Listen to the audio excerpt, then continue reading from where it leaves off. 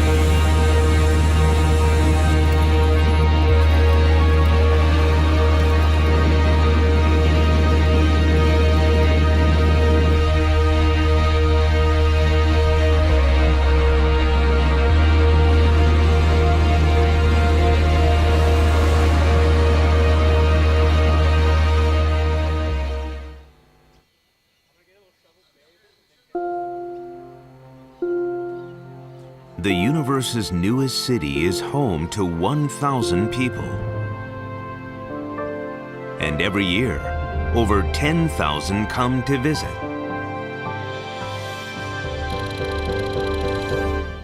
Only 20 years ago, this city didn't exist.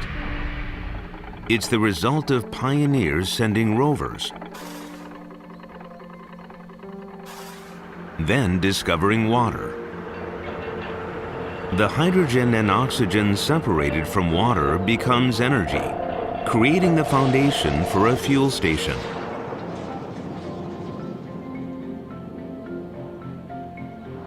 And with the fuel station came scheduled flights, followed by settlers.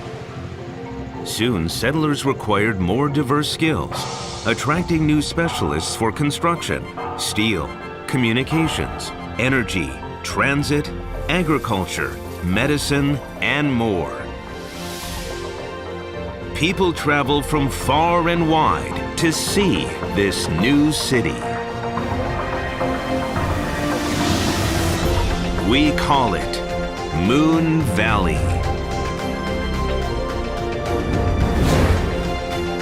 The moon is the new staging ground for your next level business. Expand our planet. Expand our future. iSpace.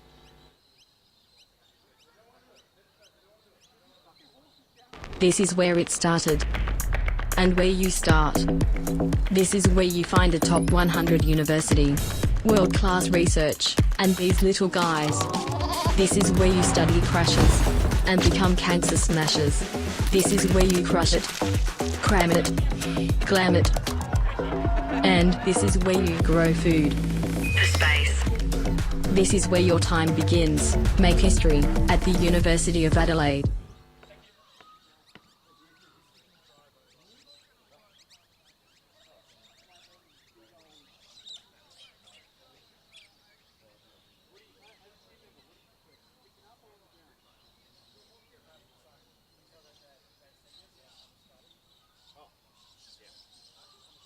Hey guys, your base station setup time has started.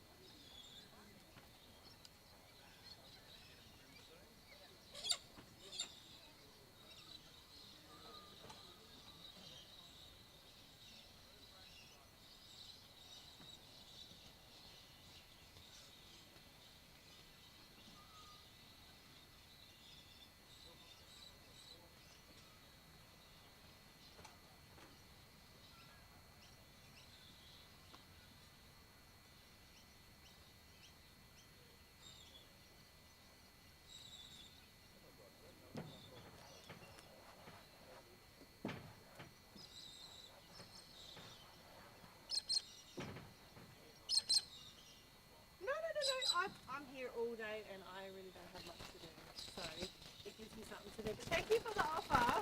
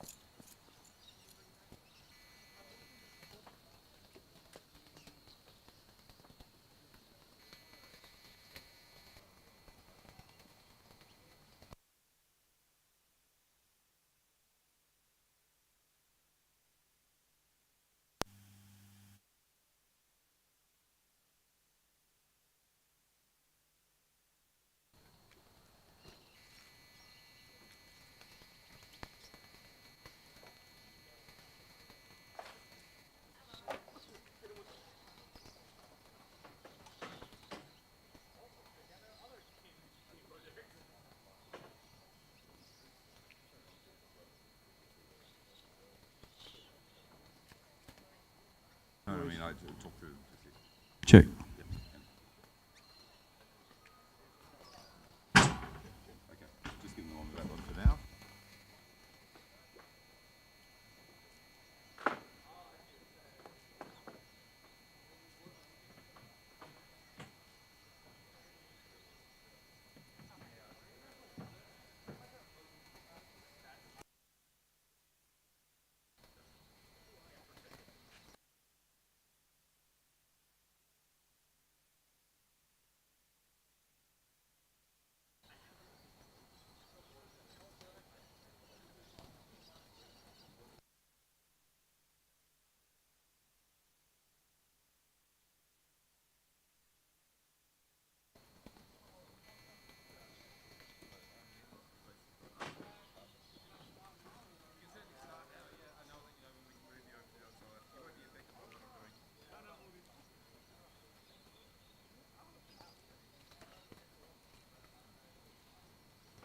Hello, good morning from wherever you are tuning in to the second day of the Australian Rover Challenge. And boy, do we have a cracker lined up for you today. The weather is absolutely beautiful down here in sunny Roseworthy, South Australia, brought to you by the University of Adelaide. And currently up on screen now, you've got Swinburne Rover team travelling all the way down from Victoria. Their start time officially has started at 9 o'clock for the ELO 2 excavation and construction task, simulating what a rover will be doing as part of the Australian Space Agency Trailblazer mission, which seeks to put a fully Australia designer-built rover on the moon by the end of this decade, where it will be excavating, transporting and depositing regolith to a NASA payload that will extract oxygen from the lunar regolith. And this will be a demonstration of a Foundation Services rover. Now, what does that mean? It means that a rover will go out and do basic tasks like moving regolith, creating berms, moving rocks, laying down foundations for construction on the lunar surface. All really critical skills that are required in order to set up a base on the moon in order for a sustained human presence later this decade. And up on the screen now, you can see the scores or the activities that comprise points within this task. And just to run through, so we've got 5 points for descending down the ramp, 30 points for clearing rocks, and you'll be able to see those on the field very shortly. 25 points for excavation and deposition. So this means the excavation of soil from the surface and deposition to the processing plant. 40 points for construction. and that adds up to a total of 100 points for this task, keeping in mind there are 4 tasks within the challenge, and this is task number 2. So construction involves the rovers deploying pavers that the teams have built themselves in order to create an interconnected road or surface up to the team about what they're building in order to create a dust mitigating feature on the surface. And a quick round of applause there. Looks like the wheels are in fact moving. The rover is communicating with the base station team. This is very good, seeing huge amounts of progress from each and every team compared to yesterday's performance. So Swinburne did encounter some difficulties with their mobility and trafficability during yesterday's post-landing task brought to you by the Australian Space Agency. And today, round 2, they've got 3 more days. So today is excavation and construction task brought to you by ELO2, one of our major sponsors. And then tomorrow we've got iSpace Space Resources task. And lastly on Sunday, the Boeing mapping and autonomous task. So plenty of time, plenty of opportunity for this leaderboard to really shuffle up. And again, Swinburne Rover team, this is their debut at the Australian Rover Challenge, having formed less than a year ago. Absolutely sensational scenes from the team. Their rover has really made a lot of leaps and bounds, and of course that red and black colour scheme really coming through. Swinburne operating out of Swinburne University of Technology in Victoria, located in Melbourne, and this is where I'm doing my PhD. So it's great to see the team really coming together and pulling together a new rover team in the space of less than a year. And again, there's lots of debut teams here at the Australian Rover Challenge, including Team Atlas, all the way from Bangladesh, University of Wollongong. And then our return competitors all the way from Poland, absolutely cleaning up yesterday in the post-landing task, the Project Scorpio team. And again, just as a reminder, so the start time for the task for every team goes in 40-minute increments, but the team is allowed to officially start their time whenever. This allows the team to continue setting up and troubleshooting on the side, similar to the F1 pit car, driving into the pits, getting its tyres changed, getting its petrol filled up, or very shortly getting its battery recharged as part of the Formula electronic version. And again, here we go, Swinburne Rover team, the base station up on screen. So you can see the team is divided into a field team and a base station team. The field team's responsibility is to make sure nothing dangerous happens to the field, to the rover, and if the base station team calls for any interventions or repositions, they can enact that and help perform some rapid fixes to the rover if it becomes immobile or anything goes wrong. And the base station team, all those screens that they're using right now are filled with data that is being sent to them live from the rover. Rover's communicating to a base station out here on the field. All that data is transmitted live to some graphical user interfaces, GUIs or GUIs we like to call them. And that data allows the team to operate the rover, and keeping in mind those team members in the base station are completely or will be completely sealed off once the official start time starts. And this is to simulate a sealing of the mission control room, because when you're on Earth, you cannot communicate directly with something that is on the moon. Not instantaneously anyway. There is a delay, or as gamers like to call it, lag. There's lots of lag whenever you're playing on the moon or Mars. So in order to simulate we don't simulate the delay, not yet, but we do simulate what it would be like to be operating a mission control through the rover.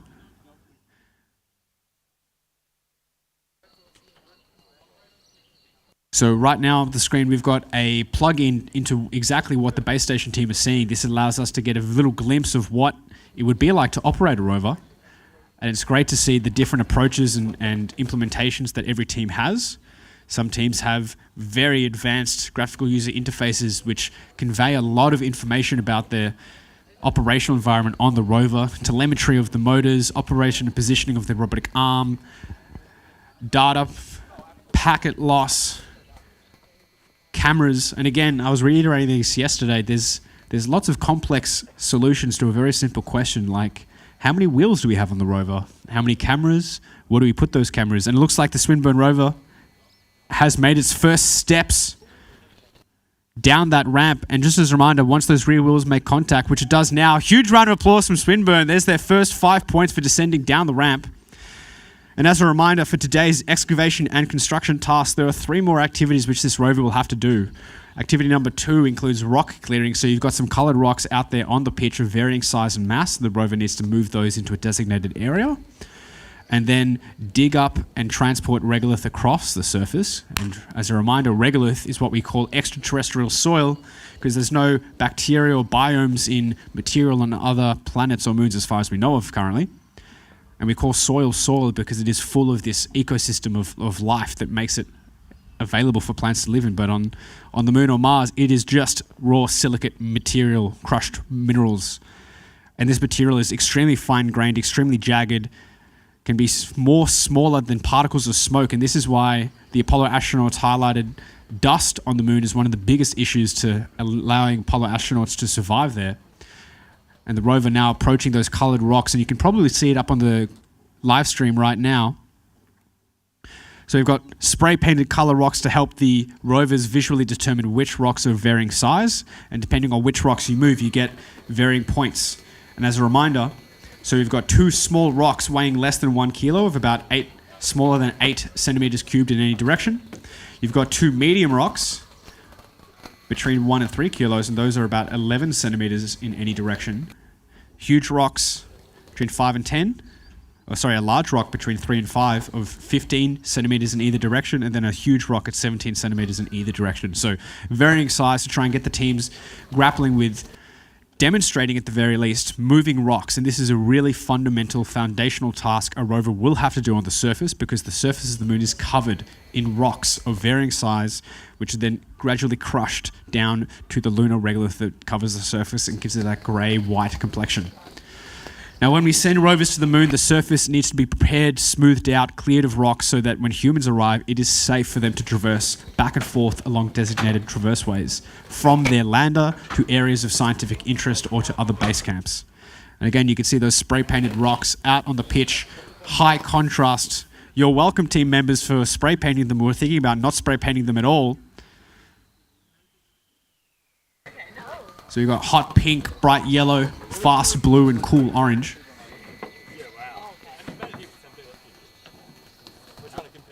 Now the rover is squaring up to try and move the rock. So again, just as a reminder, they do get 2 points for moving a rock any distance. So that is this 2 small and 2 medium rocks, and then 3 points for moving the large or huge rock. But to get those last remainder of points, they need to move those rocks specifically across a boundary threshold, which we designate as the rock debris area. So they need to move those rocks from the start area to that designated rock area. And keeping in mind, this is just one of the activities today. We've also got, within this 40-minute time limit, so they've started at 9, going to 9:40, we've got the excavation and deposition activity for a total of 25 points, and that's digging up a regolith from the surface and depositing it in the regolith transfer mechanism. So this is digging up regolith from the regolith acquisition zone, the RAS, to the RTM. And just if that sounds familiar to you, well, this is the exact terminology from the Australian Space Agency's Trailblazer bid, where Australian companies have formed consortia and are developing a rover right now to send to the moon. And that is exactly what these students are doing, demonstrating here today. That's right, they're demonstrating space technology, stuff that is going to be awarded a $40 million grant to send a rover to the moon, and these students, these undergrad students, are doing it on a budget of a few $1,000s. How about that?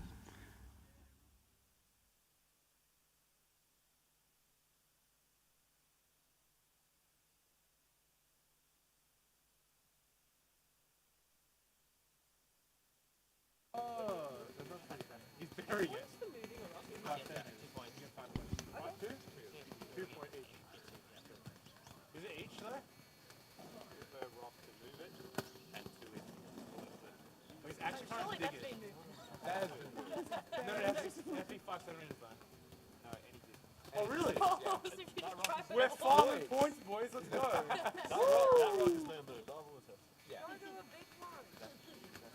If we move.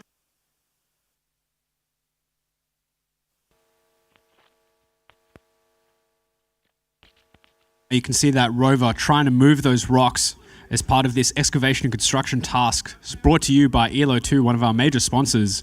And these rocks are highlighted, spray painted for easier, higher contrast for their rover to really find those rocks, try and move them, get those points, rack up points as part of this excavation and construction task, which is part of one of 4 tasks of this Australian Rover Challenge.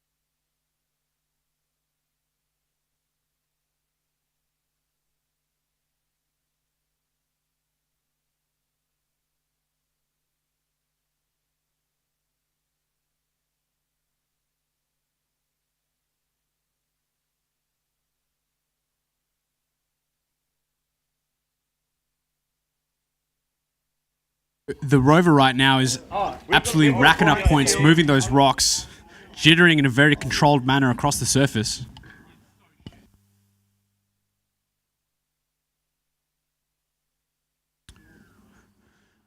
So those wheels you see on the side of the rover, inflatable beach wheel tires.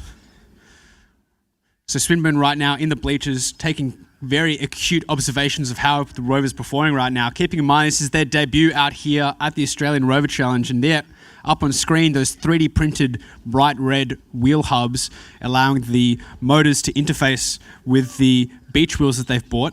And those inflatable beach wheel tires are used most commonly to tow heavy loads or boats on trailers. Huge round of applause. Looks like they've managed to move another rock. Cheeky 2 points for them. And those wheels really trying to navigate. And this is just highlighting some of the issues associated with moving even small rocks, because on the moon, with lower gravity, although your rover may weigh a certain amount, it'll weigh 1/6 of that on the moon.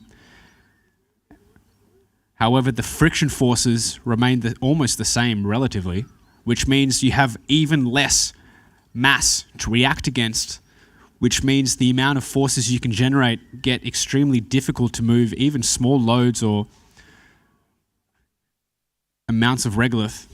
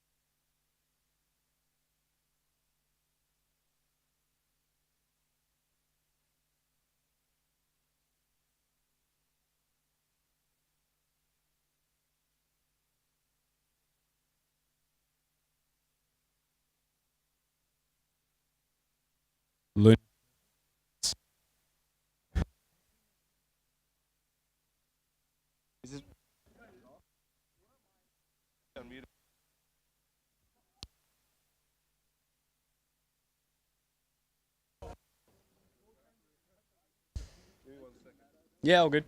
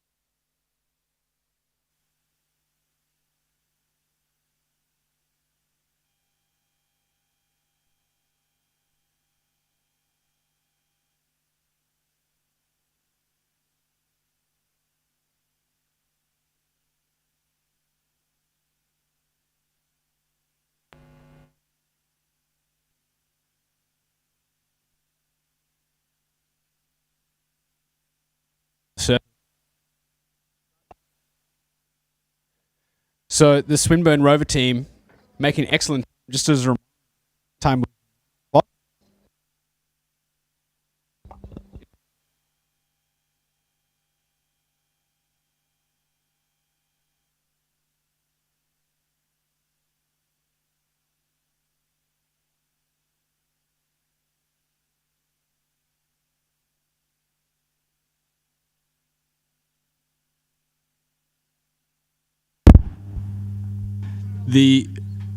Sorry about that. The Swinburne Rover has been making excellent time here, 9:20. So they're trying to sink a lot of time into moving these rocks, trying to rack up points. As a reminder, for all the small rocks, they move any distance, they get 2 points. And for the large and huge rock, moving any distance, they get 3 points.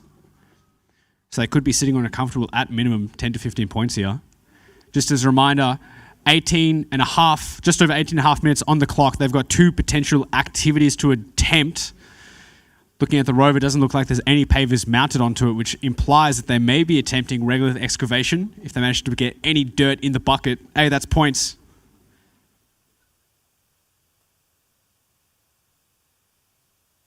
And this is one of the awesome things about the Rover Challenge. When we design the activities in each task, we're always amazed by how the teams manage to find little tricks and loopholes into them. If you can get points for driving over a rock and flattening it down, hey, technically you've moved it, so there you go.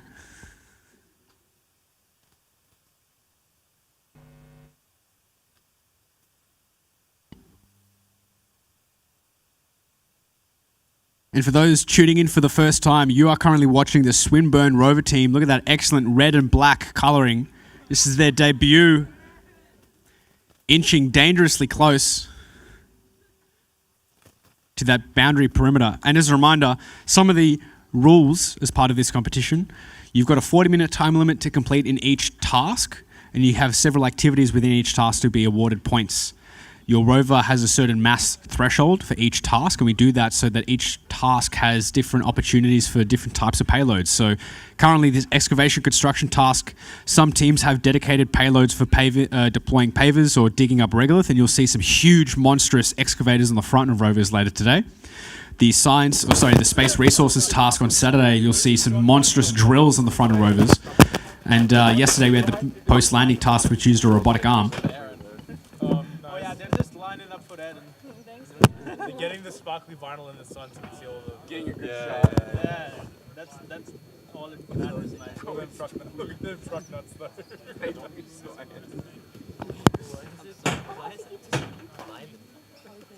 It's tweaking, yeah, it's tweaking.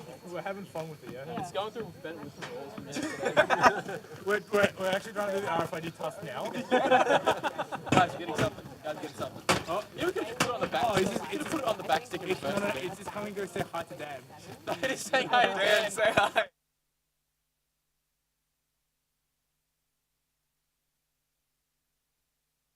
hi. Is coming over to the commentator booth.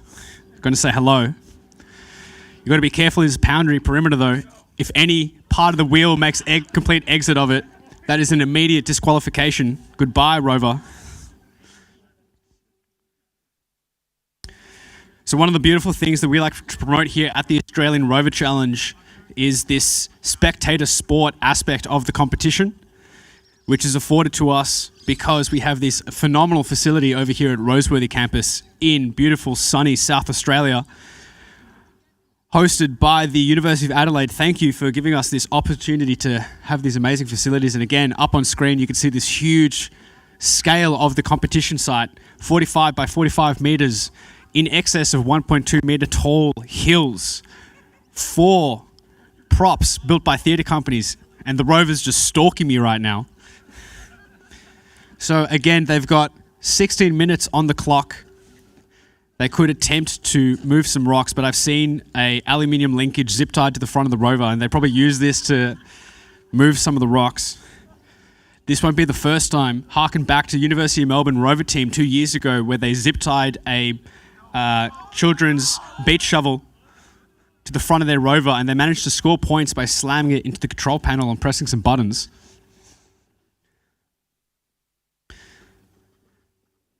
So again, this is Swinburne's debut at the Australian Rover Challenge. I'm sure the team of the bleachers are taking lots of notes of what to improve in subsequent tasks or subsequent years. And right now, we've got all the teams over in the workshop tents at the back of this facility, working furiously hard, trying to respec their rovers for the excavation construction task, because yesterday we had the post-landing task.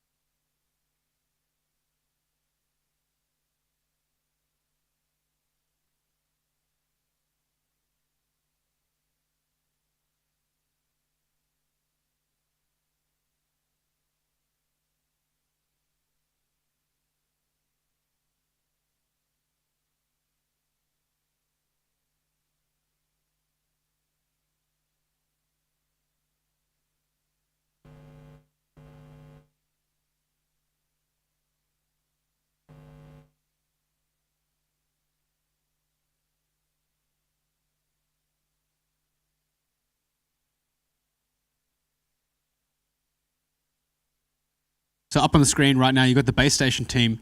They've got a lot of data having driven around on the surface, and being able to drive across the surface, being teleopy remoted controlled, is a phenomenal achievement in the small amount of time that they've had.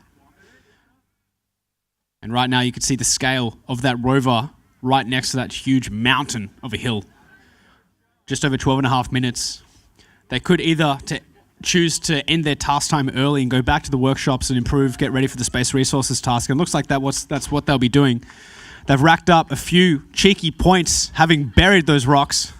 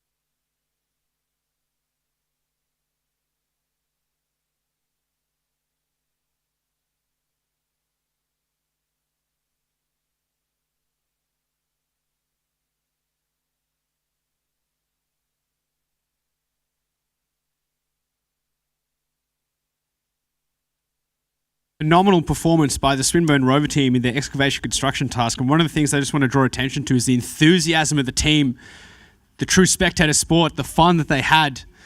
This competition isn't just a competition for points.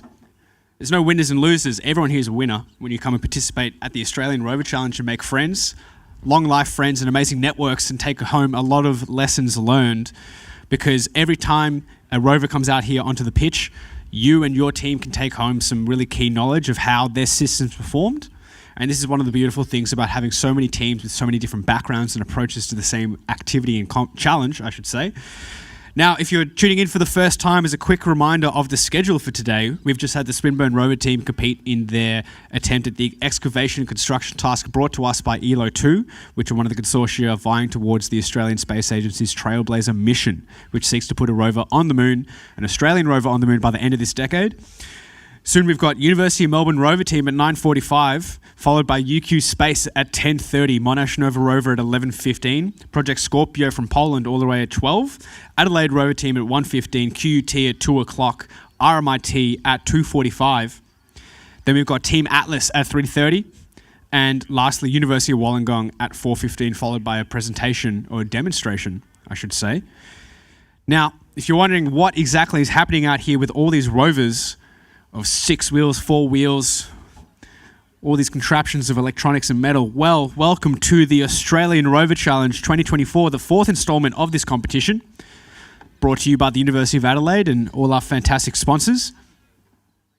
So, this competition aims to address some fundamental issues in terms of growing Australia's future STEM workforce, ensuring that once we mature into a spacefaring nation with this Trailblazer mission, that we've got the adequate pool of potential and highly skilled, enthusiastic, passionate employees ready to take the challenge of building a rover and sending it to the moon.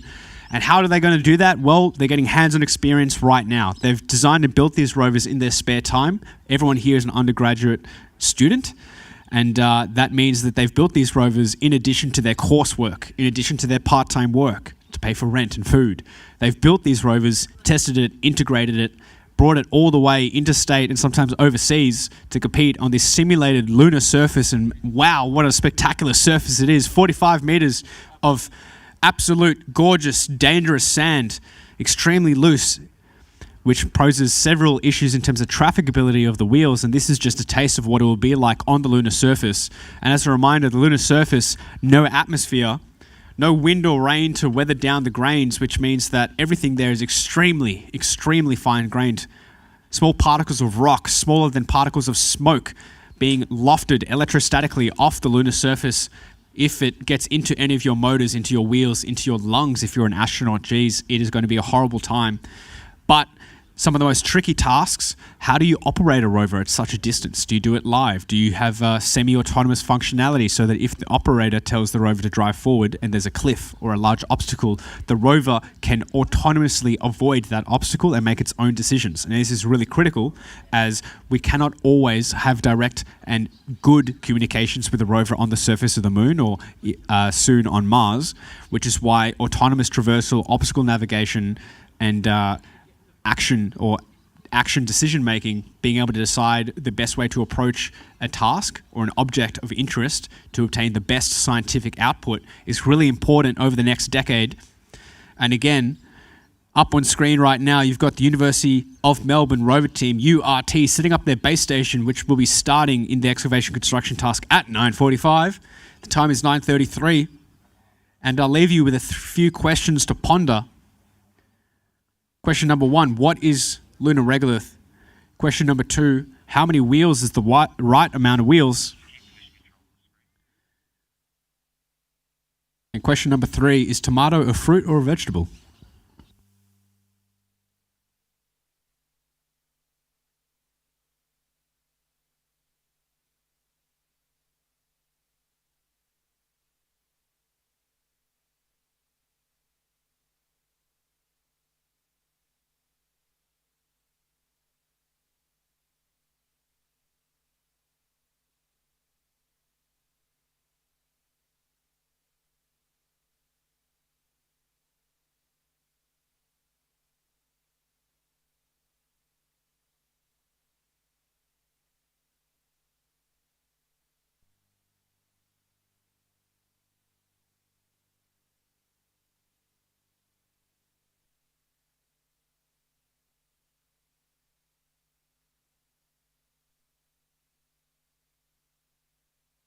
Oh, test 1 2. Hello, welcome back. 9:35. The screen up now is the base station team setting up for their attempt at the excavation construction task. University of Melbourne Rover team. They had an excellent performance yesterday. Let's see if all the hard work that they did last night pays off. So again, their Rover currently being set up off to the side of the pitch. In the pits, as it were. Great to see some duct tape on the Rover. Of course, Rovers are made of duct tape and zip ties. That's what makes dreams happen.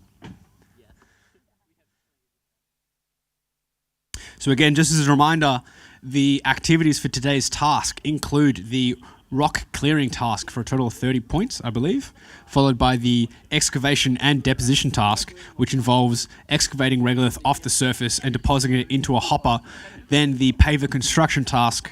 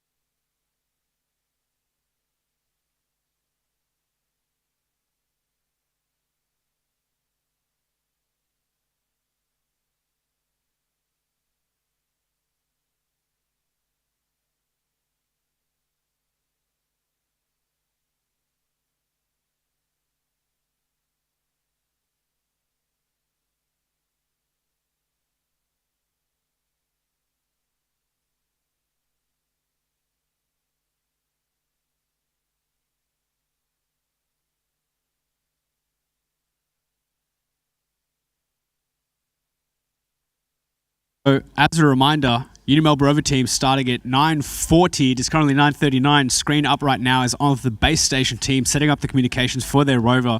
The Rover right now over at the tent fitted out.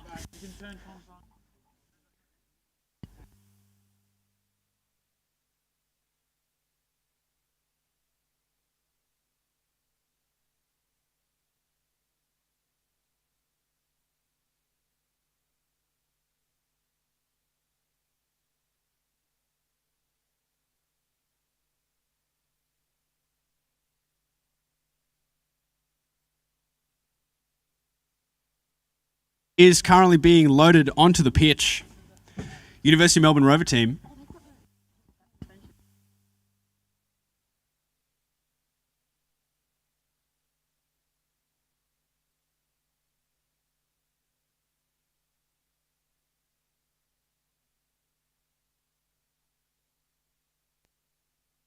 So just as a reminder, that sense of scale of the pitch. Absolutely huge. And out on the surface, you can see some large rocks. And for those with good seeing, you can see those colored rocks out on the front, just in front of me in the astronaut outfit. Hello. Now, the University of Melbourne Rover team, official start time is 9:40. The start time right now is 9:41. They're currently eating into their task time for the excavation construction task.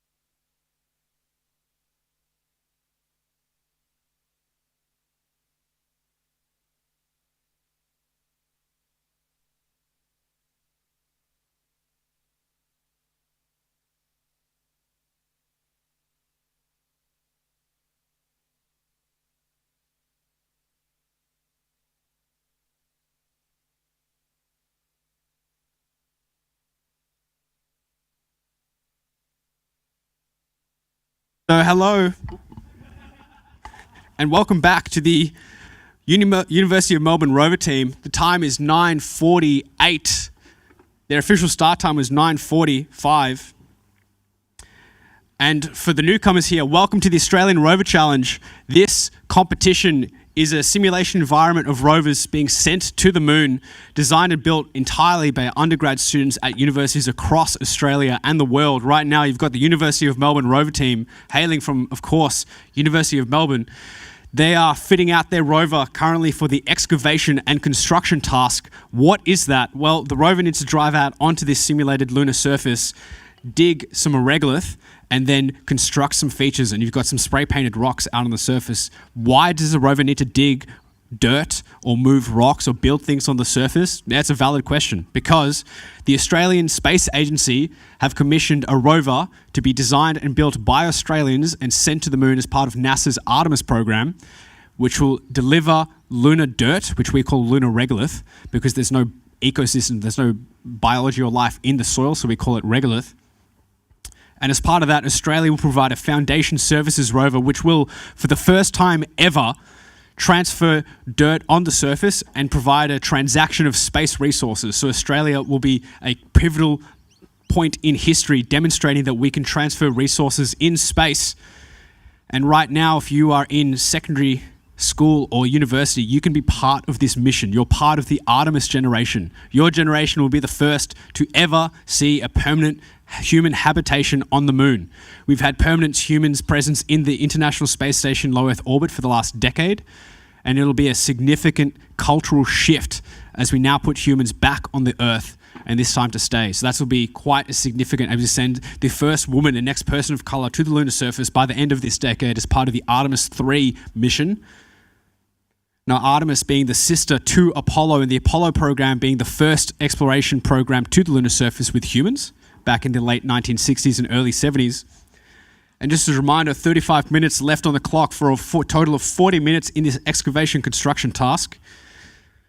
So we've got universities from across Australia, and as a schedule reminder, we've just had Swinburne University of Technology rover team from 9 to 9:40, University of Melbourne rover team from 9:45, UQ Space at 10:30, Monash Nova rover from Monash University at 11:15, Project Scorpio from University of Warsaw, from Poland at 12, Adelaide rover team at 1:15, QUT at 2 o'clock, RMIT from Melbourne at 2:45, Team Atlas all the way from Bangladesh at 3:30, and the University of Wollongong at 4:15, followed by a very, very interesting presentation at 5:15. So again, we've got the team, each team from each university is broken up into two sub-teams. You've got the base station team within these tents over to my right, or your left, and the field team, which are currently setting up the rover up on the lander right now. The base station team, this is simulating what a mission control would be, controlling a rover that is being sent to the moon. Once the task time starts, we seal the base station. No one can exit, no one can enter. And this is to simulate what it would be like controlling a rover on the moon. You can't just call RSAV to get someone to go fix it. Once it's there by itself. And all the data you get is from the rover being transmitted from its radios back to the base station antenna. And as a reminder, what is the rover going to be doing today? Today, there is a total of 100 points up for grab. Activity 1 for 5 points is simply driving down that lander ramp and onto the lunar surface, and this is to try and demonstrate the rover can move and is operable remotely. Activity number 2, you've got rock clearing, and you can see those spray painted rocks out of the front of the pitch of varying colors. Now, we've got 2 small rocks, 2 medium rocks, a large rock, and a huge rock. They get points for moving them any distance and extra points for moving it into the boundary designated by those wooden blocks. And you can see that up on the screen right now, just at the front center. Lastly, second last, we've got the excavation and deposition task, which involves the rover going and digging up dirt from the lunar surface and depositing it into that little hopper at the bottom of the processing plant in the bottom left. This processing plant is meant to simulate what the NASA payload will be doing on the lunar surface, and this rover will be doing as part of the Australian mission, where the rover will be digging regolith from the lunar surface, putting it into this hopper. The processing plant from NASA will then extract oxygen and metal from that regolith, demonstrating something that will be really critical to making sure humans can stay alive. That's in situ resource utilization, ISRU. What is in situ just means in place. So this is really significant because if this payload works and this mission is successful, we would have demonstrated the ability to extract resources from dirt on a different moon, on a different planet. So this has huge downstream benefits in terms of future missions to the moon, sustaining a human habitation on the moon without us having to resupply and send constant amount of water, oxygen, materials, but also massive downstream benefits for us on Earth. Because if we're able to utilize small amounts of power, have very lightweight, robust systems that can extract resources from essentially anything, think of the benefits that has for everyone across the planet and the ability to combat climate change. So again, 9:54, the Unimel Rover team's end time is 10:25. So just about 30 minutes left for them to get the rover moving. And again, for those of you tuning in for the first time or for those of you spectating for the first time, getting a rover to move during a task is extremely complex. Everyone here has been designing and building this rover in their spare time in addition to university workload and part-time work. So the fact that they've assembled these rovers in their spare time on a tight budget and have managed to make them look so impressive, and their capabilities when being field tested are quite significant, but under competition environment, it's a completely different thing. It's Murphy's Law. Anything can go wrong. And for the interstate teams, and particularly the overseas teams, they've completely disassembled their rovers, put them in their suitcases, brought them through Australian border security, reassembled the rovers, and hoping that everything works. And of course, nothing ever works as intended. So the fact that when we get those rovers moving across the lunar surface, I want a huge round of applause, because getting it working under these stressful conditions, under the heat of this beautiful sunny day in Roseworthy, South Australia, should be absolutely applauded. And again, just as an introduction, my name is Daniel Ricciardo. I'm not the Formula One racer. I'm something better. I'm an astronaut tuning into you live from the lunar surface. So I'm one of the head judges here at the Australian Rover Challenge. I'm currently doing my PhD at Swinburne University, looking at the geotechnical properties of regolith on the moon. I've got a few years' experience building rovers myself, and I love being here, being able to commentate on all these teams demonstrating, sometimes for the first time. So Swinburne having their debut yesterday at the Australian Rover Challenge, as well as Team Atlas and University of Wollongong, their first time here at the challenge. And we've got some return competitors, including the reigning champs, Monash University, but that reign is being contested from the team all the way at Poland, with Project Scorpio dominating the field yesterday in the post-landing task, and that was sponsored by the Australian Space Agency. You would have seen some senior representatives of the Space Agency here as judges. And today's task is brought to you by ELO 2, which is one of the consortium building this Australian rover that will be potentially sent to the moon, if the other consortia are also developing their rover in competition. Tomorrow's task is the iSpace Space Resources task. iSpace being a company in Japan that attempted to send their lander to the moon earlier last year. And then finally, the Boeing Mapping and Autonomous task, an absolutely spectacular lineup of sponsors and activities spread out across these 4 days. And again, the team just troubleshooting right now. So there's a little bit of a background of what you're looking at. That rover has 6 wheels in a rocker bogie, what looks like a rocker bogie suspension. Those wheels are fully 3D printed. A lot of teams opt for 3D printed wheels because it allows them to rapidly iterate, create new wheels within a day, have complete control over the geometry and what the dimensions are. And also it looks pretty cool because they have complete control over the color. So you'll see a lot of color profiles for each of the rovers, their branding. Then the chassis is often made out of either aluminium linkages you can buy from Bunnings or some other makerspace hardware store, or folded sheet metal if you're trying to optimize size and mass. Then the electronics are often either made entirely by the team using PCBs that they've designed and built, or you can buy off-the-shelf items like the NVIDIA Nanos or the NVIDIA Jetson, which is like a little carrier board, a little motherboard for the rover. Then some very simple questions that have very complex answers. How many wheels do you have? What configuration of those wheels? How many cameras do you have? Where do you put those cameras? How do you communicate? What package do you use? And that's just the core rover system. What about all these other activities that require dedicated payloads? Today, we've got the teams required to move these rocks, dig up this regolith. How do you do that? Do you use a scoop? Do you use a robotic arm? Do you use aluminium linkage that's been zip tied to the front of the rover? You can do whatever you want as long as you get those points and you demonstrate that your rover is capable of achieving in these activities. And as a reminder, yesterday we had the post-landing task where the rover descended down the lander, circumnavigated the pitch, and on each of these props you can see, if you've got really good eyesight, you can see a little status readout relaying some important information of that payload. So to the far right, we've got the lander, where the rover will descend down that ramp. In the middle, we've got the solar array, which is collecting solar power to power this temporary lunar camp. In the bottom left, you've got the processing plant, and this is going to be extracting those key resources from the lunar regolith. And in the far right, hidden away behind these monstrous hills, you've got the comms tower, and this is ensuring that this base camp stays in good communication with the orbiting satellite that goes around the moon and then relays that information back to us on Earth.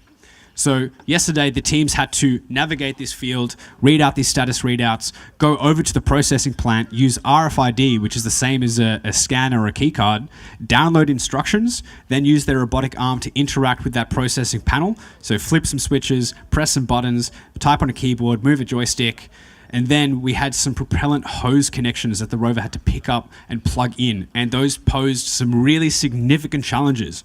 Using a robotic arm mounted onto a rover is really tricky to pick up such a fine, small thing like a garden hose and plug it into its receptor. So some really simple tasks for us as humans are really complex challenges for robots. And this is why we need these challenges to try and build up this skill base so that when these students graduate, they're extremely talented, passionate, and sought after from future employers, which is why we've got so many sponsors here today to try and tap into this talent pool and try and access the huge amount of knowledge that's being demonstrated here today. And again, these students are doing this in their spare time, and there's no course, there's no textbook that tells you how to build a rover. They're doing it by themselves, they're teaching themselves, they're iterating and learning each and every year, which is why these mature teams who have been around for 5+ years have such complex technologies, because there's been this constant iteration of people coming into the team, learning, iterating, doing research, graduating. So it's great to see the rise in capabilities of these teams as they continue to grow and mature. But then it raises questions like, if you're in a university team, people have to graduate. Everyone has to graduate or leave for their own reasons eventually, which raises questions of how do you manage succession? How do you manage the transfer of knowledge? If you've got a core team that have complete knowledge of the systems, what happens once they graduate? How do the recruits manage the team, continue the leadership, and make sure the team doesn't die out and continues to succeed? So again, the time is 10 o'clock. They've got about 25 minutes on the clock, continue to troubleshoot. You can see the robotic arm being shifted back into place, back into its storage position. Huge amount of electronics on there. And just as a reminder, they've assembled, designed, and integrated that robotic arm onto their rover. Their design from last year completely reinvented itself. On the rear, you can see up on the screen that gold horizontal bar. That's a differential bar which transfers some of the load across each of the wheels. So if one of the wheels goes up because it's going up a steep incline or obstacle, it transfers that load onto the rear wheel, making sure the rover doesn't flip over. Now this is really critical because if your rover flips or anything happens to it on the lunar surface, you can't just walk out and fix it like you can here today. Which is why a lot of the lunar rovers and Mars rovers travel so slowly. Because every decision is critical. Every decision is mission critical. If something goes wrong, you've potentially got a multi-million-dollar asset stuck on the surface. And this is exactly what happened to the Mars Spirit rover back in the early 2012, I believe. It drove into a body of very loose, fine-grained material. Its wheels got stuck. NASA tried to retrieve it remotely for several months. And then because the Martian dunes eventually covered it with dirt, the rover died because it had no more solar panels, solar power. The solar panels got covered in dirt. So this just highlights the risk posed by not knowing the material that you're driving into. If your rover gets stuck and the material builds up on its solar panels, especially on Mars, where there is wind, the moon, there's no atmosphere, so there is no wind. How do you manage things like power? How do you make sure that your rover doesn't get stuck? And this is why testing on fields like this is so critical, which is why later today you will see a test from a team currently building a rover that may be going to the moon, which is just demonstrating the level of fidelity that this surface brings us, that these students, these university students, are testing systems on the same level playing field as companies developing real systems that will be going to space. We're proud to bring you that opportunity, hosted, thankfully, from the University of Adelaide, which have managed to upgrade the facilities. In previous years, we've done this competition over at the main campus in University of Adelaide, and we have since migrated over here to beautiful, sunny Roseworthy in South Australia. So for all of our international competitors, thank you for making the journey out here. And again, that sense of scale, 45 meters by 45 meters, 1.2 meter at least tall hills, 4 large props, rocks made of styrofoam, some real rocks. Each year we're going to be increasing the scale and complexity of this surface and trying to make sure that that amount of challenge that each team has to overcome is steadily increased.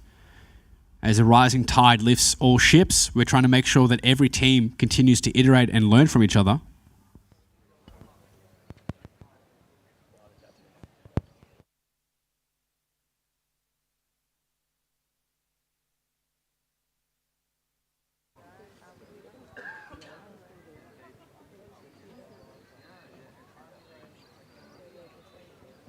Do you remember to charge the batteries? We forgot yesterday.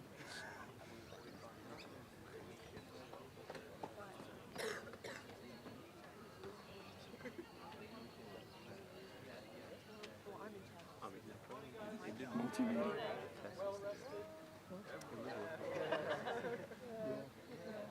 Fed?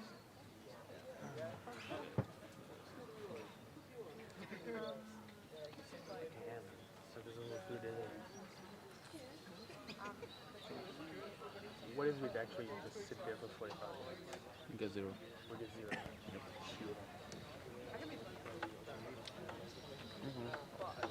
Do we even get a chance of redo it? Nope. Other teams last year had the same thing. Some of them never got off the lander. Our team? Or? No, not our team. Last year we actually, I don't think we ever had any comms issues.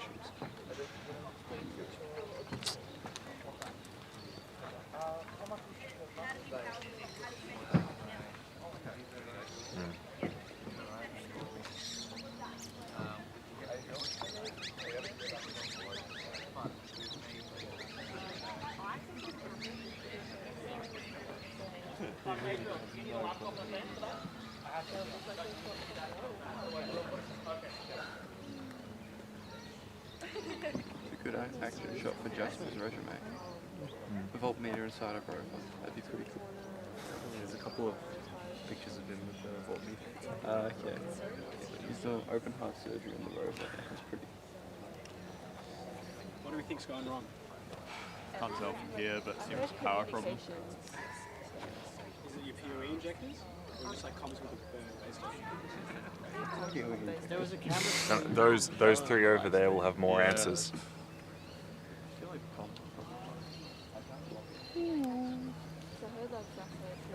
No, behind. Oh. Oh, he's gone. Never mind. it's going for the Riz and stuff. He's like his job's to fill in silences. He's sitting there for 20 minutes. That guy didn't stop talking. Yeah, he did well. He thinks we're on high. We planned It's not his first rodeo. If we knew what was wrong, we wouldn't be like this. Day 2 is so hyped and Start pulling stuff in. I don't know. This thing moves, we're gonna get to this shit. Okay. It's like 30 seconds left, we're gonna time it.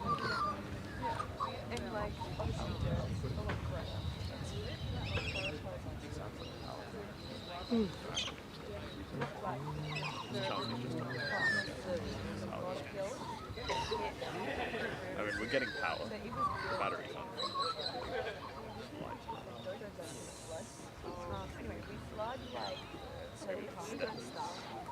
So just as a reminder, it is 10:08.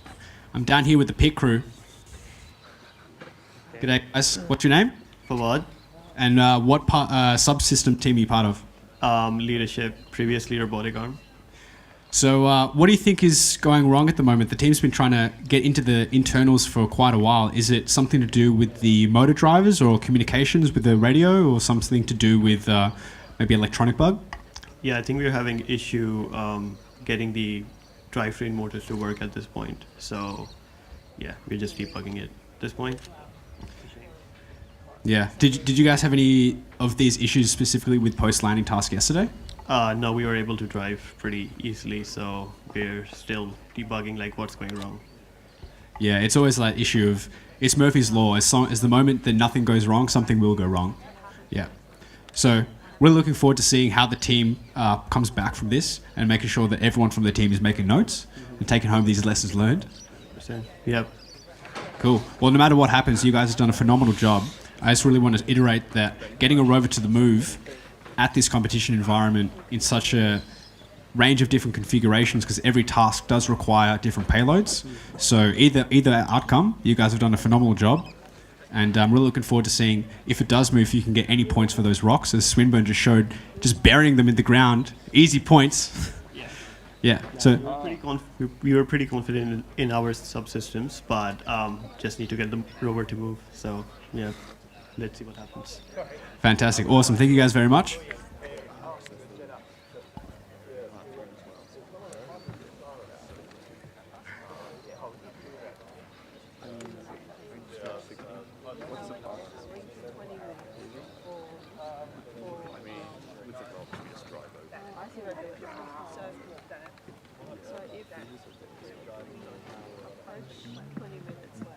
Probably quicker.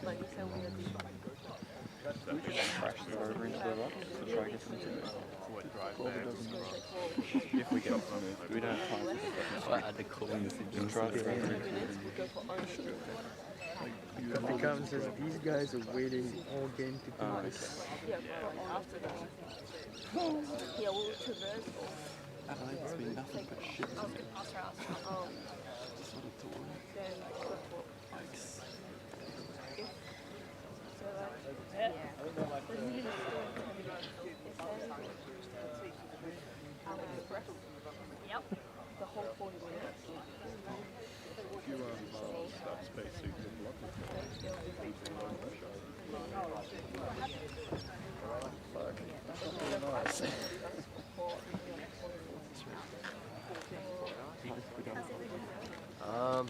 What issues?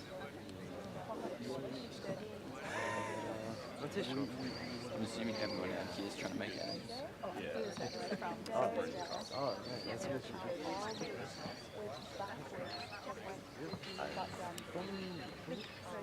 Oh, yeah.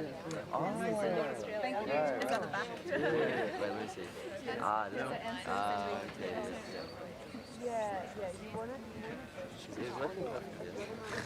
Beautiful weather out here in sunny Roseworthy, South Australia. We've got some galahs roaming around. And again, just as a quick reminder of the schedule, right now we've got University of Melbourne Rover team finishing up at 10:25, followed by UQ Space at 10:30. Monash Nova Rover at 11:15. Project Scorpio all the way from Poland at 12. Adelaide Rover team at 1:15.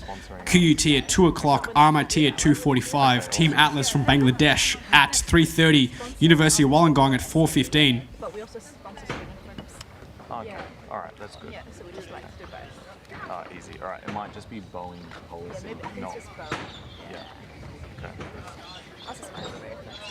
Yeah.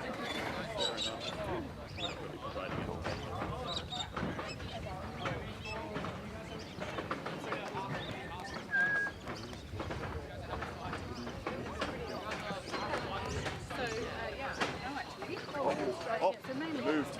Oh, yes. wait. Or did they shove it? No. Okay. Okay. We've got 12 minutes. Bro, this is gonna be the greatest comeback story of all time. Oh yeah, we're gonna just these poor kids smash came it to all watch out. and it didn't work. I was gonna say, this is like a very young university team. Great to see the next generation of Rover engineers Leaving. and scientists and media ops and economists. Whatever they want to do, they can do it. Chase their dreams. Don't let your dreams be dreams. The time is 10:13, the official end time. 10:25, I believe. The Rover still debugging. And again, every minute out here is a learning opportunity. Every failure, everything that goes wrong is an opportunity to never let it go wrong again and make sure that your Rover each and every day improves just a little bit. So a reminder, don't be frustrated when things go wrong. Think of it as a learning opportunity, an opportunity for your team to grow. And again, what a beautiful day. So the teams have traveled all the way from interstate and overseas. I remember when I was traveling over to the University Rover Challenge in America, traveling through American border security with 12 large batteries with wires sticking out of them, looking very explosive. They were not happy.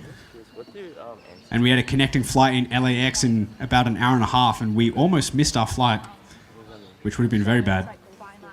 And again, the view right now, base station team trying to debug in communications with the field team right now. During this setup time, we do give the teams the judge walkie-talkies so that they can communicate more freely and try and set up their Rover for this task.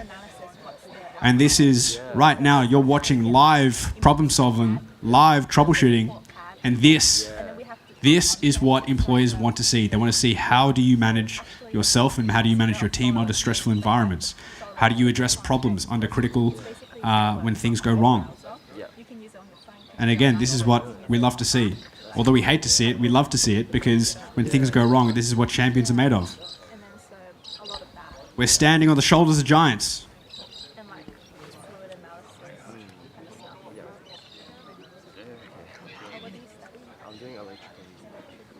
Does look like the field team have walked off the pitch, which may mean that this Rover may be moving. And again, 10 minutes on the clock. You can do a lot in 10 minutes. A lot of points available right now. Moving those rocks any distance, either on the X, Y, or Z axis. As Swinburne showed just previously, you can get points for driving over them and moving them. And again, and we've got movement of the Rover. Absolutely huge success there. Massive round of applause. Amazing work from the field and judge team. Congratulations, Unimel, for troubleshooting that and getting it done in less than 40 minutes. Points up on the board right now. 5 points for sending down that ramp. If they move any of those rocks any distance, that's points. The mobility system tearing through the regolith. And again, the fact that the Rover is able to move, turn, and maintain traction and not get itself dug in is a huge collection of successes, and I really want to iterate that. Everything you see of the Rover moving or doing something is the culmination of a lot of hard work from a lot of very dedicated people. So literally, as the school left. That's what was wrong. That scoop on the back's coming The down. kids literally left and... Are they trying to pick it up? Oh, that's what. Oh, I thought they had to move back. They're just foam. The big ones are just styrofoam. Yeah. Oh, are they?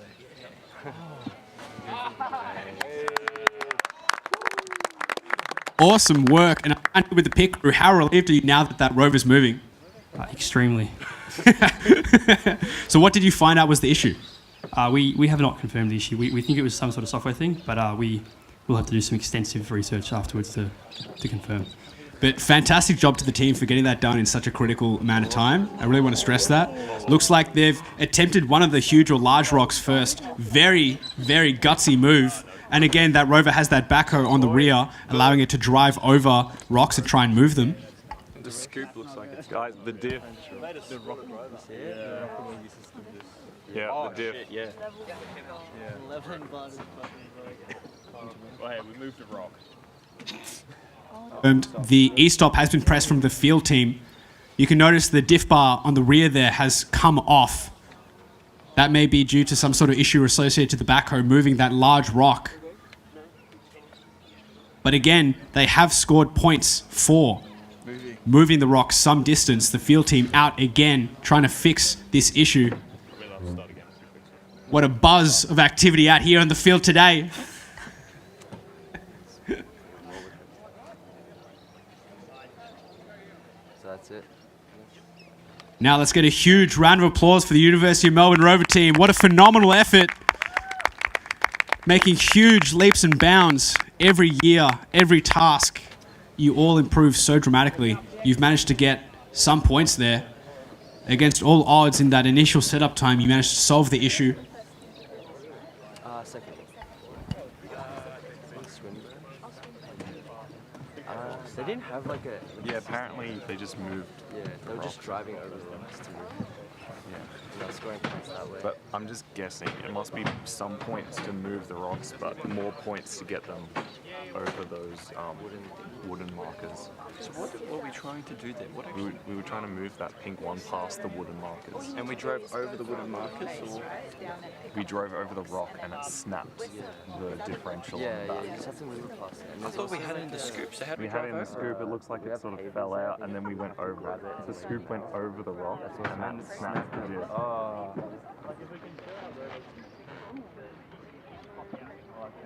So I'm down here in the pit lanes with one of the members from UQ Space. Can you introduce yourself? G'day, my name's James Orman. I'm the Managing Director of UQ Space at the University of Queensland in Brisbane.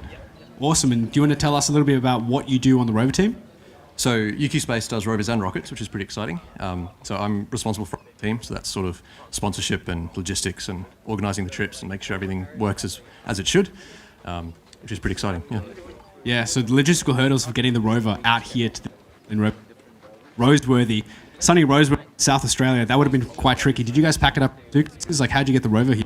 Yeah, so packed up into about 7 suitcases, flew down to Adelaide Airport on Wednesday morning, and then loaded it all into a 12-seater van and drove out here, which was a fun bit of road trip. That's awesome. So how, you mentioned that the Rover's currently getting its pavers installed into the underbelly of it. How long does that usually take? So that's a process that takes about 15 minutes. Lovely. And will you guys be attempting all the activities out here today? Yes, absolutely. We're very confident with moving rocks and sand. We did some testing last night that is looking very promising, and dropping pavers as well, feeling pretty good.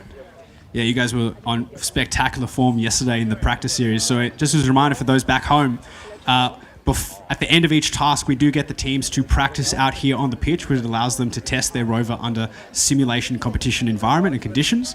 And the Rover was looking phenomenal. You guys were moving some regular, deploying the pavers. And it's a really good environment because all the teams come out here and basically just chill out and test with each other.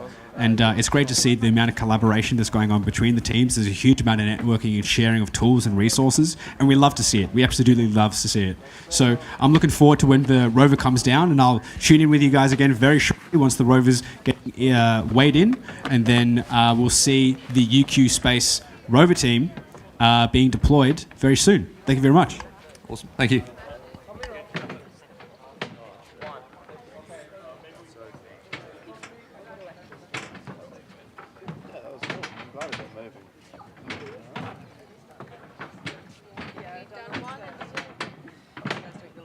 Tell me about alveolar and interstitial. Tell me the difference. Is it structured or unstructured? Structured or unstructured? Yeah. That's all I've taken away and I still can't identify.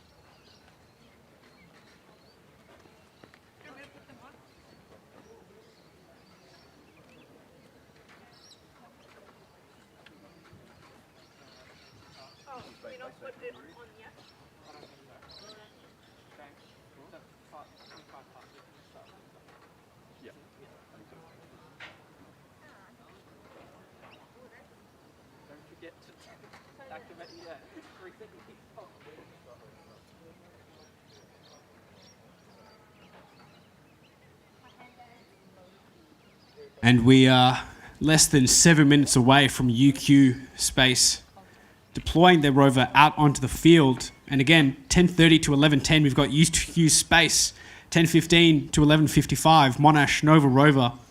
12 to 12:40, Project Scorpio, hailing all the way from Poland. 1:15 to 1:55, Adelaide Rover Team. Then we've got QUT Robotics Club from 2 to 2:40. RMIT Rover Team from 2:45 to 3:25. Team Atlas from Bangladesh at 3:30 to 4:10. And then the University of Wollongong Rover Team from 4:15 to 5 o'clock. And an absolutely spectacular lineup, the biggest lineup we've ever had at any Australian Rover Challenge. 10 teams on the docket. We had 14 teams registered through our written submissions, the critical design review and the system acceptance review. Now, these are critical documents as part of a NASA's systems engineering protocol, and this is just big fancy words for whenever a system's being developed for spaceflight. Within NASA, internally, they often use key documentation as checkpoints or gates to make sure that the design is progressing along nicely, that when you define the requirements of what a thing has to do, then you test your design to make sure it meets those requirements, and then iterating and making sure that the final product does what you say it will do. Now, we do this for two reasons. One, to make sure that the rovers are meeting the requirements that we specify in the rules. And two, giving the students an opportunity to get the experience of writing these documents, which they may have to write as part of their future jobs. Now, if you've ever got a resume saying you've got experience writing a CDR or an SAR, that is invaluable, but not as valuable as hands-on experience out here on the Rover Challenge pitch. And again, 45 meters of pure lunar soil simulant, fine-grained sand, coloured almost like lunar surface. We've got huge obstacles, a huge amount of props and features designed by a theatre company, which is why they look so large and lifelike.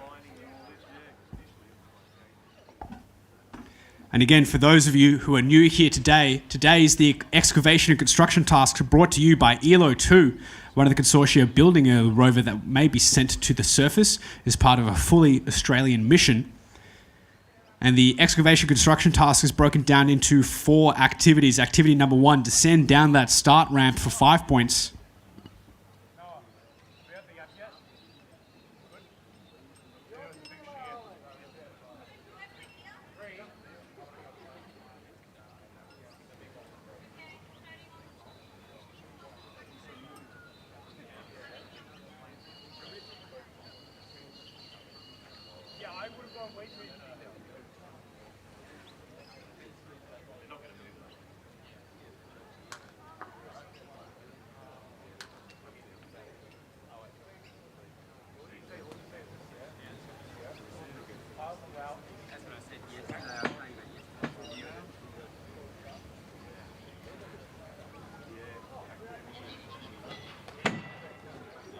How you guys feeling? Yeah, pretty good. Yeah? Good vibes to this one. That's always good here. I like the digger. And as a reminder, a quick shout out to all the sponsors that made this competition possible. Yesterday we had the Australian Space Agency post-landing task. Today we've got the ELO 2, comprised of EPE and Lunar Outpost, Oceania. Excavation and construction task. Tomorrow we've got the iSpace Space Resources task. And lastly on Sunday, the Boeing Mapping and Autonomous task. And we're also proudly brought to you by Caterpillar and the Australian Space Agency as well, being a major partner for enabling this competition through the Trailblazer mission, giving us a reason to really train these students for a real-world scenario. And as a reminder, today's excavation construction task contains an activity which is transporting regolith from a regolith acquisition zone to a regolith transfer mechanism, this big plastic hopper. This is exactly what this Australian rover will have to do on the lunar surface, and these students are doing it right now. Absolutely phenomenal. So this is why we do this competition, to get the students real-world hands-on experience, not just in competing in the tasks, but also problem-solving and working together as a team when things go wrong. And as we just saw previously today and yesterday, when things go wrong, the teams that do persevere manage to solve those issues, get those points, and progress each and every year to a successful team. And this is just how critical it is to make a good team that has good meshing between each other, a good leadership that remains calm under stressful environments. And this is what we love to see when teams are enthusiastic and cheering every little win that they get, because every win should be celebrated. Something as simple as moving the rover turning left and right is extremely complex as the sum of so many complex challenges. So every time you see a rover moving, I really want to iterate just how much of a success it is. And again, up on the screen, we've got the base station team. The team is split up into a base station team and a field team. Base station are responsible for controlling the rover remotely. All the information they get are communicated to them through the base station antenna. The field team are responsible for making sure that if an intervention is called or a reposition is called, or also being responsible for hitting the E-stop, it is their job to run out onto the field and fix things.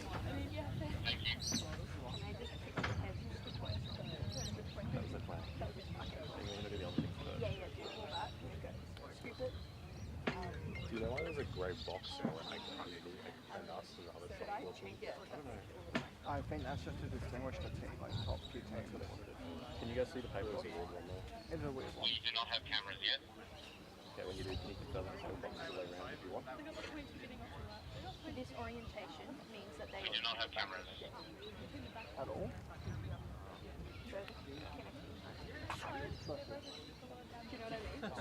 Are we sure there is link?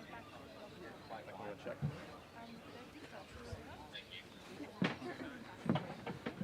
Red and orange and two buttons? Wait, Ollie. I find well, my mother messaged me. She was watching Unimeld. It said, "Is this bringing back bad memories for you, and do you feel sorry for them?"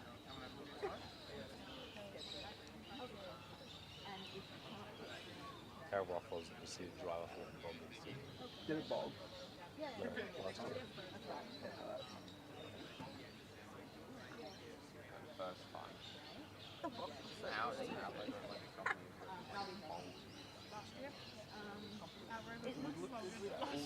So it's like black background. literally Folded. like our suspension failed last year. And then Well, no, I think it had malfunction. It's like fully crunched or something. our suspension's great, right? Okay. My thing was, if we, okay, I typed. Yeah. Is yours turned on? But the suspension malfunction. I can't really see it flashing, but it is flashing. Do you want me to go triple check? If you're confident. No, it just can because of the range of motion. Okay. Because like our suspension has quite a big range of motion. Do you know what I mean? This one wheel They're gonna will have to way do that. They're gonna dump it there, Yeah. and then they have to come back here. That's what they wanted to approach it from the front. They wanted to do that, to come back and come up the front. Okay, and then continue there. And go forward and then come back with completion. They place them when they go to we're sending back out the checks up. We've established this many times. Can we get the hatch off? We're going out now. Hatch on. Off. Yes.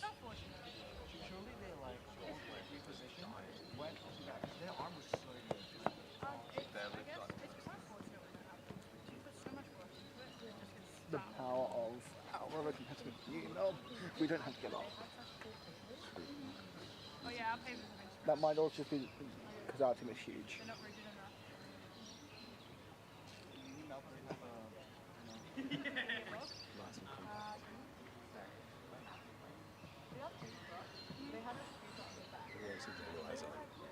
Some shade this time.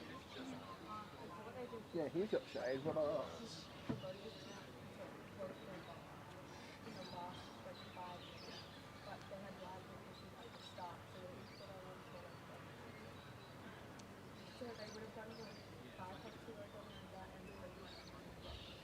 And I guess got it into the zone as well. Like they're like a meter up. Yeah. I guess at least they could have got 5 points to justify it because of their pavers. Yeah, wow. Have we got cameras now? Yeah, their pavers are okay. Was there any issue we found? No.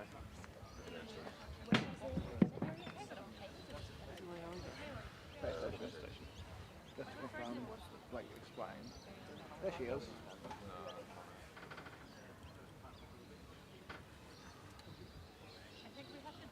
Cameras as well. We did, so do it properly. You needed more than one person designing the entire system. We have so many team members. Yeah, this is the problem with actual active. We need Yeah, because there was like You are the Chazzy. You are the Chazzy. we need to do better with Rio. That was like 110.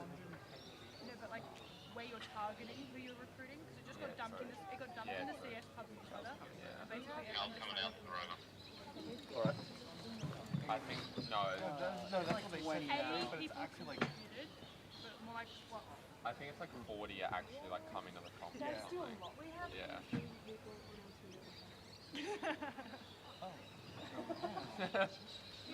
All of a sudden, I can't talk to the other.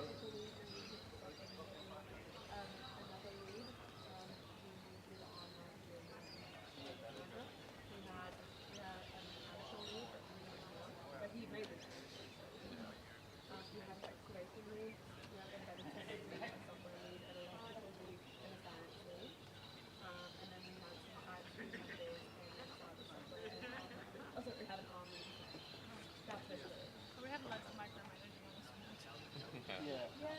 I feel like we probably have like 20. So the time is 10:34. Start time officially for UQ Space was 10:30. And again, live problem solving, troubleshooting.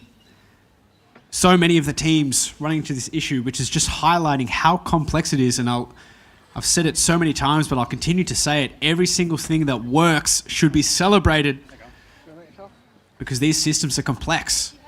There's so many things that could go wrong. A cable could be slightly loose. One of the PCBs could be, one of the connectors could be cracked. There could be some sort of code issue that hasn't been compiled as they've changed things overnight. Some of the motors could have been burnt out. There could be dust in the gears. There could be so many things going wrong. And these teams are trying to battle it out, figure out what's going on. And hello, welcome back to this sunny, beautiful day here in Roseworthy, South Australia on the University of Adelaide campus.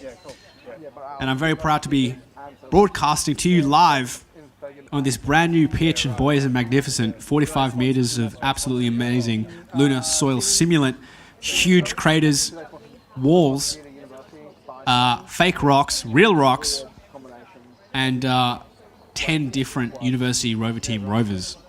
Now these rovers are all built on a tight budget and have size and mass constraints, and we import these because we want to make sure there's a standard protocol that all the teams follow. And then of course we have various rules regarding each of the subsystems and payloads that they have. Some of the key things that we enforce are e-stop, so emergency stop, making sure that all the power to the rover can be ceased immediately. And we have these big red buttons to make sure that everyone on the pitch and off the pitch are safe. We've got a safe person carry rule, which requires the teams to be able to safe carry their rover to and from the start zone. And we do this to make sure that they are safe when transporting the rover, even under stressful, time-critical periods. We have an LED requirement, which ensures that everyone knows when the rover is powered and operational to make sure that anyone near the rover remains safe in case it suddenly moves and jerks around. We've got size and mass constraints, so the rover must be within a 1.6 by 1.6 meter box in any of its configurations. Now for its arm or front bulldozer, it can actuate that up to make sure its starting time is within that block. And then its weight, depending on which task it's competing in, its weight can change. Oh, you are the rocket team. Okay, so you're just like one big. Yeah, we're a space engineering team. Right. Okay. Cool. So we do both rockets and rovers. Yeah. Yeah. And the rockets, we get a bit more. We get some interesting effects on us, and yeah. So you can see that field team currently troubleshooting, making sure that they can identify what the problem is on their rover, and the UQ team making leaps and bounds in design improvements compared to their previous rover. That front loader, that huge excavator mounted to the front, brand new for this task. Their folded sheet metal chassis, smaller, lightweight, optimized this year compared to last year. Their suspension, that rocker bogie, looking the same as last year. Their 3D printed wheels might be the same as last year, but all of these would have had slight improvements, optimizations. University and some of our sponsors who also use it, so it's great. Plus we have the entire integrated Siemens package, so fluid sims, project lifecycle management, and obviously CAD and FEA, all the crucial tools for hopefully a good engineering team. So what's happening at the moment? I believe we're having a bit of a comms issue. Things aren't exactly talking with each other.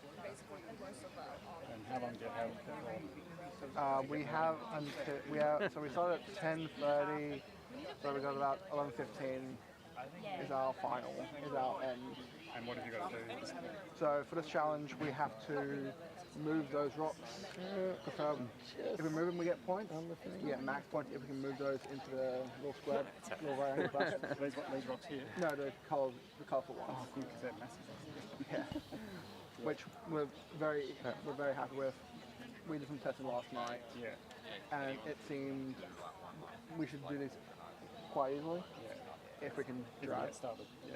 To be honest, we have to excavate. You see that little Hello, I'm down here in the pit lanes with our friendly judges from CSIRO. Do you want to please introduce yourself? I'm Lauren Hansen, senior mechanical engineer and team leader. Simon Morell, just mechatronics engineer. Fantastic, and I see you've got a little rover here, Simon. Yeah, it's just a little robot I'm building with my boys at home, just to get them into it. Does it have a little name? It doesn't have a name yet, actually. It's lacking a name. Yeah. Well, I'm expecting next year you'll have a little name. So, as field judges or base station judges, what have you been doing so far today? A lot of watching. It's been fabulous to see the teams working together and troubleshooting these untimely issues that always crop up. Yeah, in terms of some of the issues that they have been cropping up. So again, we've had some issues related to communications, some issues related to mobility. But I just want to reiterate, every single thing that you see the rover right now was designed or integrated by these undergraduate students. Do you want to talk a little bit about what you've done, Aro and Lauren? I hope that something really spectacular happened this morning. So we, my team at CSIRO, we've got a group that have put together a payload that launched on SpaceX 30, the 30th resupply mission to the ISS. So that's a scanning payload that's going to use the Astrobee as its propulsion method to scan the inside of the GEM module. So docking in a couple of days, and we're very, very excited to have it launch and be in space right now. That's absolutely wicked. So something in space that you've worked on. You'd be absolutely stoked. Simon, do you want to talk a little about what you're doing over at CSIRO?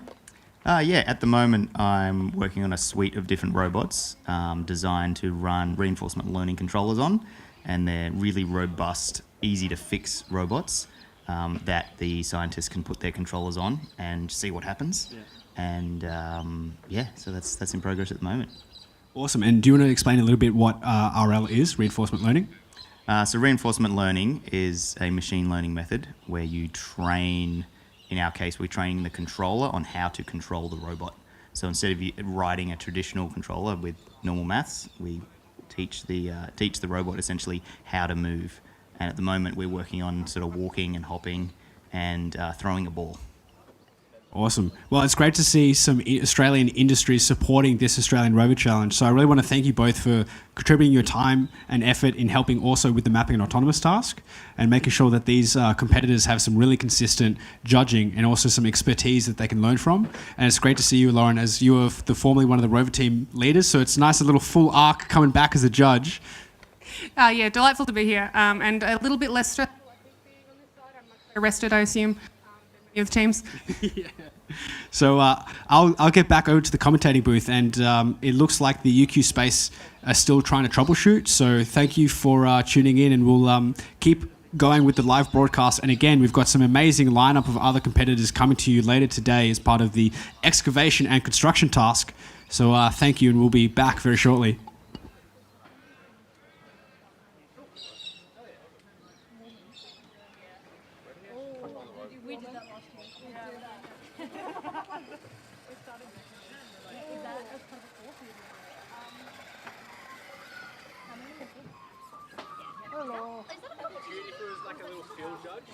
Every time you got a point. We were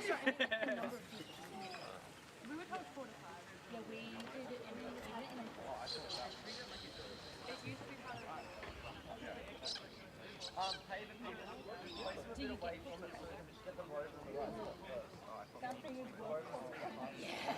We don't get course credit for any of our projects. Oh my god.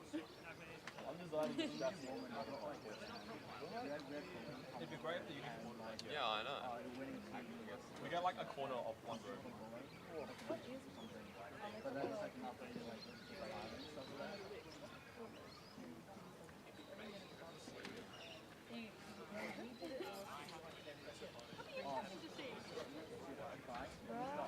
Yeah, but starting this week. Also, like Tuesday, like something we didn't realize. You might like being on the road with technology where it's like, holy shit, software is its own thing, and like start working on our robots now because we were like, oh, we should be okay. Like this is fairly basic. It is not using an Arduino. It's not. It is nowhere near. We have like we have one person who's like dedicated. Who's dedicated to software. Yeah, that's a good idea. That's kind of he's done it before. And I'm like, cool, that's your job now. Yes. Yeah. So all this software is So like, you've done this before? yeah. Also, use sensors that don't rely on timers. It's going to be slightly different every single time. Yeah, and that, like, we try to use most sensors. We run out of time.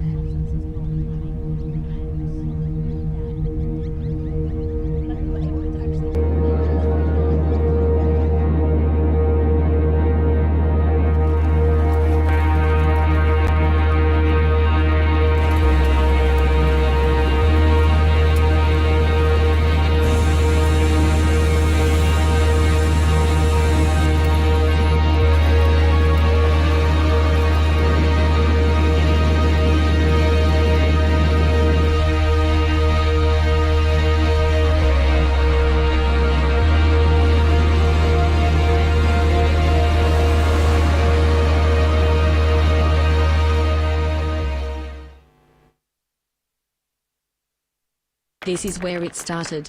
And where you start. This is where you become tomorrow's cyber expert, Physiotherapist. CEO, or musician. This is where your time begins. Make history at the University of Adelaide.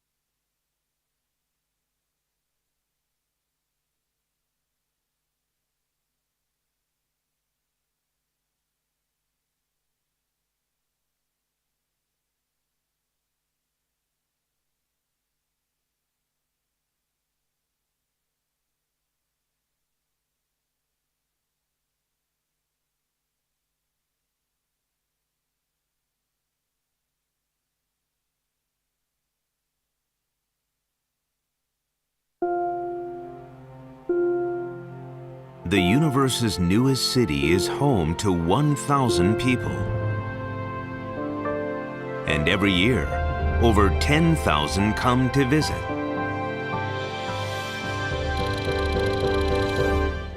Only 20 years ago, this city didn't exist. It's the result of pioneers sending rovers, then discovering water. The hydrogen and oxygen separated from water becomes energy, creating the foundation for a fuel station.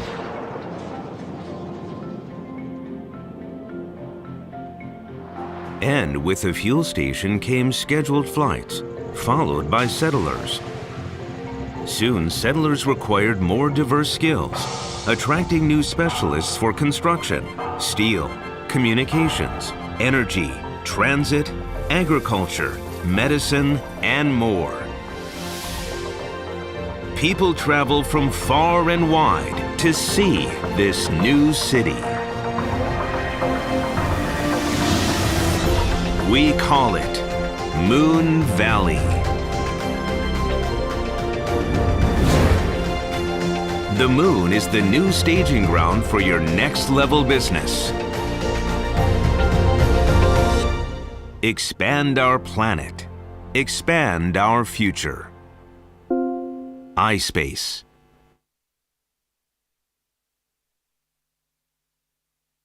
And welcome back. Cheers from the UQ Space Base Station and field team as they're wandering off. Looks like they've just managed to finish the issue that's been plaguing them for the last almost 20 minutes.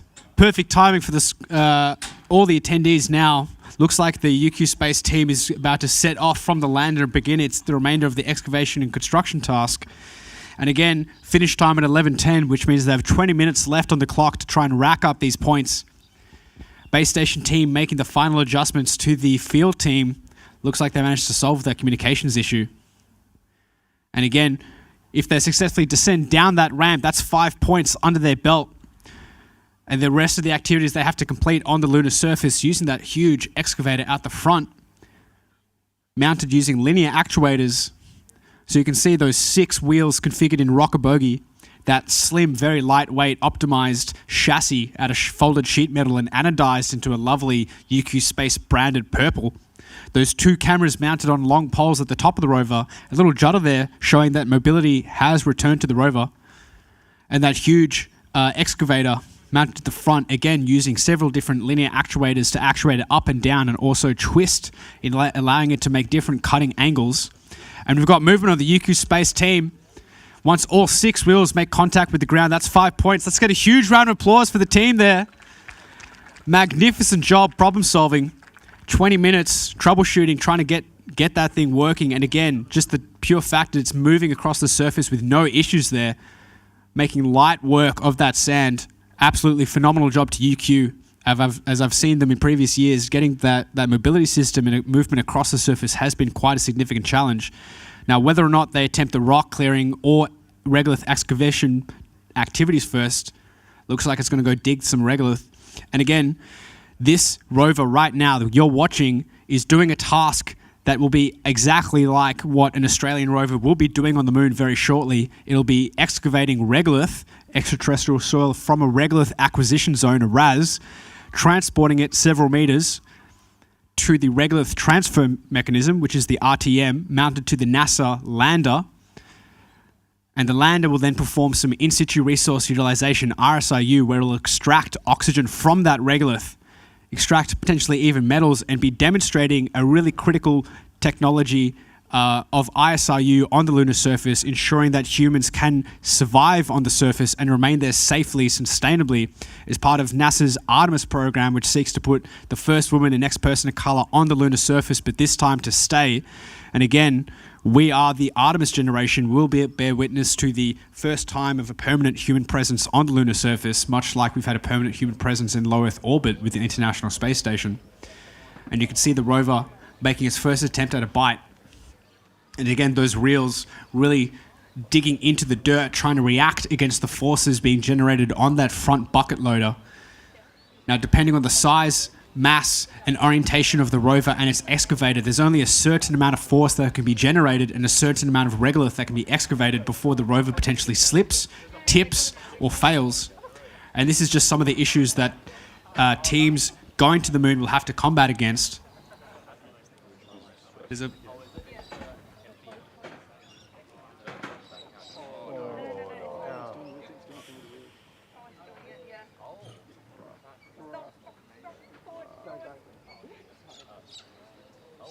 And it looks like the rover is trying to navigate this difficult terrain surface, trying to overcome every obstacle, almost narrowly missing a hazard there. Yeah, quick round of applause there. Base station team making sure that as they operate the rover on this surface, they're maintaining traction, they're maintaining mobility, they're keeping all the systems working, and the fact that they're able to move that front payload is a testament to the integrated systems engineering required to make sure that all the systems of the rover are communicating. And again, as you have forces acting on that bucket, you've got the wheels needing to counteract those forces, and there's only a limited amount of force you can generate.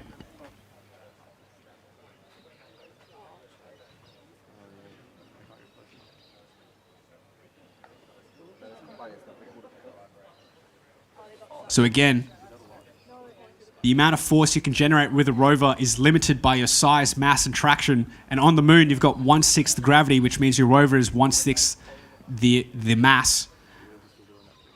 However, the interparticle friction of each grains, the strength of the material you're digging into remains the same, which makes digging on the moon, moving stuff, doing activities on the moon really difficult, more difficult than here on Earth. And it looks like the rover will be depositing its first amount of regolith. And again, for this first activity, 25 points up for grabs, and it's a scaling point metric system. And UQ Space will be the first team to demonstrate regolith deposition if they're successful here today. So 5 points for depositing any mass into that bucket, 10 points for depositing at least 100 grams, 15 points for depositing between 100 grams and 5 kilos, 20 points for 5 kilos to 10 kilos, and 25 points for at least 10 kilos. And as a reference frame, the mission to the moon needs to deposit between 100 grams and a maximum of 1 kilo. So this rover is absolutely on a different order of magnitude for the amount of regolith being deposited.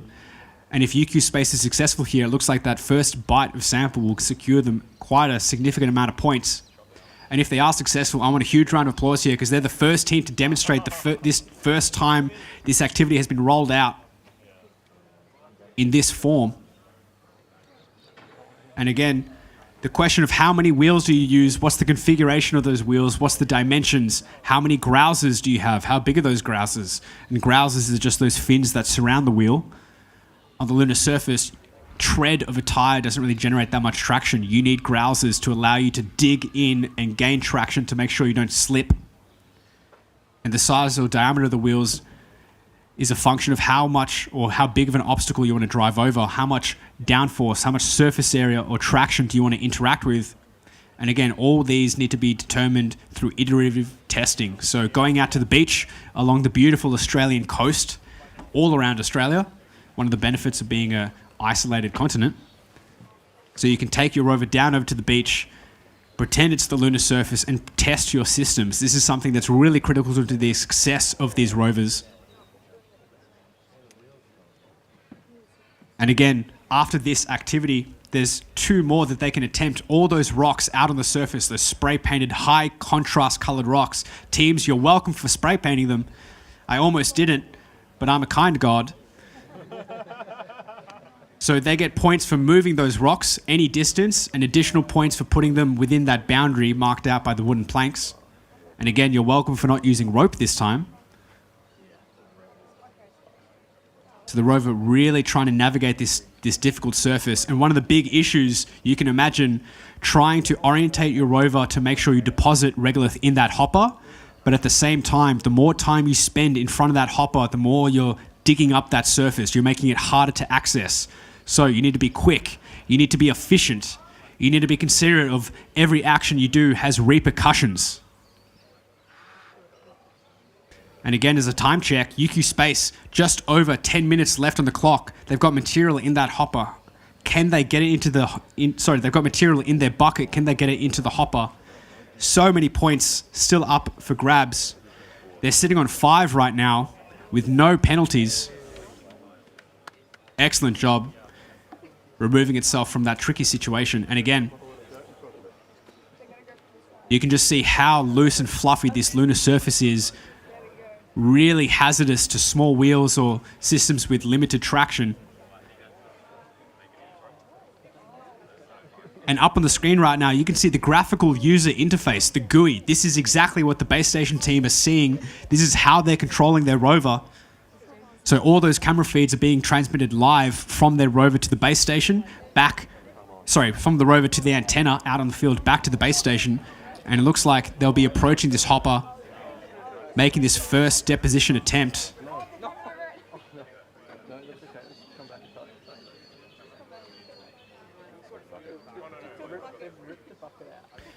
One simple action here could score them a bunch of points. The crowd goes quiet.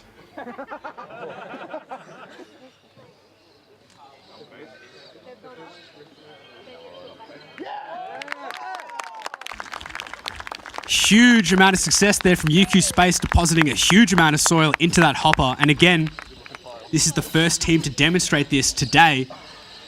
Absolutely phenomenal effort. All those systems coming in together. The wheels really working hard to make sure they don't get stuck. The base station team really understanding the limitations of their rover, knowing what they need to do if they do get stuck. So big shout out to the base station team. I know they can hear me, which is why I really need to be careful with what I say, as all the information that they receive is purely from the base station antenna and the cameras on the rover.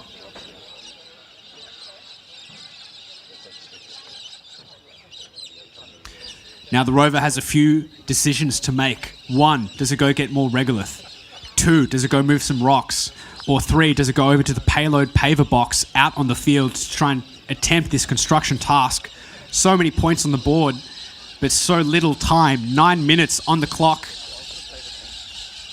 And the Galars flying over, wishing you their best.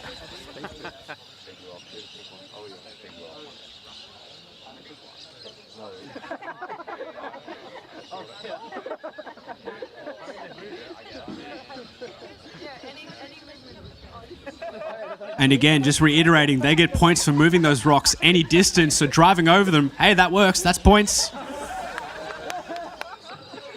So Swinburne and UQ finding out just how simple it is to score and rack up some points here. And again, the way we structure every task is ensuring that if your rover can move across the surface and has basic maneuverability, you can score points. However, those last half of points get exponentially harder, and we do this specifically to try and gate the difficulty of each task, so that the mature teams still have something to strive for.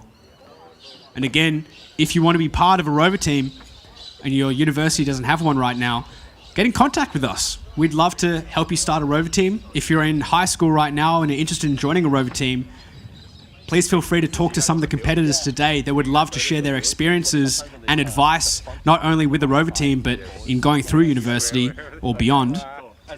There's lots of employees around here from amazing sponsors, including Boeing, ELO2, Space Agency, Caterpillar, iSpace. There were some individuals from NASA as well. The world is your oyster if you're willing to make those network connections. And again, the rover squaring up with its bucket loader, can it pick up this large rock and move it to the designated area? Now we saw UniMelb try to pick up this rock earlier. Is the amount of mass in that bucket loader going to enable the rover to still move now? Huge amount of dirt in there. Could be 2 birds with 1 stone here. And again, they've got limited time, under 7 minutes, with a finish time of 11:10. So far, having scored the most amount of points in today's task. UQ Space making excellent leaps and bounds in every task each year compared to subsequent years.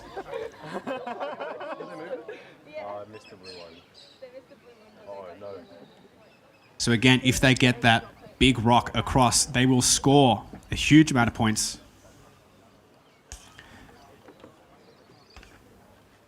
So for each large and huge rock, a total of 7 points are available, 3 points for moving it any distance, 4 points for placing it across that boundary. And if they can get that rock out of that bucket excavator, they'll secure those last 4 points.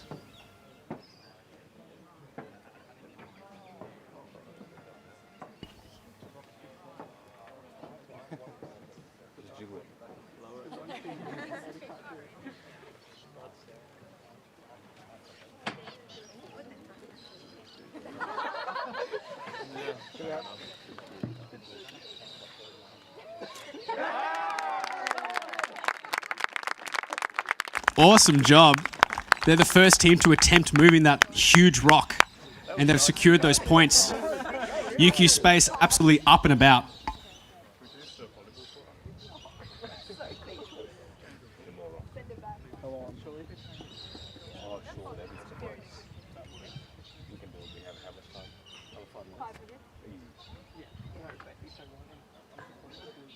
So again, 5 minutes left on the clock. They've got lots of options open to them. They can keep moving those rocks for a few points. They can keep attempting to deposit regolith in that hopper for some more points.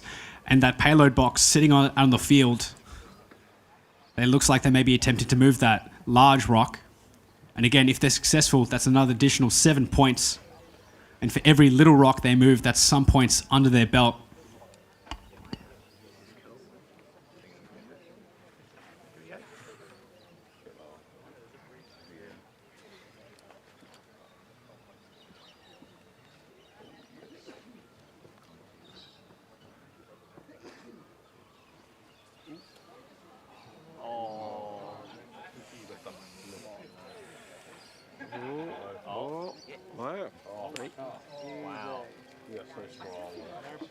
And it looks like the Rover is digging up rocks and dirt. It's just getting everything it can off that area.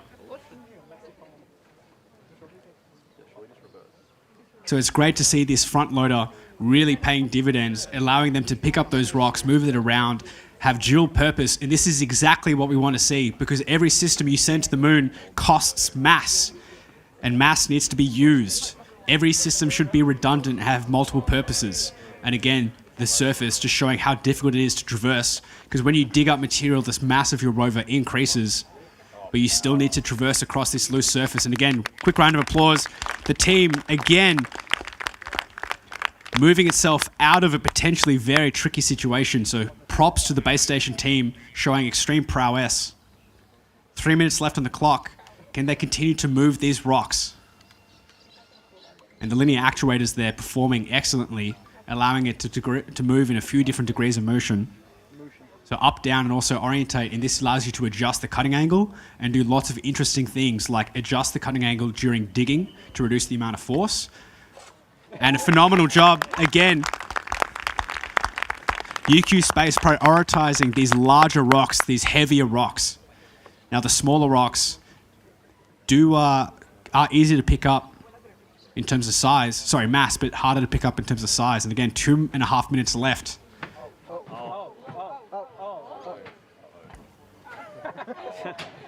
At least you don't have that on the And again, this is probably the third or fourth time the team just narrowly missing a potentially sticky situation. Now, it does look like the Rover's going back to dig up more regolith. 2 minutes left on the clock. Every second here, critical. Every decision the base station team makes, absolutely essential to them scoring more points. And again, they get a scaling amount of points depending on how much regolith they put into that hopper, up to 10 kilos. 10 kilos is the max for a total of 25 points. Every 100 grams could be critical here. And again, 1 minute 45.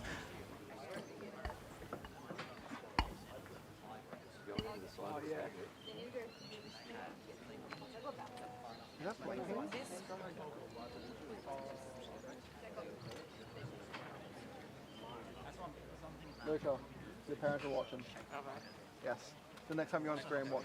Say, wave to them. Watching at my house with my mum.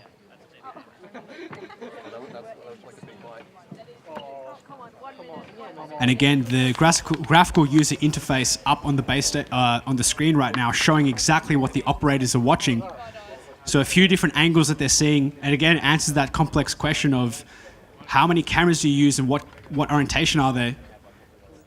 And it does look like the dirt on that wheel is really picking up. With increasing mass on that front bucket excavator, the mass distribution of your rover changes. This alters how you drive your rover.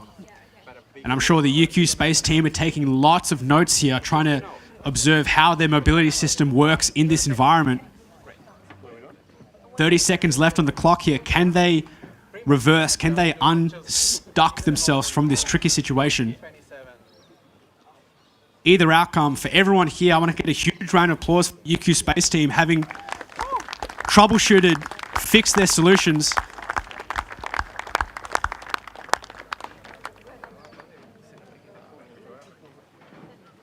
And again, they've managed to score a lot of points here after having some technical issues associated with the start of the competition. Sorry, the start of the task.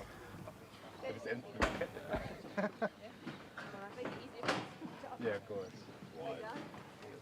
Yep, that's time.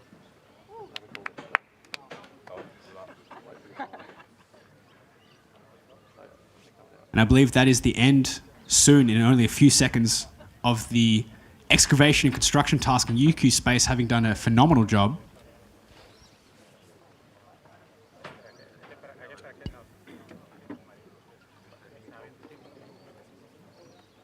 So just confirming, that's the end of the UQ Space Rover team at the construction task. Absolutely Herculean effort.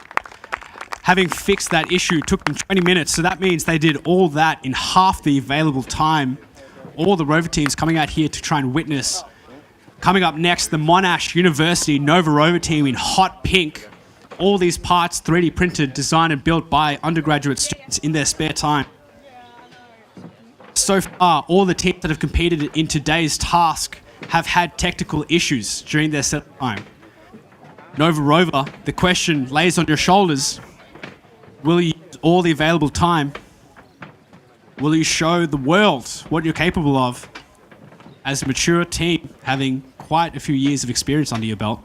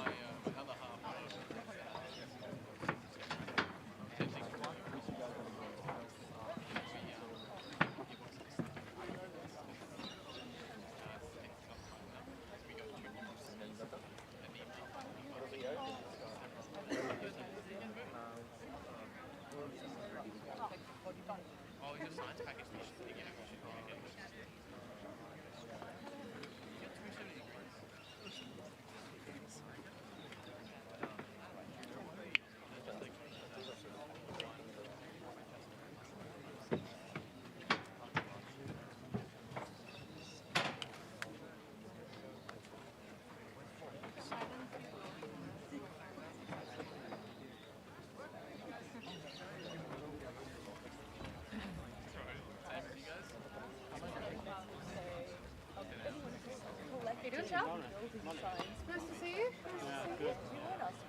Exciting? You confident? Yeah. Yeah. I saw that. I was like, ooh.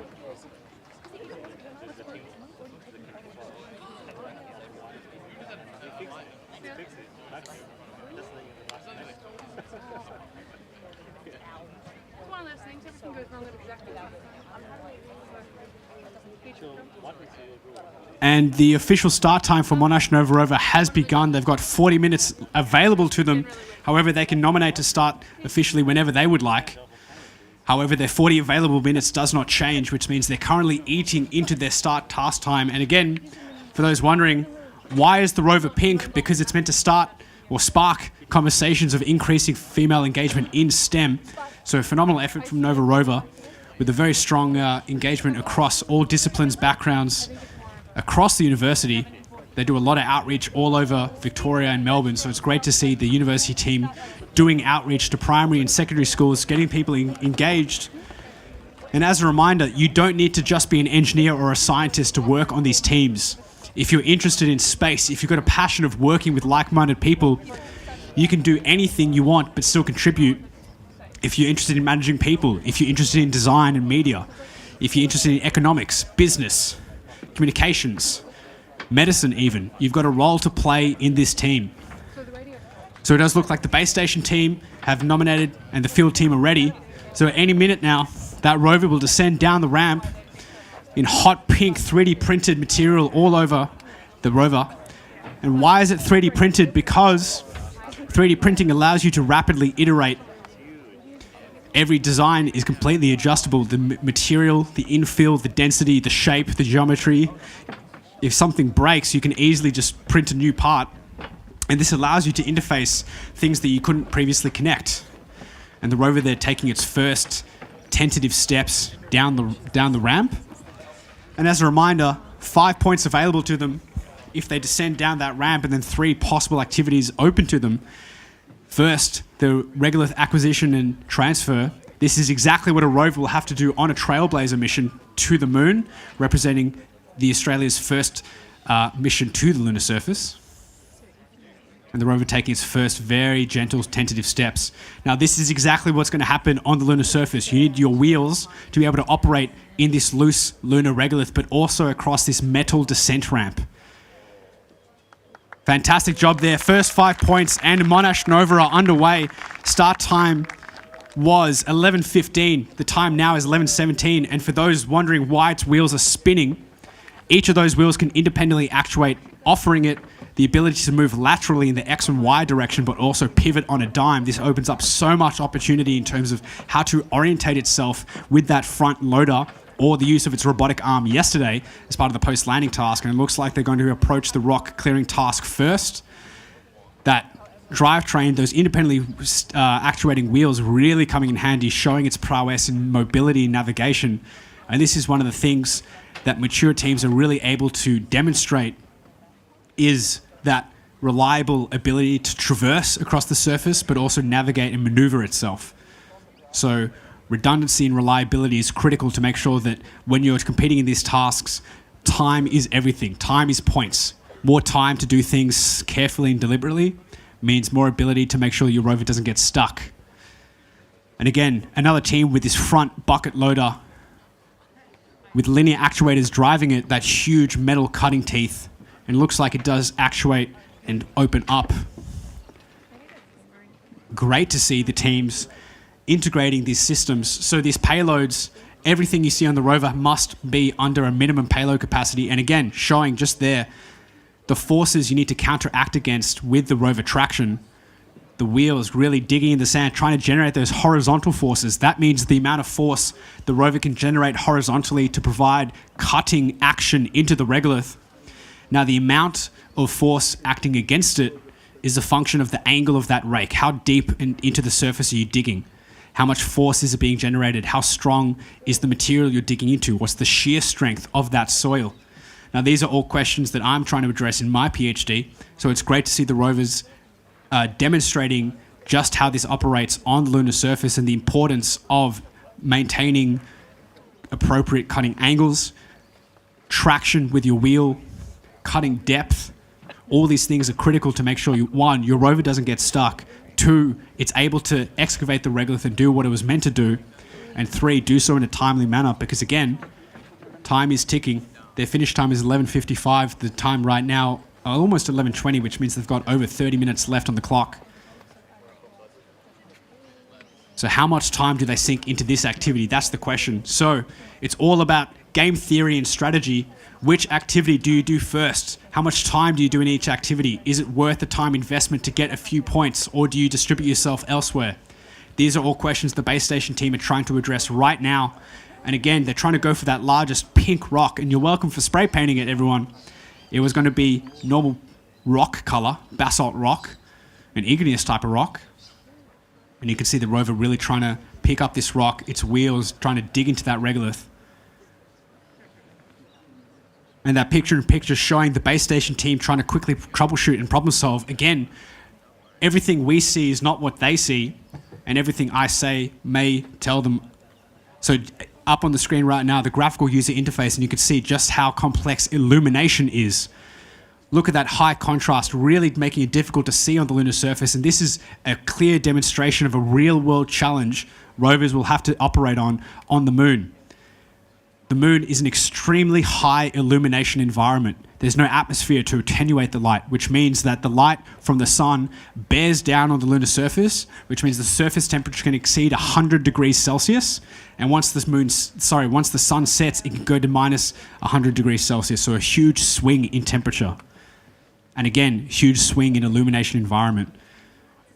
And out here in sunny Roseworthy, South Australia, we've got pure unfiltered sun bearing down on this lunar surface, causing a huge amount of reflection off this lunar sand, showcasing just how difficult it is to use your cameras. Even though you've got the right amount of cameras or the right orientation, if the sunlight environment is too bright, if there's so much reflection, those cameras may not work. And again, how much time did they invest into this rock? There's so many sub-activities and activities available to them to score points. Time's ticking with a finish time at 11:55. It is 11:22, just over half an hour left. And again, some of the other teams today have demonstrated the ability to excavate and transfer regoliths, so UQ Space just earlier, showing their prowess and being able to dig and traverse across the lunar surface, having moved a few rocks, really flexing their capabilities there. Nova Rover having to make some tough decisions here.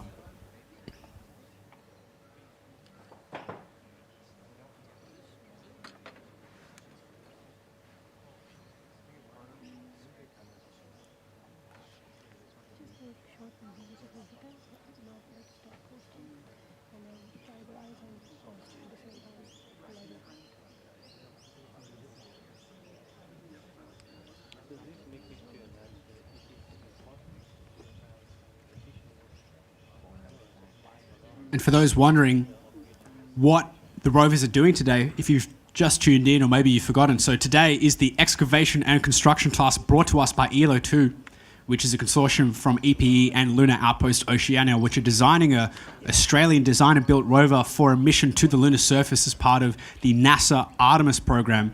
Artemis being the sister to Apollo, which seeks to put humans on the surface of the moon, but this time to stay with a permanent human habitation or Artemis base camp. And again, just there up on the screen, points available, 5 points, Nova Rover under their belt, descending down the ramp, 30 points available for rock clearing, so they would have scored points for moving this rock. There are points available for moving the rocks, other rocks on the surface, any distance, so all those little coloured rocks of varying size and mass, if they just simply move them with their wheels, that's some simple points available to them. The rover, currently immobile, probably trying to navigate and figure out what they're going to do next. Excavation and deposition, 25 points. So again, this activity is exactly what an Australian rover will be doing on the lunar surface. So the fact that these undergrad students are demonstrating it today here under this competition environment means that future employers will want these students. They've got hands-on experience under real-world mission simulation environment. And again, time ticking away. Nova Rover potentially trying to troubleshoot. Something may have gone wrong. Maybe they're trying to determine what their next steps are. 30 minutes left though, only 10 minutes in, so plenty of time available for them to really demonstrate all these subsystems that they've implemented on the rover to try and showcase what they're capable of, being one of the most senior teams at the competition today. So again, after the excavation deposition activity, there is the final activity which no one has attempted yet, which is the paver construction. Now, these are pavers that the teams have designed and built themselves, and the rover must deploy them onto the surface in an interconnected fashion so that they create a technical dust mitigating surface. Now this just means they could create a road or perhaps some sort of berm or flat landing pad. The construction is really up to them, and they need to justify to us, the judges, why they've built it and what it's meant to do. And again, why are we trying to mitigate dust on the moon? Because it's such a critical hazard. From the Apollo astronauts, they had a journal. And when you review that journal, all of them agree dust is the only thing, the most significant thing preventing us from staying on the moon safely. If we can solve issues with dust, it getting everywhere, then we can stay on the moon sustainably and safely.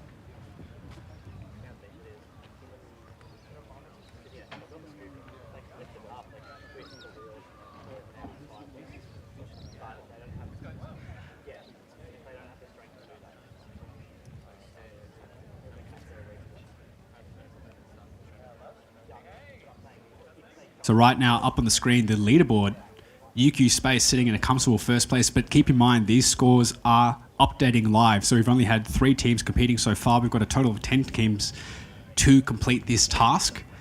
I recommend checking this leaderboard live as we update it as judges. And again, at the end of the day, check in to see how this score or the leaderboard filters down after these first 2 tasks. Keeping in mind, 4 tasks are available, 100 points each, a total of 400 points up for grabs for this Australian Rover Challenge, including an additional 100 points for the written submissions that the teams do, so the critical design review and the system acceptance review. What are those documents? Well, whenever you're designing a spacecraft using the NASA systems engineering approach, these written deliverables help the team outline the requirements of their system. So this system shall be able to overcome obstacles of a certain size or an incline, or be able to lift a certain mass, and then designing something to address those requirements, and then demonstrating to us, the judges, that the thing that they've built meets these requirements. And this is so that we as judges can check the validity or the progress of each team to make sure that when they come to the competition, they're ready. But most importantly, these are written deliverables that the members will have to do if they decide to go into a space industry job, because this is real world written deliverables that are expected of them, which are currently being written for the space agency by the AROSE and ELO2 consortia for their bid for the Trailblazer mission. So they are trying to write a preliminary design review, and then that design review will be assessed, and the winners will build that Australian rover.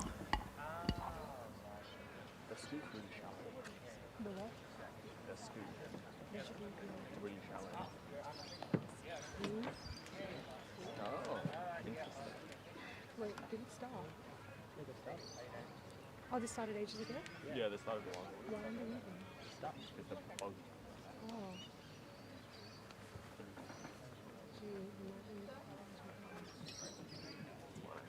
Because they went too far in Yeah. No sugar. which is bad because we did the same thing. No, we tested out and it was fine. Also, we have better wheels. The sand looks softer than normal sand. Yeah, don't have that. The drive forward. They do pilots or they just leave it? Oh, sorry. Oh, they come back. Oh, yeah. Oh, they're going to get out. Oh, yeah. Yeah, we can come out of that. Let me see what they were saying. Yeah, not like Ooh, okay. Oh. Okay, flex. That was smart. We can do that. No, we can't. Yeah, we can. No, we can't. Because the middle wheels are very helpful. We can just drag them.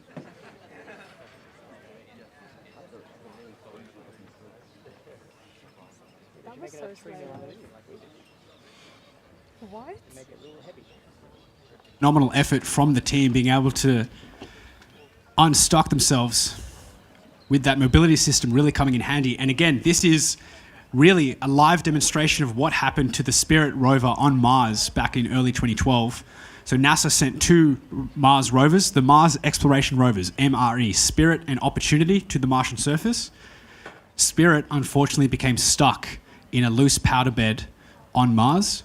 Now, NASA spent quite a lot of time trying to simulate that environment in their base back on Earth, trying to simulate the environment as well digitally. But unfortunately, they could not recover the Martian rover. Eventually, the solar panels became filled with Martian dust because there's wind on the surface. So you've got these huge sand dunes, these aeolian wind-swept sand dunes. And eventually, the rover slowly died as the power went decreased each and every day. So again, just highlighting some of the issues of how being able to embark yourself from tricky situations. And again, Nova Rover there, managing to move. Yeah, quick round of applause again. That is a fantastic display of troubleshooting and problem solving. Now, the benefit is they do have a hopper full of regolith to decide to continue with the rock clearing task or to deposit it. And again, quite a bit amount of time left on the clock. 24 minutes left, so plenty of time to make a real dent in these points. The rover now navigating its way, traversing rapidly across the field, going to try and dig a large amount of regolith into its hopper. And again, will it overcome these hurdles associated with these excavation forces acting on the bucket against the traction it can generate with its wheels?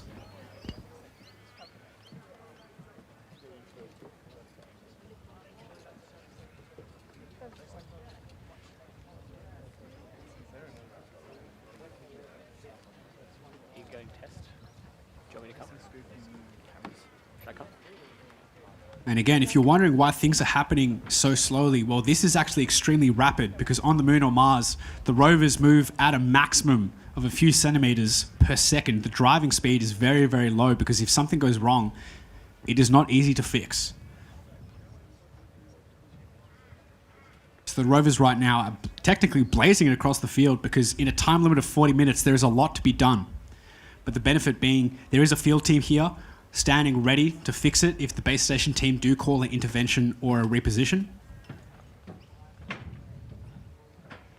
And you can see an excellent shot there of all those wheels trying to find out the best way to reverse out, having dug some regolith, and now its next job is to transfer that regolith over to the hopper over at the processing plant. The amount of regolith that it deposit will award them varying amount of points from 5 to 25. If they deposit any material, that's 5 points.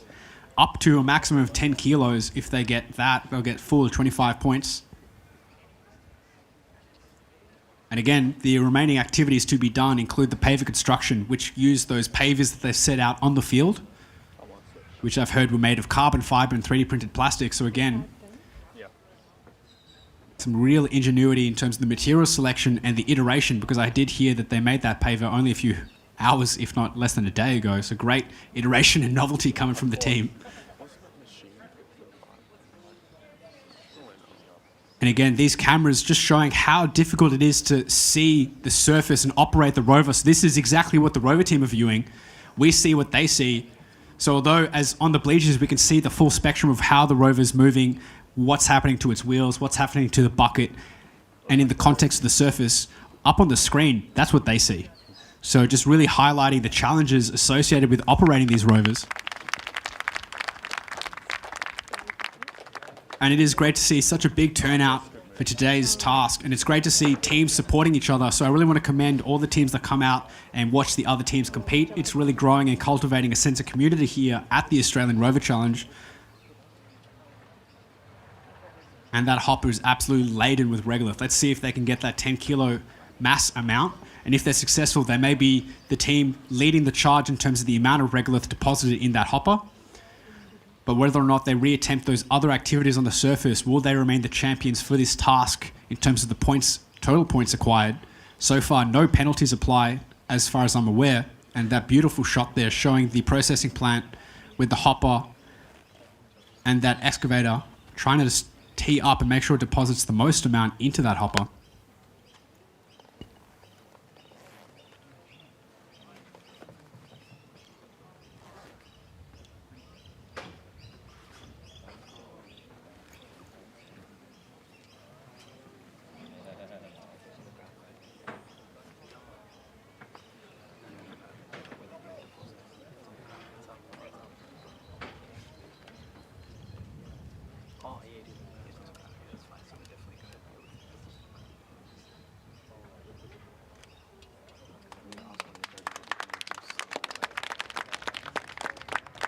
And it looks like it's slowly inching its way. There's still some material to be deposited. And again, every 100 grams here could be critical, taking you over that threshold. And as a reminder, 5 points for depositing any material, 10 points for depositing at least 100 grams, 15 for between 100 to 5 kilos, 20 points for 5 kilos to 10 kilos. And if you deposit at least 10 kilos, you get 25 points.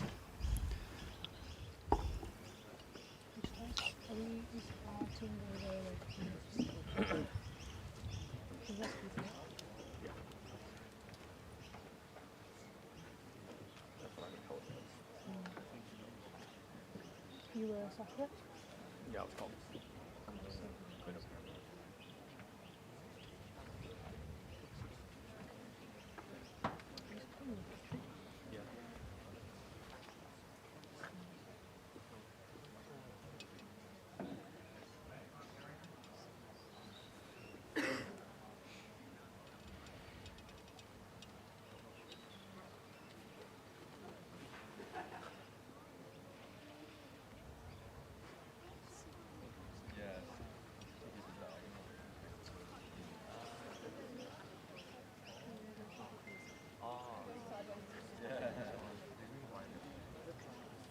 And we're seeing an excellent display of the maneuverability of this system and the operator's knowledge of how to use this rover to really maneuver itself to maximize the amount of regolith being deposited. So big props to the base station team. I know you can hear me. And again, reminder, Nova Rover's time finishes at 11:55, so time is ticking. Every movement they make, really critical to the amount of points that they can acquire. And you can see up on the screen there the amount of regolith in that hopper. And again, the shape of that hopper, partially buried in the ground. And this is the regolith transfer mechanism. So this is the RTM, which is the exact same terminology as the Australian Trailblazer mission, where a rover will have to go and navigate, acquire regolith from the regolith acquisition zone, the RAS, which is the hill over in the back where all the rovers have been digging, and then transfer this over to the RTM connected to this processing plant. Now, this is the setup basically identical to what an Australian rover will be doing, so it's great to see the team demonstrating this technology, demonstrating that they can do this whilst being remotely operated under a competition simulated lunar environment, showcasing that we can do this already. We're ready for the challenge to send an Australian rover to the moon. We are ready to demonstrate to the world in our prowess of robotics, remote operation, and excavation and use of space resources.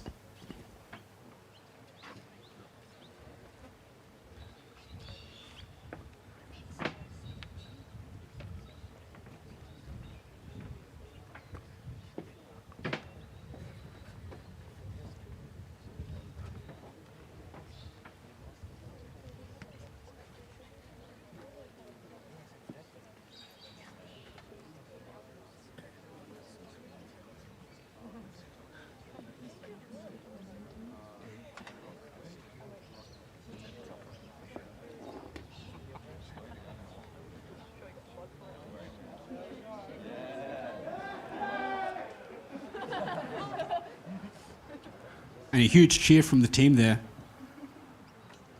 And again, 17 minutes left on the clock. Huge amount of material going to that hopper.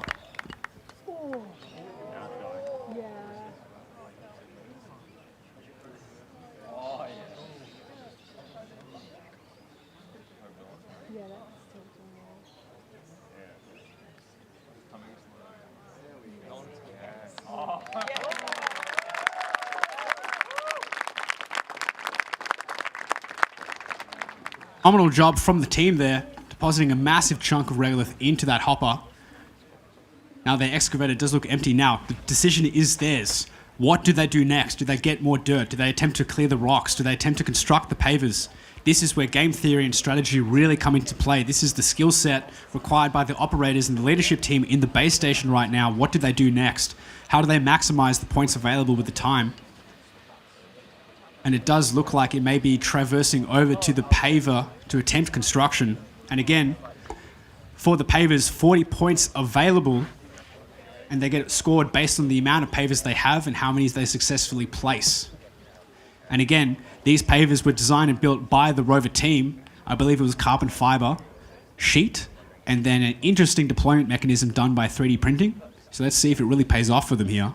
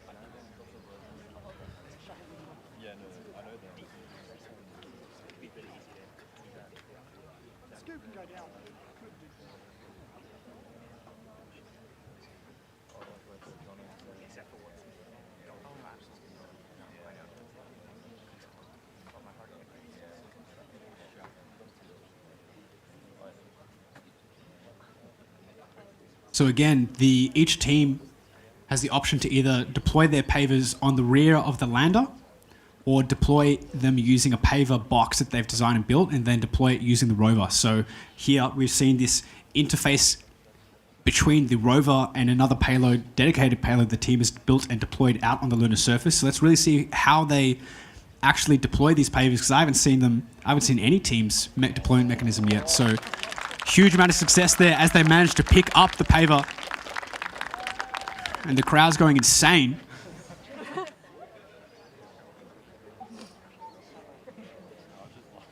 So again, that mobility system really paying dividends for them, able to pivot on a dime, adjust laterally, and we saw just how important that lateral movement was as they changed their approach vector for depositing regolith to the RTM, that hopper at the bottom of the processing plant. Now, the decision is theirs. Where do they deploy these pavers? They get points awarded for justifying to us, the judges, where and why they deploy their pavers. Now, these pavers, again, reiterating, they're meant to serve as a dust mitigating feature to try and prevent the dust being kicked up as activities occur on the lunar surface. And very precarious there.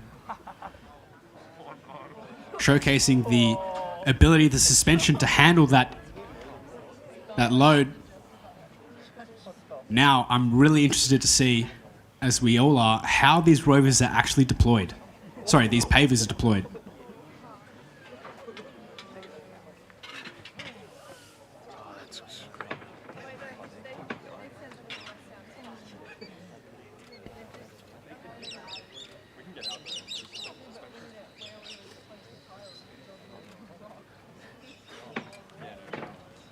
And again here, they score points for each successfully placed paver.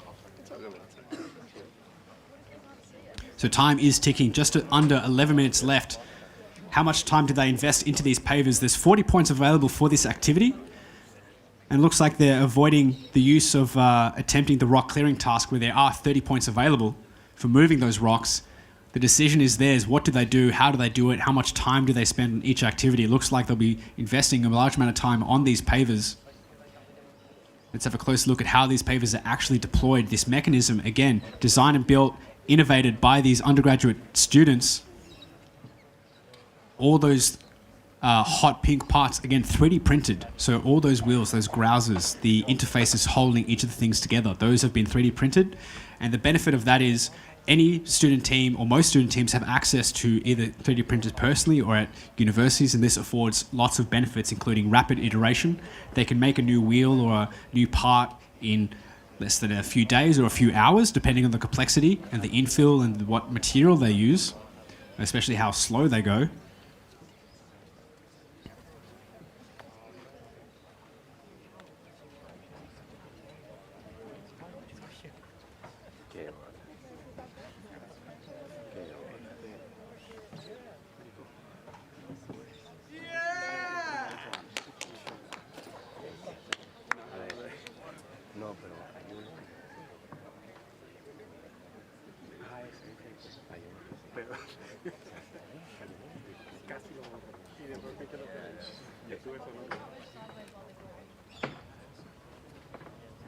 Stranger.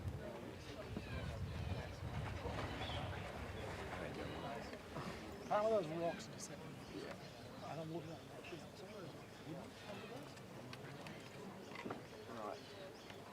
Looks like a big, driller rock. Yeah. Hell.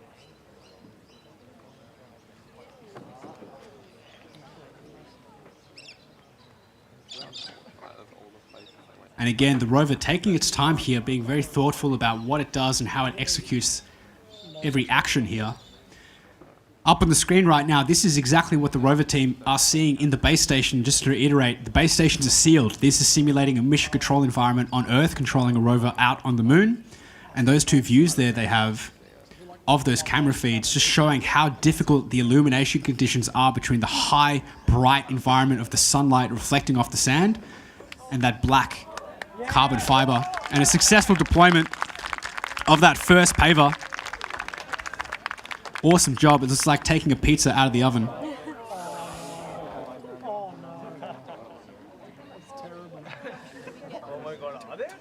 Now the question is 8 minutes on the clock. Every paver they place here really critical.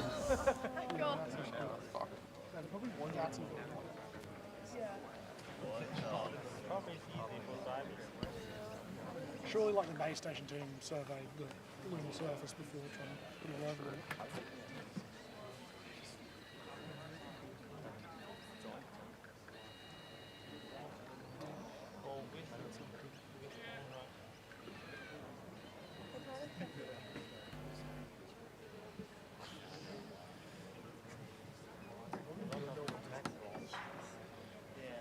And the rover looks like it's trying to unattach itself from that paver.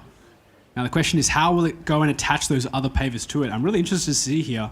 Some teams have attempted different contacting mechanisms. Now these pavers do start unconnected, and then the rover's job is to connect them out.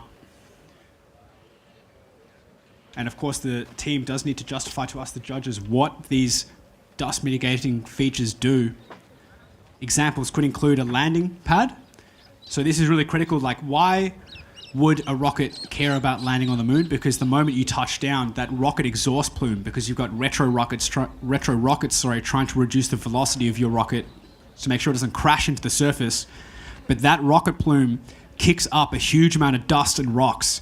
And because the lunar gravity is so low and there's no atmosphere, it turns those rock and debris into literal missiles that traverse around the moon and can flow back and hit your spacecraft or your humans.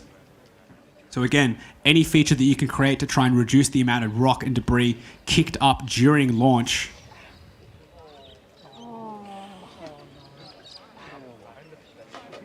Just about 6 minutes left here. The team really trying to navigate this complex task of deploying these pavers. How much time do they sink into this activity? Again, lots of points available for moving those rocks. Just over 6 minutes left. And again, it's huge, phenomenal effort to see this rover navigating across the surface, making full use of the available 40-minute time slot. Great to see this reliability and redundancy from the team. Yeah. I think I was saying on the train today, that was kind of partially my design decision. You only have a tile deploying system to scoop it right? Yeah. I don't know the scoop. It was very cool. It'll be okay.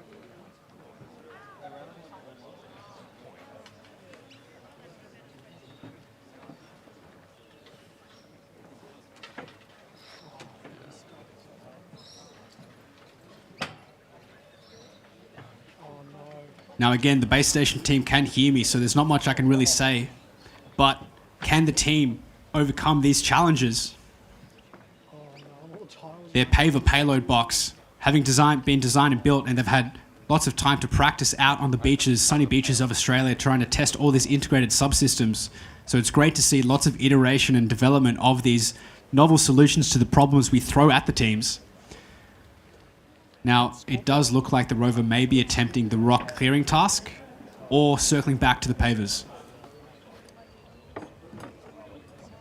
With 4 minutes left, every decision here does sacrifice points.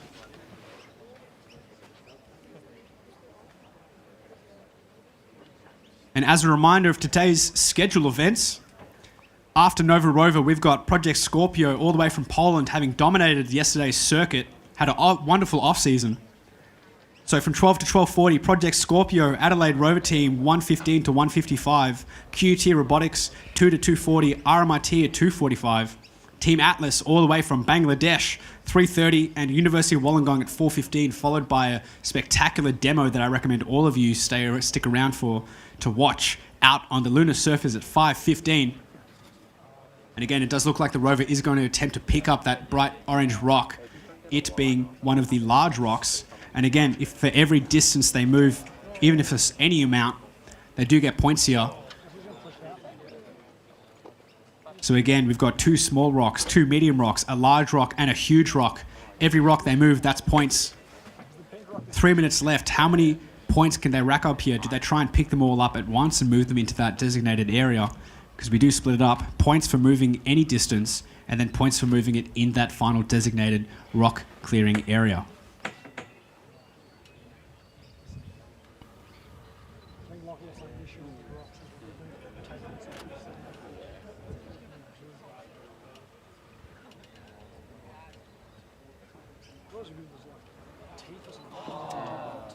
That graphical user interface showing just how difficult these illumination conditions are.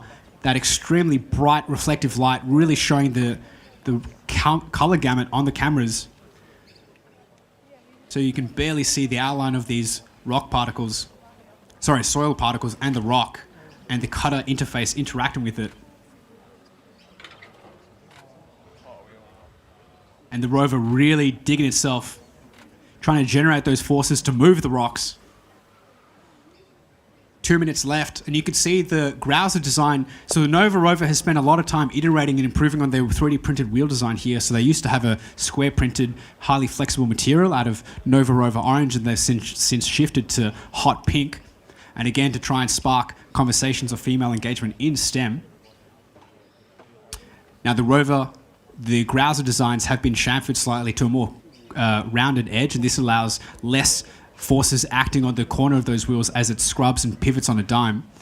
And those holes you see in the wheels, they serve many important properties. 1, it reduces the print time and material required to print a wheel. 2, it reduces the amount of soil being collected in the wheels. And 3, it actually does increase the surface area, enabling more traction. And again, those lightweight aluminium spokes within the rim, providing a lot of structural stability and even distribution of the load within that wheel, but also minimizing the mass really significantly. So we've seen a lot of teams here 3D printing the entire wheel with all of its internal material, and Nova Rover here opting for an aluminium inner spoke mounting to the motor, and then a 3D printed rim. And this reduces size, complexity, and print time really significantly. So it's great to see a lot of innovation and reiteration of development on these wheels over several years. 40 seconds left.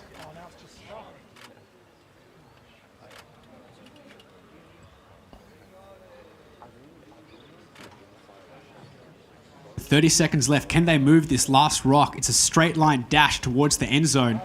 Can he get a touchdown here? Potentially 4 points available for moving these rocks the full distance. With 15 seconds left, every movement counts here. Every decision matters.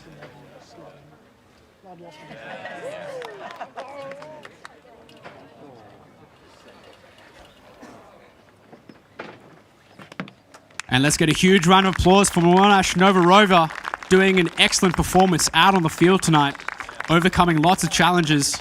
And coming up next, in the next 5 minutes, we've got a field reset with Project Scorpio all the way from Poland. So I'm keen for you to join me in that time. So thank you for tuning in, and we'll be very back after this scheduled entertainment.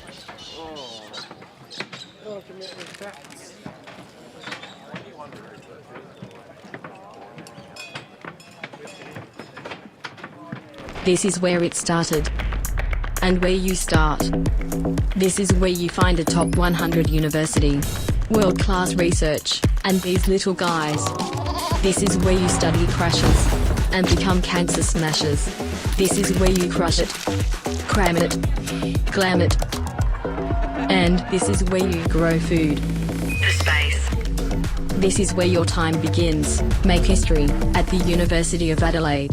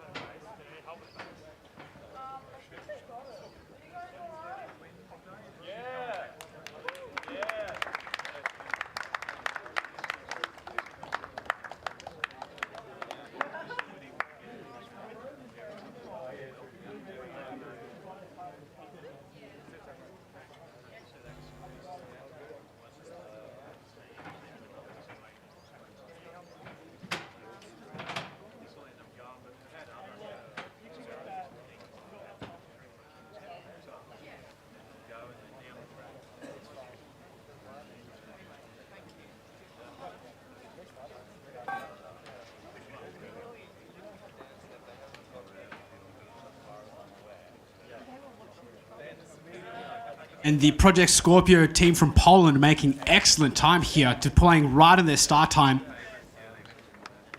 12 o'clock to 12:40, 40 minutes on the clock. You can see right now up at the graphical user interface on the screen the huge amount of information and detail the team are getting from their cameras, overcoming some of the issues associated that Monash Nova Rover had. Really crystal clear images here. And you can see mounted onto the end of the robotic arm here, a little scoop. Now we've seen in previous years, Project Scorpio have really good control of that robotic arm, being able to do a lot here. And right now you see on the screen a really good digital twin representation of their rover. Fantastic to see this from the team. And this is a camera viewpoint from their, I believe their elbow joint here. Oh no, it's a maneuvering camera. That is fantastic to see. So again, how many cameras do you use? How much maneuverability do they have? Because if one camera can pivot in several different axes, then you can reduce the amount of cameras and complexity associated on your rover. And it looks like their paver design is similar to last year, and they will likely be deploying it just like last year with their robotic arm. And again, one system having multiple use cases, really critical for reducing mass, reducing complexity, and making sure their operators really understand the limitations of their system.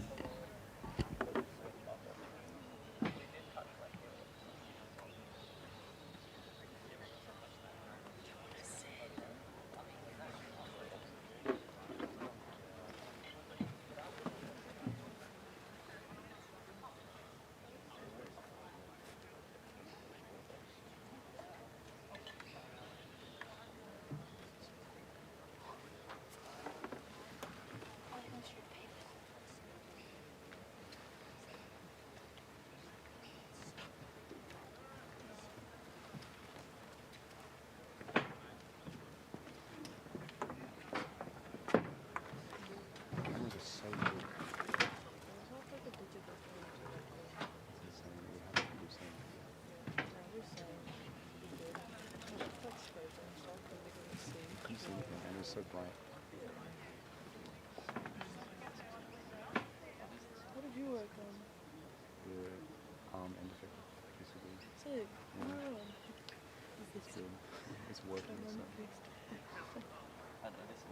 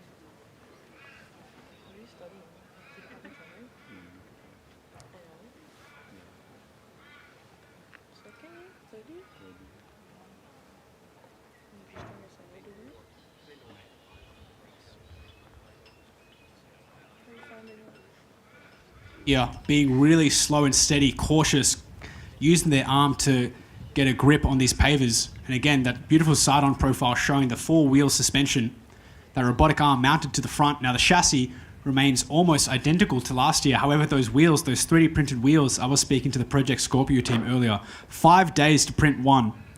So really high detail on those wheels. Improvement from last year where they used a special type of canvas which had excellent traction and maneuverability.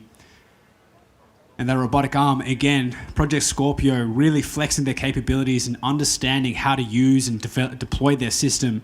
That robotic arm performing a lot of various tasks. And this is why it's really important to see this in a field setting, showcasing just the importance of minimizing mass, complexity, and increasing the utility of an individual subsystem and its capabilities out on the lunar surface. So this is exactly what a rover will have to do on the moon. With over 60 missions planned to the lunar surface this year alone, it is going to be a flurry of activity. And I, for one, look forward to this because it means there's a huge amount of jobs opening up, which means that all the contestants out here today will have a lot of jobs lined up for them because they've got something that's really unique in the world. They've got hands-on experience deploying a rover on a simulated lunar environment, and getting those skills, not just technical skills, but the soft skills of working in a team, interdisciplinary team, working under stressful environments, problem solving live. And we absolutely love to see it out here on this hot, sunny South Australian day. So thank you, Poland, for trekking all the way overseas from here. And again, that sense of scale and just showing how bright the lunar surface is, reflecting that sunlight. And this is a great demonstration of the conditions that teams will have to overcome on the lunar surface. You've got issues with temperature. Because there's no atmosphere, surface temperatures can exceed 100 degrees Celsius on the surface, and then once the sun sets over the horizon on the moon, the temperatures drop dramatically because there's no material to help insulate the temperature on the surface. Then you've got extreme ultra-high vacuum, 10 to the minus 9. So any system needs to be able to not outgas, but work under these extreme environments. You've got radiation, you've got micrometeorite impacts, you've got the long distance associated with bandwidth and packet loss.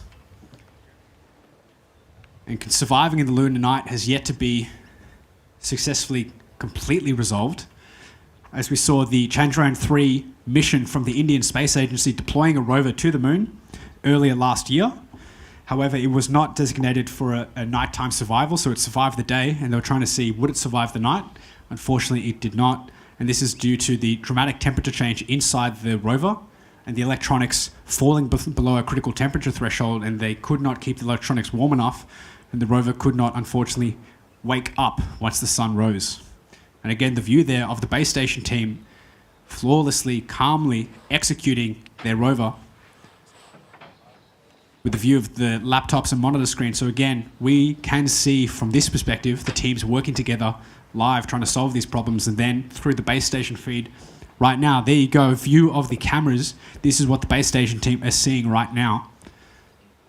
Trying to use that end effector, that scoop mounted to the end of the arm.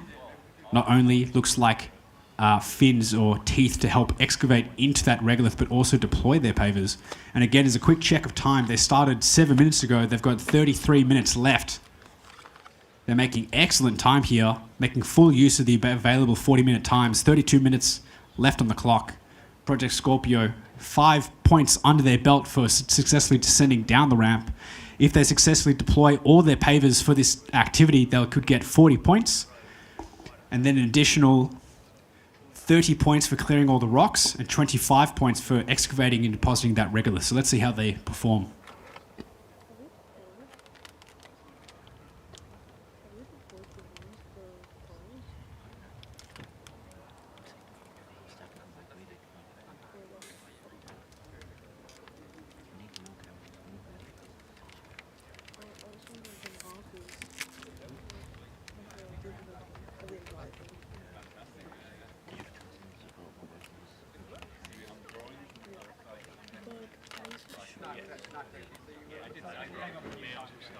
You know what like cars do? Like cars have like, I don't know, some modern cars have like a camera on each side, and then they put a picture of the car on top, and you get like a top-down view. We need like that. Yeah. How hard to do? How would you do it? That should be easy. It's just a software thing. Once we set up the cameras. Look at that.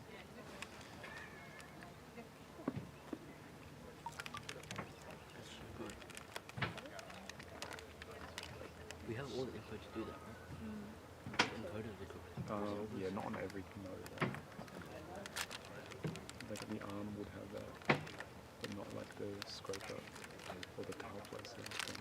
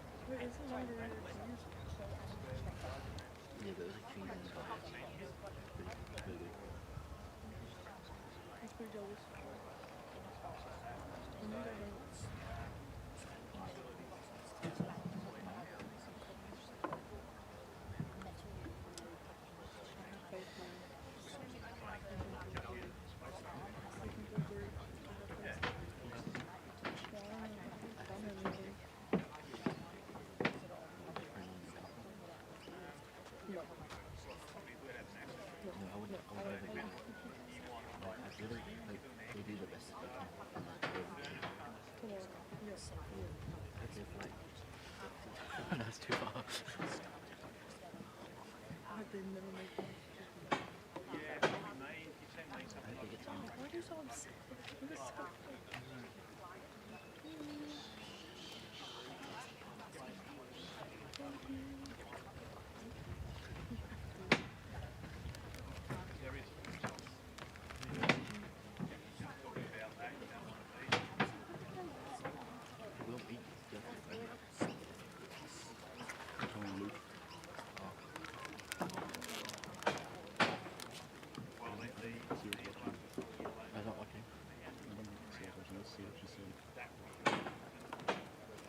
And the Project Scorpio team being very careful and considerate with how they execute this task, trying to deploy those pavers using their robotic arm. And again, for each paver they're successfully deployed, that does increase the total amount of points they could get for this activity. So 40 points available for this construction task, with an additional 25 points available for excavating and transporting regolith to the regolith transfer mechanism, which is that plastic hopper, and then 30 points for clearing those rocks. So lots of points up for grabs as the team tries to navigate across this surface and figure out what they're going to do, how they're going to do it, and in what sequence to try and maximize the points available. So they've got plenty of time left on the clock. So they started at 12 o'clock with the finish time at 12:40. More than enough time, just over 27 minutes, sorry. The previous teams have been showing or demonstrating just how difficult it is to traverse across this surface, but also interact. And this is one thing we really tried to emphasize with this task specifically, the excavation and construction task by ELO 2, is to try and highlight the difficulties associated with using a robotic rover traversing across the surface to perform foundation services like constructing, moving, transferring regolith, moving rocks and debris, clearing an area for construction site, actually performing construction, and doing all this in a synchronized manner within a specific time limit. So this is just highlighting that although this is being done live by a team only a few meters away, we try to simulate the difficulties associated with operating the rover from a mission control, where the data that they're getting is purely from the rover. And this just highlights some of the complexities when sending something to the moon or Mars, or any extraterrestrial surface for that matter.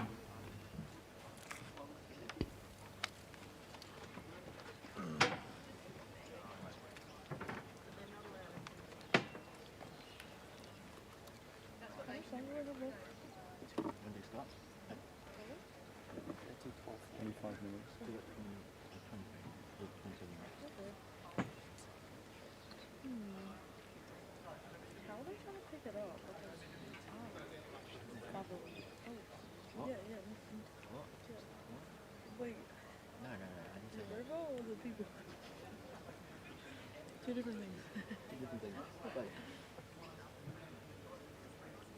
What do you mean? What's all this?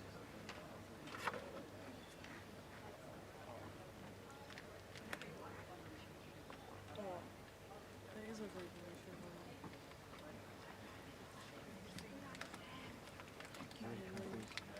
Just saying.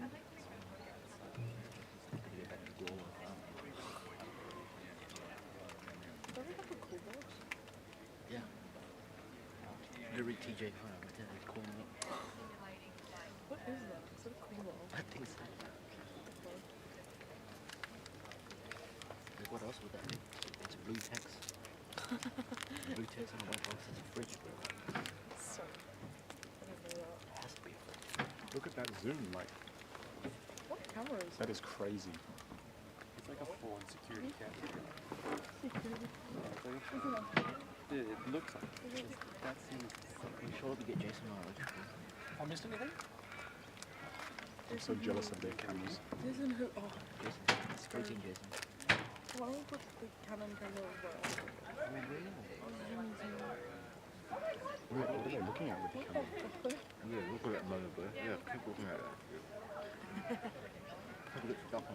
Oh my God. And again, this looks like a view from the main camera mounted to the top of the Rover chassis. And you can just see where that camera orientation is on that horizontal linkage just at the bottom of the screen there. And again, that digital representation of the Rover coming in really handy to help the team understand the position of everything in relation to each other.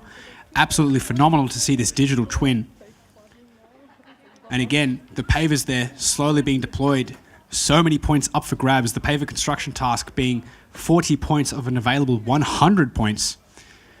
And slow and steady operation of the Rover here. They could manage to snag so many points relative to the other competitors. Nova Rover showcasing just how difficult it is to deploy their pavers, but also navigate across the surface and perform excavation and movement of rocks and regolith. And again, the Polish team making perfect time here, 16 minutes. Looks like they've deployed quite a few pavers as well.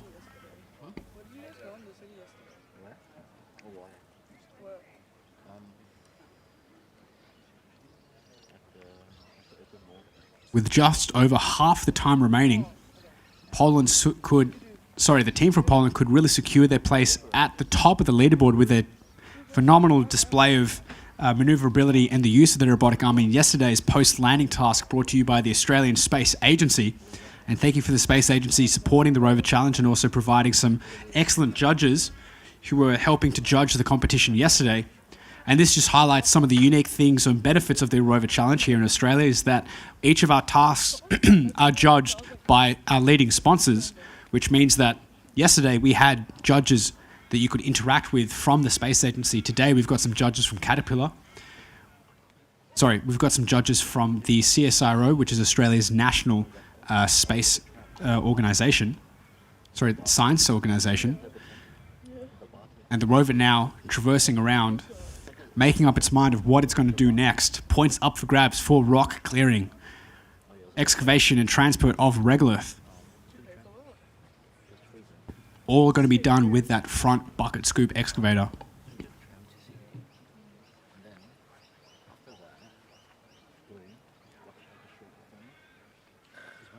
And those Rover wheels demonstrating some really good traction and maneuverability across the surface. No issues with digging in or trenching. Really good control of those motors. No slack, no jitter. The team demonstrating how a good solid foundational base of drivetrain and suspension connected to the chassis mean that traversal across the surface poses no significant issues. But now we're going to see how it goes with excavating regolith from this regolith acquisition zone, which is going to be the pile of regolith just in front of the Rover. And the Rover looks like it's going to be using a front excavation approach, where it's going to use the wheels to generate that horizontal excavation force into the bucket and to dig up regolith. Now, you can do excavation like this using the Rover's wheels to generate those forces, or you could also use the robotic arm.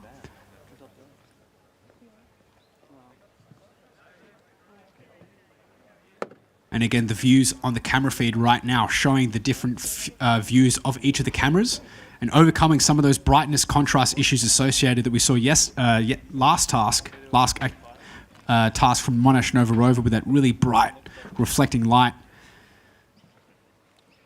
And it looks like that excavator is going to get a really nice solid chunk of dirt inside. And again, as a refresher, 25 points for depositing material on a varying scale, 5 points for any mass deposited into that hopper, 10 points for at least 100 grams, 15 points for 100 grams to 5 kilos, 20 points for 5 to 10 kilos, and 25 points for at least 10 kilos. Now, the amount of material that little bucket can excavate could be on the order of a few hundred grams, maybe a kilogram if it's really compacted. So how many trips are they going to use? How much time are they going to spend on this activity in relation to the other points up for grabs, including moving those rocks, deploying some more pavers?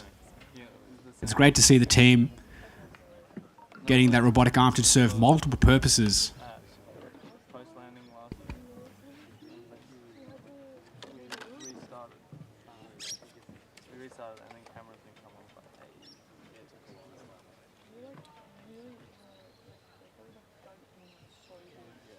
so hard, people don't see anything.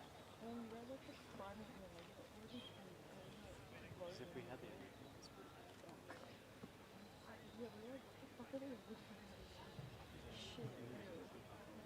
Yeah, were you in the base station before?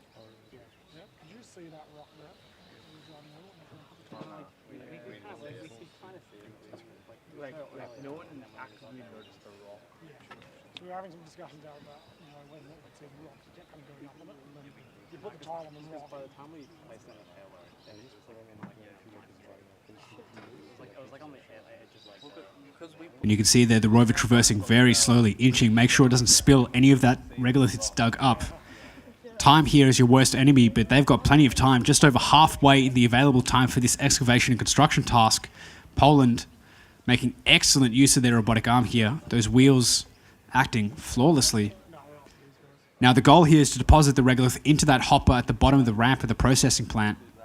We do weigh the mass at the end of the task, which is why I recommend teams to check the leaderboard live as we continue to update the points. And again, here's a view showcasing the challenges associated with operating a rover, trying to deposit that regolith where you want it. And again, this is you're viewing what is going to happen as part of the Australian rover on the moon in the not so distant future. Awesome rotational axis there. Let's get a huge round of applause as they deposit the first amount of regolith into that hopper, scoring a huge amount of points. Executed flawlessly. We love to see it. Now, what do they do next? The world is their oyster.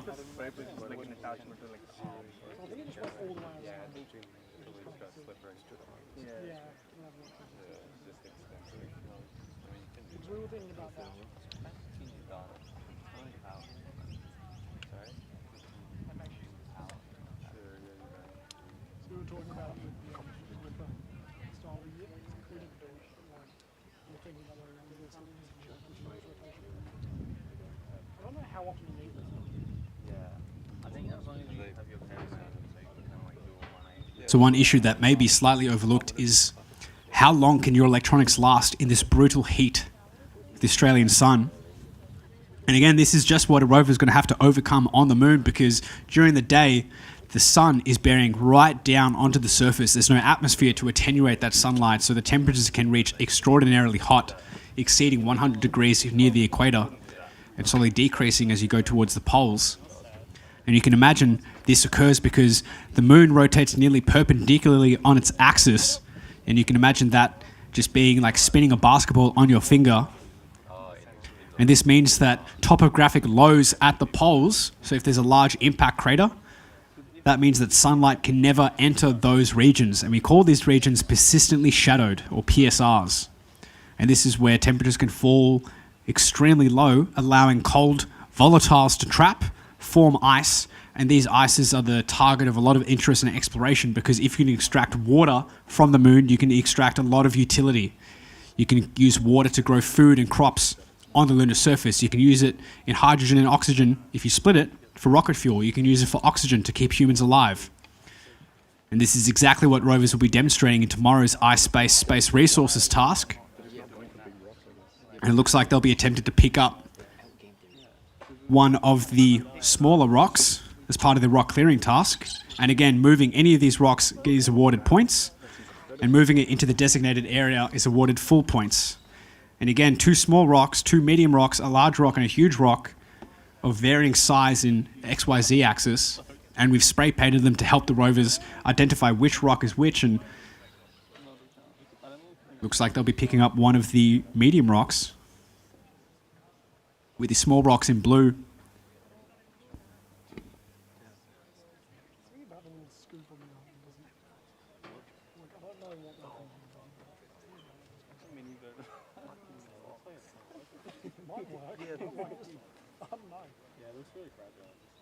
Very precarious. Yeah. The arm. Oh, is this the last year thing?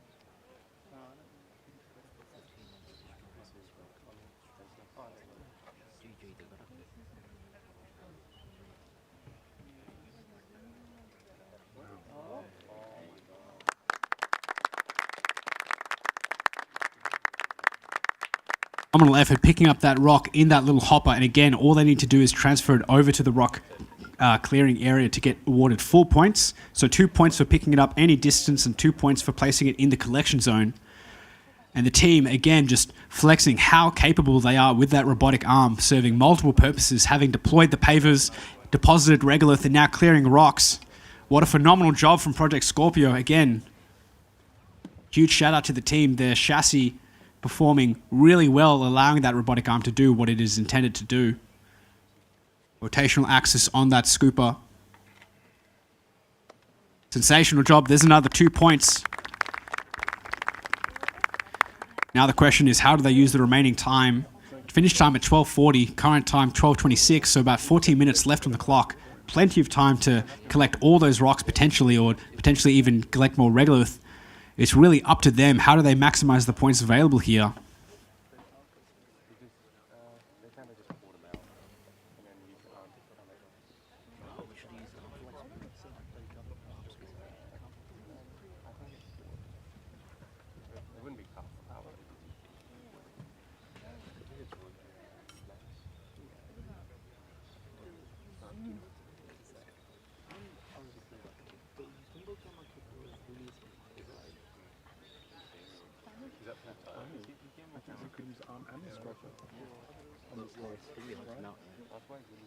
Yeah, if Chassis can find a way to mount both, why not? Because the arm for building that and for picking up the rocks would be so much better.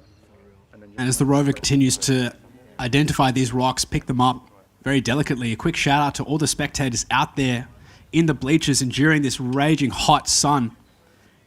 Not a cloud in the sky. Absolutely blistering heat. So thank you. I'm over here chilling in the shade.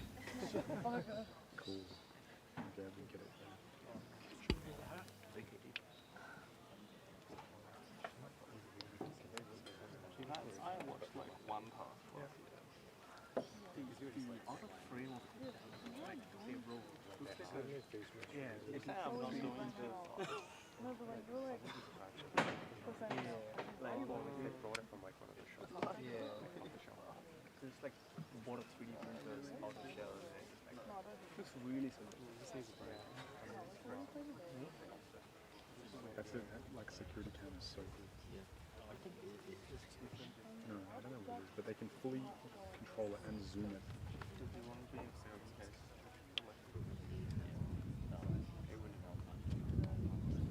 But we wouldn't know where to like put it. Because they have like a nice frame up high. We don't have like anything like that. Our master's not scoring.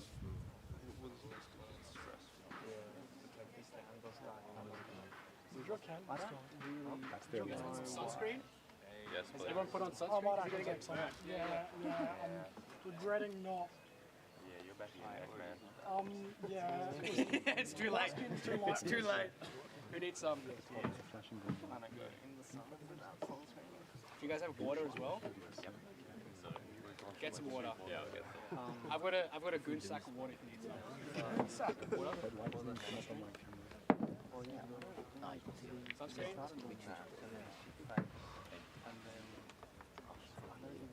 There were like Thank you. Just go back to the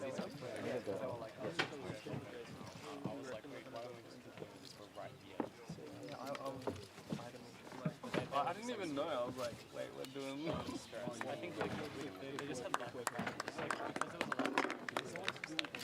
The team picking up another rock. Every action here does get them points. Do you guys need some sunscreen? Looks like you need some sunscreen. Yeah.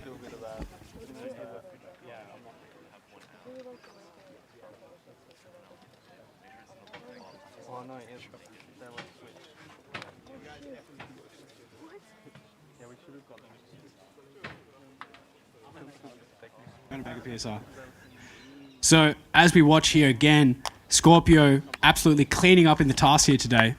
Hello, live from the lunar surface. So we've got so many astronauts out here today. And again, thank you to all the teams who come down and support each other. This is what we're trying to cultivate here at the Australian Rover Challenge. It's not a competition where we're battling out against each other. We're all trying to learn from each other's mistakes, learn from each other's success.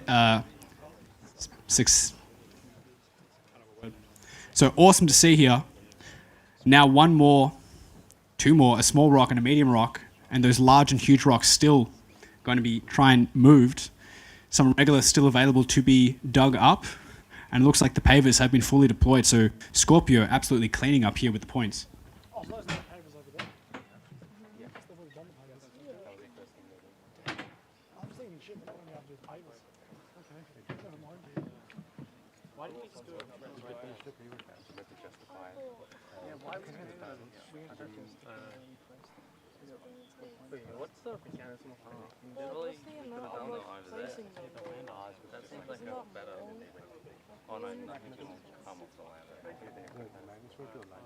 Oh, so you just got like well aligned poles. Yeah, you're not going to come off the ladder once it's like again. We probably should have done the other project. We could have just done it right over. No, we have to place the paver there. No. Yes, but moving the process of some plan. They weren't able to right? But we did. That's because we were starting to put it. We were wanting to put it down. I don't think. No, it's because we were. Well, I think we got there and then we were like, oh, where are we going to put it? And then started like everything went down, and then that's when it started slipping out. We just didn't have enough practice.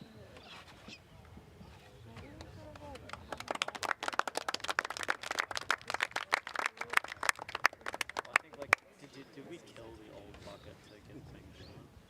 Yeah. I was going to say, there probably should have been a point of like kind of returning, or just a point where we just like no-go the new bucket and just went back to it. It wasn't a bucket. It was electrical. Yeah, but I mean like over the past 2 weeks. I mean like the past 3 weeks. Like we've been spending so much time like the whole new bucket experience. We could have just like used the old one. Was your scoop new? Yeah, This year. then it was meant to have like doors that open. Oh. But then we had electrical problems. We had to this morning. So I was saying, it would be cool if you had like jaws to grab the rocks. Yeah, no, we did.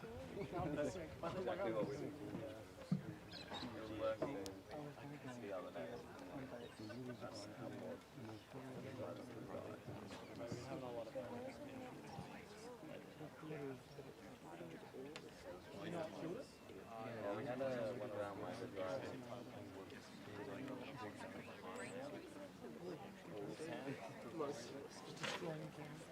Like, or it didn't like heal up, but when it was plugged in.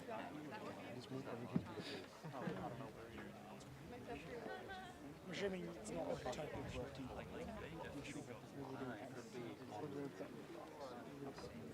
We can do that.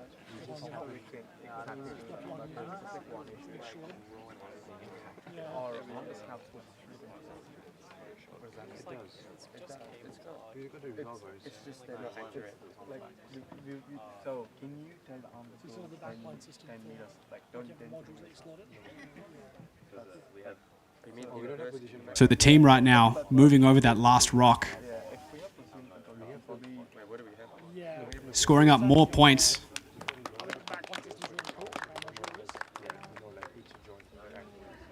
Oh, so we don't have. No, we can move it in the frame. You can't tell it again. Position above position. Yeah, we can use IK, but I can move the joystick and it doesn't actually tells you like 10 meters. It just moves. It tells you you can move the velocity. And Project Scorpio approaching these last two rocks, 5.5 minutes left. They could secure a lot of points here. And again, they could secure even more points over depositing regolith. So really the decision is theirs, what they do and what sequence they do it. But currently, they are the reigning champs of yesterday's task and potentially the reigning champs for today's task.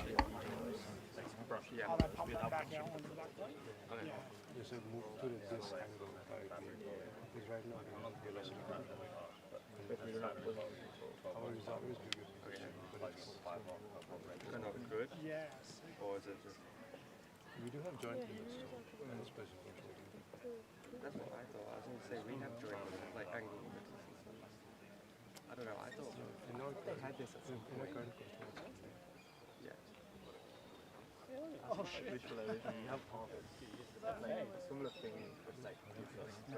And the dimensions of that scoop really just trying to barely fit around this rock. 4.5 minutes. Again, if they manage to move this rock any distance, they get points. So they've currently got points under their belt. If they manage to pick it up and move it into that collection zone, they get additional points.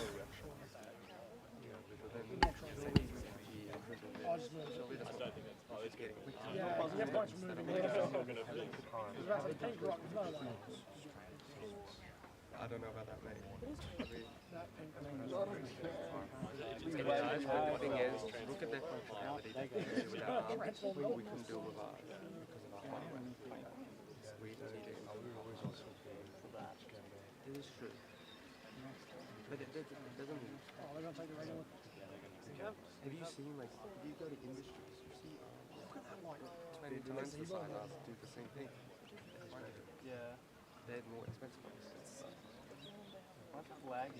Like the Rover is going to reattempt to go excavate small regolith, get some more points under its belt for the amount of mass it deposits into the hopper. Those rocks proving just too big for that hopper to pick up. Potentially, I believe that scoop could definitely work if they had more time. But again, this is one of the interesting things with implementing a time constraint. Really requires the base station operators to execute and act, problem solve live of what they can and can't do within the time constraints available. So again, 3 minutes, very cruisy lead here. Going to go pick up some more regolith. Very interested to see how much material they have deposited. Again, it's a scaling point value, a maximum of 25 points, a minimum of 5 points for depositing any material, up to a maximum of 10 kilos.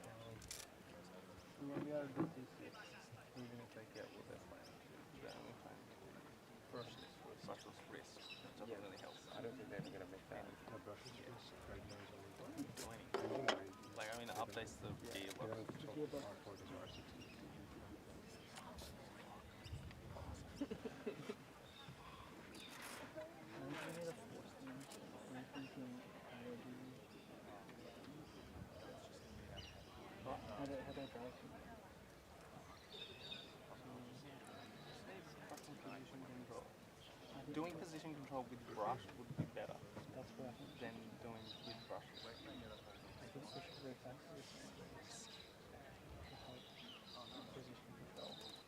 And some slack there coming from the robotic arm, and that's issues associated with the motors having a little bit of backlash on that wheel, transferring all those changes in force through the robotic arm onto that last linkage that contains the regolith. So losing a little bit of mass, but not too big of an issue. With just over 1 minute left on the task, they could deposit this remaining amount, which could push them over a key threshold to get more points.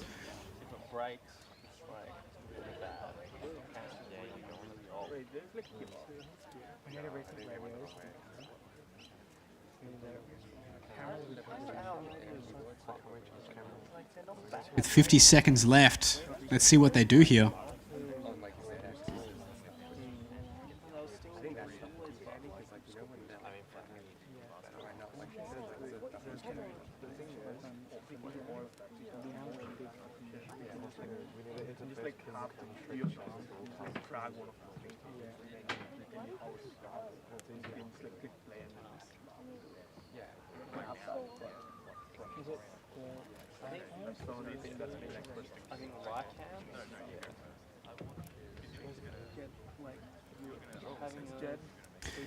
With 10 seconds left, let's see if they can deploy this massive material. Really nail-biter here. With 8 seconds left, any material out of the hopper does count. Any material after the close time does not count. Real nail-biter there. Let's get a huge round of applause for the team from Poland, Project Scorpio. Phenomenal effort out there on the pitch today. And with the end of that task, we've got the field reset, so Scorpio, feel free to go collect your Rover off the pitch as we reset the field for the next competitors.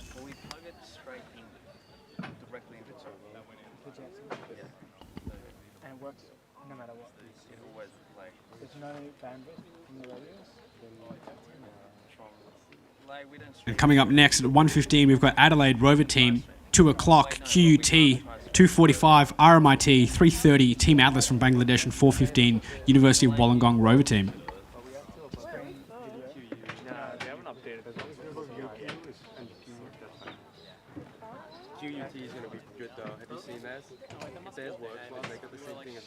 We do have a brief 30-minute intermission from now, 12:40 to the next team, Adelaide Rover team at 1:15. So please go get some sunscreen, go get some water, go get refreshed in this blistering Australian summer heat. Welcome to South Australia, welcome to Roseworthy, and welcome to the Australian Rover Challenge. Thank you very much. We did till like 3 days ago. Like, we've got the motor on it, we have to take it up because we were having electrical issues. But yeah, so we're keen to see you guys from really cool to see how. I'm very excited. So yeah, I'm just gonna go. That was pretty much built by one person. I feel like a lot of you see in systems are like, oh, this is gonna be done. This person can do that. The universe's newest city is home to 1,000 people. And every year, over 10,000 come to visit.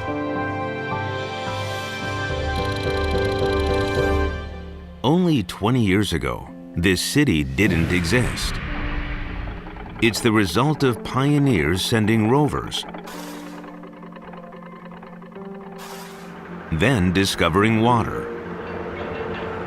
The hydrogen and oxygen separated from water becomes energy, creating the foundation for a fuel station.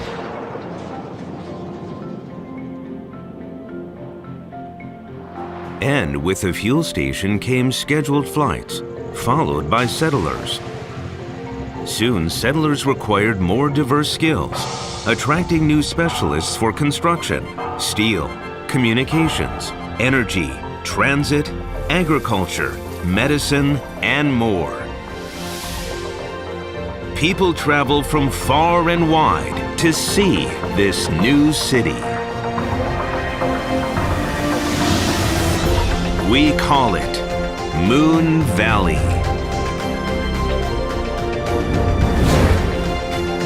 The moon is the new staging ground for your next level business. Expand our planet. Expand our future. iSpace.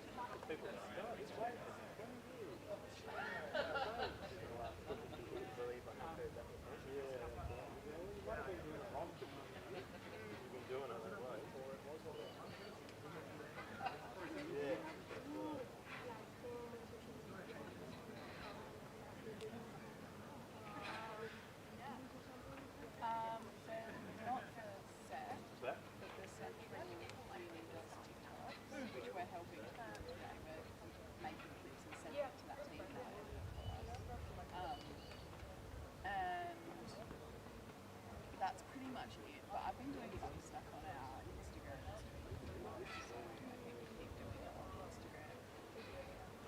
But it does still have to be accessible to set. If it's on our Instagram, we can't just do like general. It has to be like only all set students.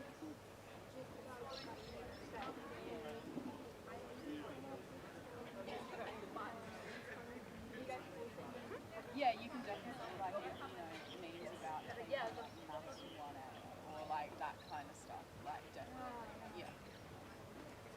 Really emphasize the point of sure.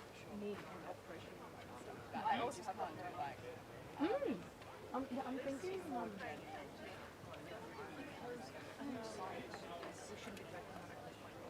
which is super easy to do.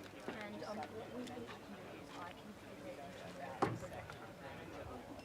Like it's really easy, and all you guys, everyone in the program is doing that's important. The degree is like you get that. So anyone that's in the program, but I don't know. I can help us with the overall. And sort of like maybe do a little bit of like down to there. I'm thinking of obviously being assigned to anything until science comes up. True.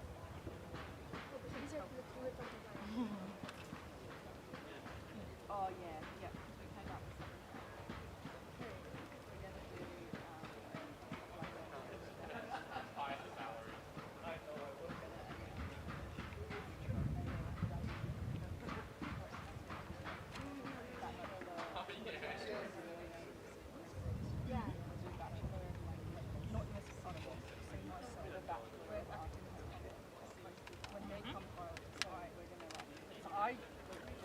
going to school. I will find out doing that degree.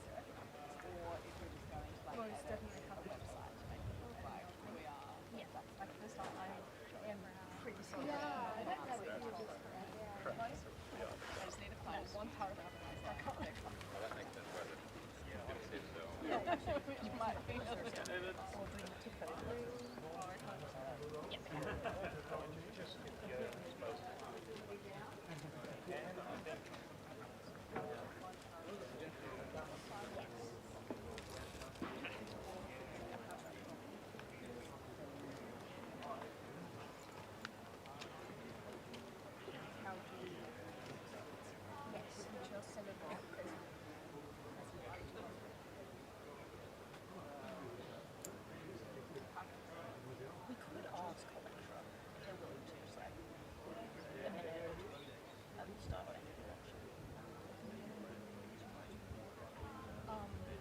One of us will go. Let's brainstorm about this. Technically, we do have a yeah. I feel like they're fun.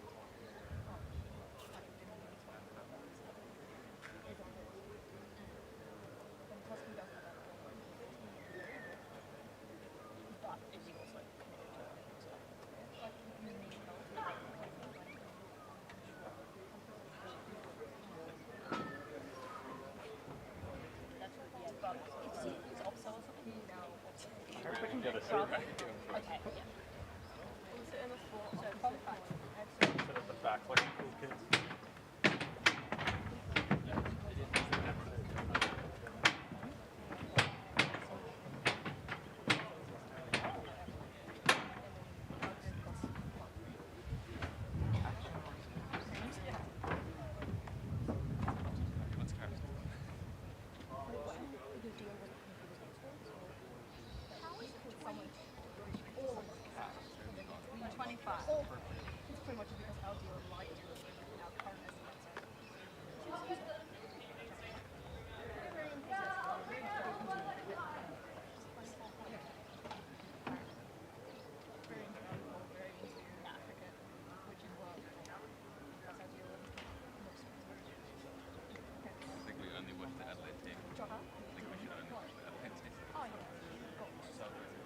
Sorry, what?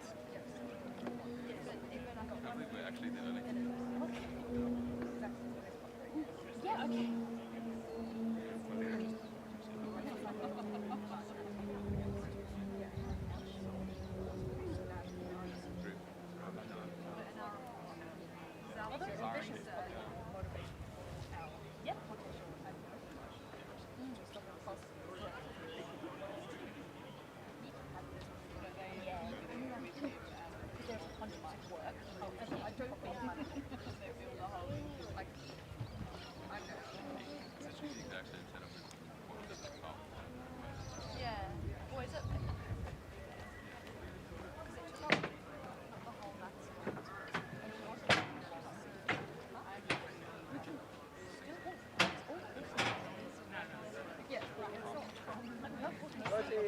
No, people bring their face. Never mind. Hey, what am I saying?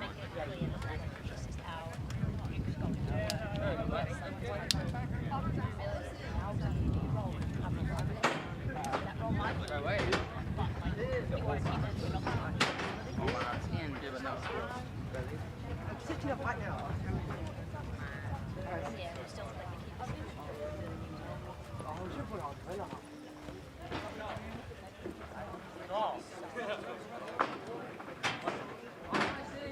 And where you start. This is where you find a top 100 university, world-class research, and these little guys. This is where you study crashes and become cancer smashers.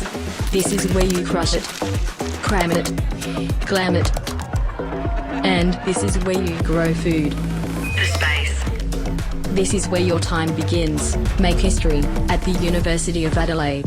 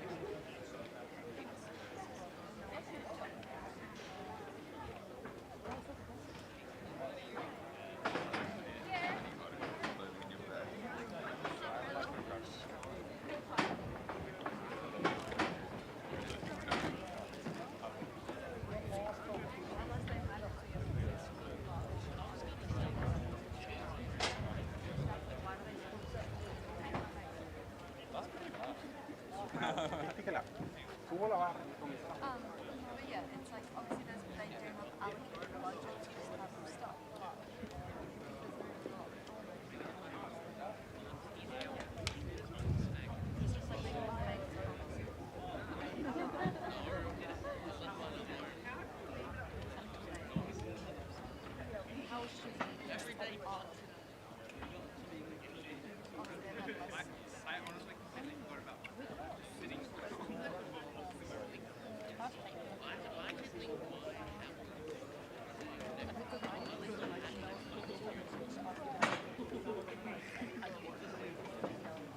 Now, up on the screen, the start time, or the local time is 1:17. The official start time for the Adelaide Rover team was 1:15. We're currently eating to their 40-minute allocation of time.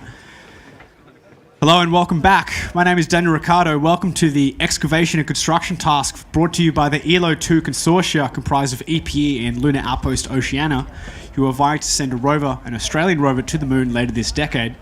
Currently, you're witnessing the Adelaide Rover team over at the judge tent trying to do some last-minute troubleshooting and problem-solving to figure out what's wrong with their rover before they load it up onto the lunar surface and begin their descent down that ramp onto the lunar simulant that we've collected.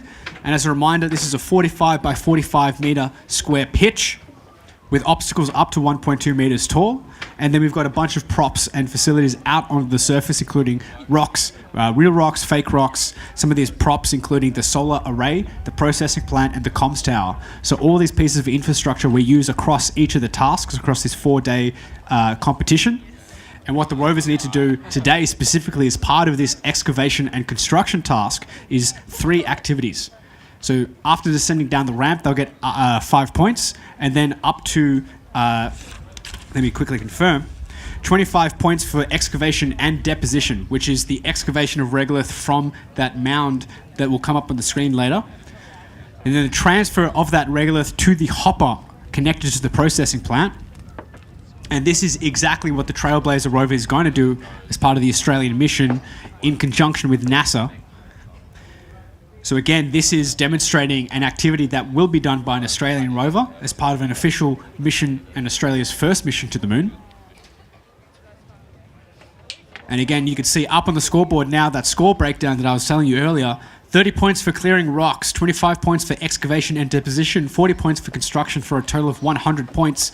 Now those rocks, you can see out at the front of the pitch, spray painted in different colours. So each of those rocks will award points for being moved initially, any distance, and additional points for being repositioned to a designated area just adjacent to it. And again, construction, now each team had the opportunity to design and build their own pavers, which the rover will then deploy out on the lunar surface and construct a dust mitigating feature. And again, most rovers today have utilized these large excavators, Project Scorpio from Poland, demonstrating just previously what they could achieve with a smaller scoop at the end of the robotic arm. So interesting to see all these different approaches used by these different university teams in addressing the same challenge. And again, 1:19, 5 minutes into their allocated 40-minute slot. Adelaide Rover yesterday demonstrating some big leaps and bounds in their ability to navigate across the surface compared to previous years where navigation has been an issue. But it's great to see the team really improving and iterating each and every year.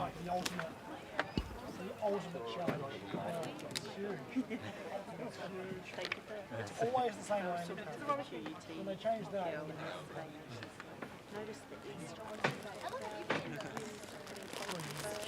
I might go on a fourth year, I'm not sure. I have to be in reduced honours. I just have honours.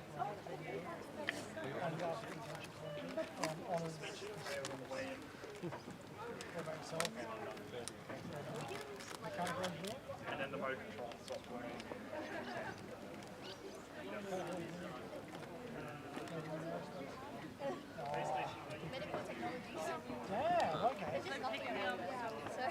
And with that, the field team has left the field for the Adelaide Rover team. And again, the team is decomposed into 2 teams, the field team and the base station team.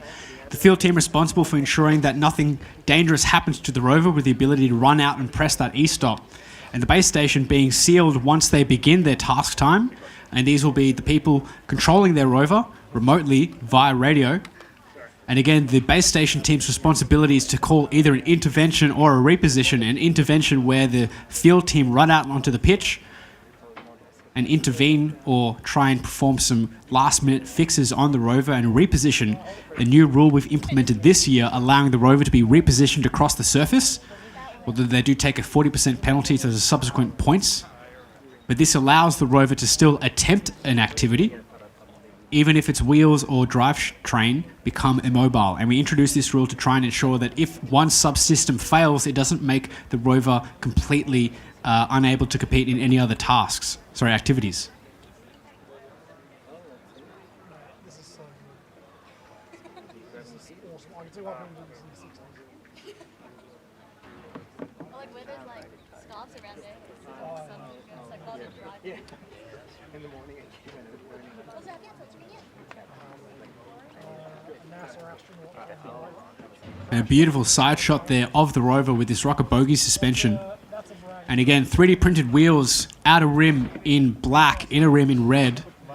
So again, the benefit of using 3D printing to design and develop your wheels is the rapid iteration you can do, the complete control you have over the geometry, the different materials you can use, and of course, if something breaks, you can just 3D print a new one. Now, I did see there is a slight deflection you can see of that outer rim, that geometric pattern. Now, that was probably printed in a flexible material, a flexible plastic, which allows a little bit of deformation, and then you've got that inner rigid red wheel providing some structural integrity. So that combination of two different materials, two different plastics in the wheel, allowing you to have a little bit more control over the deformation of your outer rim and the structural integrity of that inner rim, allowing the forces acting through the rover into the ground to be distributed a little bit more easily and to generate a little bit more traction.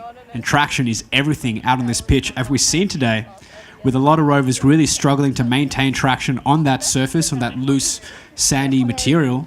We got the highest amount of points we've ever gotten in the post-landing task, which is insane. And the arm actually moved this time. That was, in my first year, the arm didn't move. It was literally there for show. And again, the time is 1:23. We're about 8 minutes in to their 40-minute allocation. And a quick shout out to all the participants out here today. Thank you for persevering this extremely hot, blistering belter of an Australian summer day. There's not a cloud in the sky, nowhere to hide from the heat, nowhere to hide from the illumination. And we saw previously from Monash Nova Rover just how tricky that illumination is, really interfering with the camera view that the base station operators have. And again, if you're interested in joining a team, starting a team, please get in contact with us. We're looking to start a rover team at universities all across Australia to try and increase our reach and the engagement of students in STEM, but also all the support and other roles that comprise a successful team, ranging from business and operations, media, communications, HR, economics, if you're looking at business development and the budget aspect to make sure that the rovers are staying on time. So all these roles, all these backgrounds, all these disciplines make a good and successful team. So as long as you have a passion for working hard, working together, and a passion for space, you could have a very successful career as part of one of these engineering teams at a university. And again, for everyone here, a quick shout out to the the task sponsors today for the excavation construction task, ELO 2. He'll be having a demonstration later today at 5 o'clock, demonstrating their rover. I don't know where the camera is.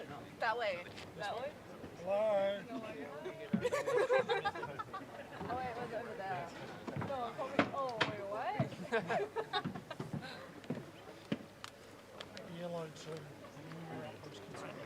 So that feed right now of the base station team, it looks like it's being controlled by an Xbox controller. And this is often either an Xbox or PS5 controller that are used to control the rovers because it's really intuitive and a simple way to connect to the rover and operate and use a lot of different buttons and functionality. Some teams use joysticks. It's really up to the team how you want to interact and operate that rover.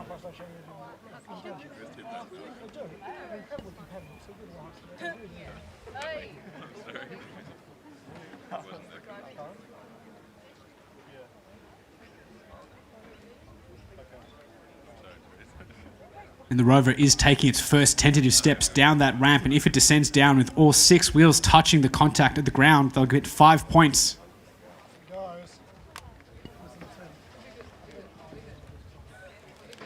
You know what? The sun's that way, so even if you didn't lock yourself up, I'm still. So you and Jake can lock. Nice. It's amazing how physics works. And fantastic job to the Adelaide team, having successfully descended down the ramp. And I'll just reiterate for everyone watching at home and for those here, the fact that they're able to move off that lander is the culmination of a lot of hard work, a lot of complex systems interacting with each other. Now, this rover is being remotely operated via radio from that rover's antenna sticking out the top to the base station antenna, and then relaying that information back to the base station and their screens.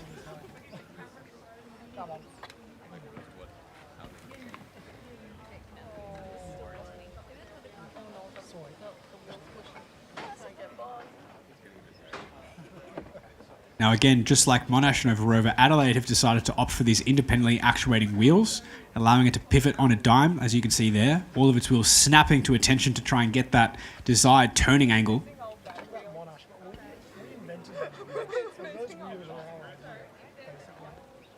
I mean, you reinvented an idea then. Well, it exists already, but like we were the first to implement it now, so. Yeah. So like, sure, some researcher at NASA came up with it, but we took it to the Australian market, you know, so. And then Monash is imposters.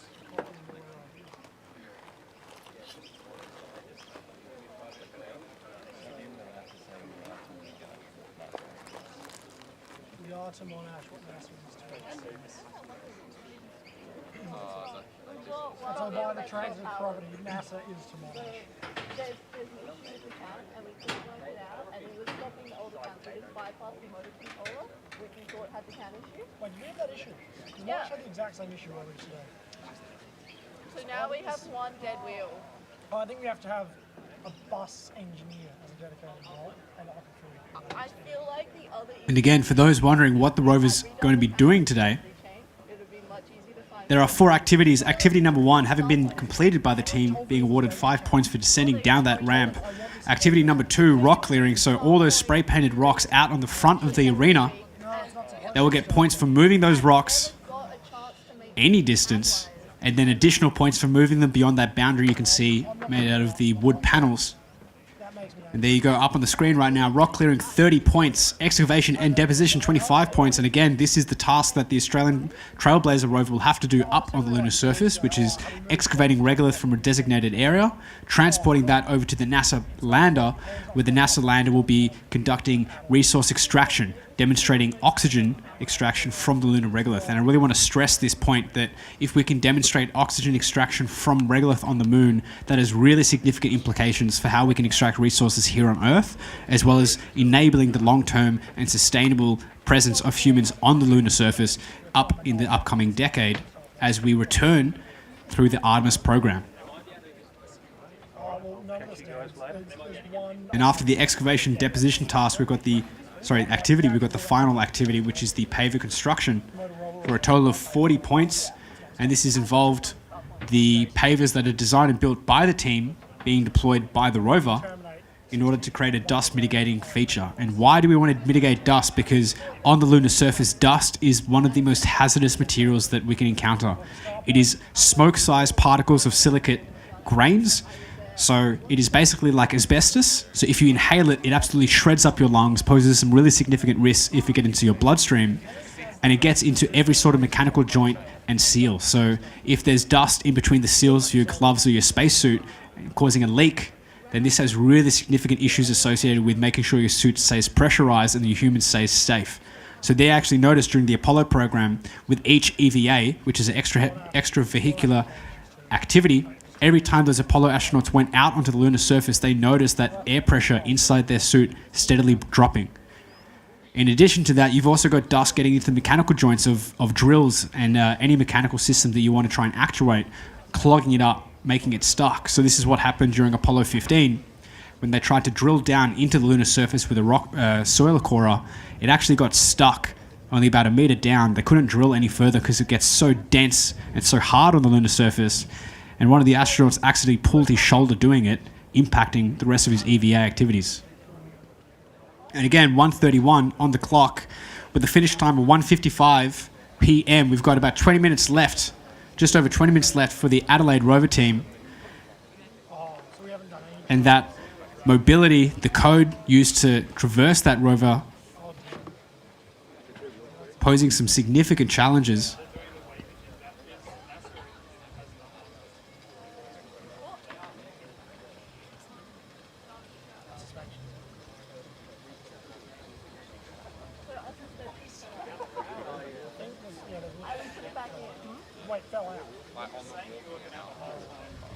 So it looks like the rover is traversing over to those rocks to begin clearing them. And again, if they move the rocks any distance, they do get points.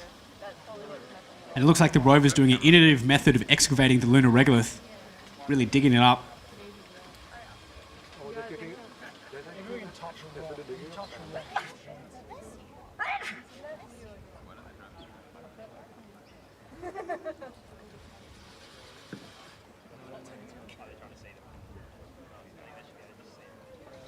Saying maybe next time we'll have someone bring it. So like, there's just a procedure to follow.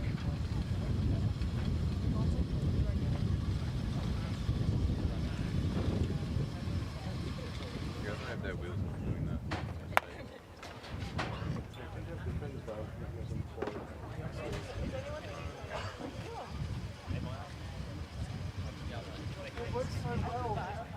Great view.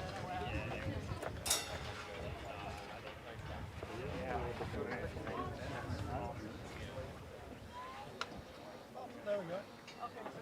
Scoop moves very well. Scoop works really well. So yeah, motor controller died when we were setting up here.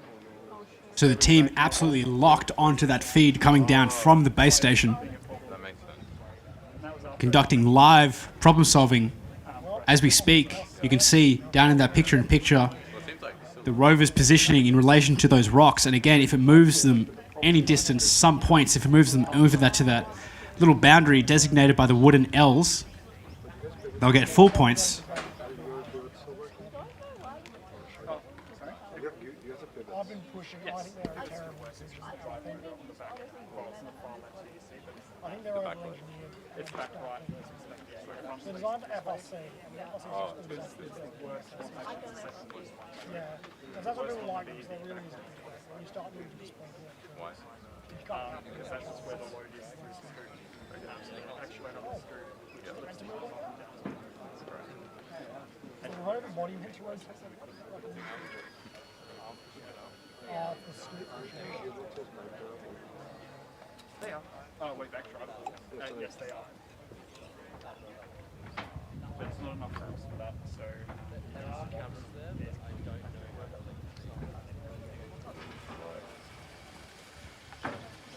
Oh, they're going to try and push their way through it. And that code, in terms of how the rover actually executes the function of moving around, proving just how difficult it is with increasing complexity of many wheeled systems. So again, a simple question like how many wheels do we use? How do we actually drive around? So many approaches to this simple question shown by the teams. We've seen 4-wheel and 6-wheel rovers in different suspension configurations, different ways of how they actually manufacture their wheels. And this is one thing that I love about the Australian Rover Challenge, is teams being able to see how other teams approach the same problem, which approaches actually are successful. And we call this the meta. What is the meta for how they actually use their drivetrain, the suspension and the wheels? We had a design, but it really had a mass problem. Being no rooms to use. So, like, we have to Oh, is it a front wheel? No, it's the back. That's good. Oh, yeah, exactly. Just done the same.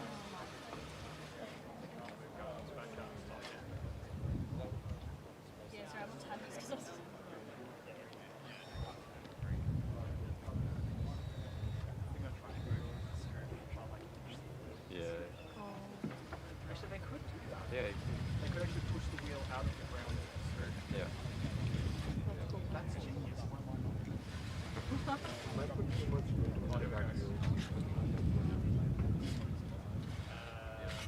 Maybe not, but the modes we have now are quite hard. We experimented quite a lot. Apart from that one, we have really good traction.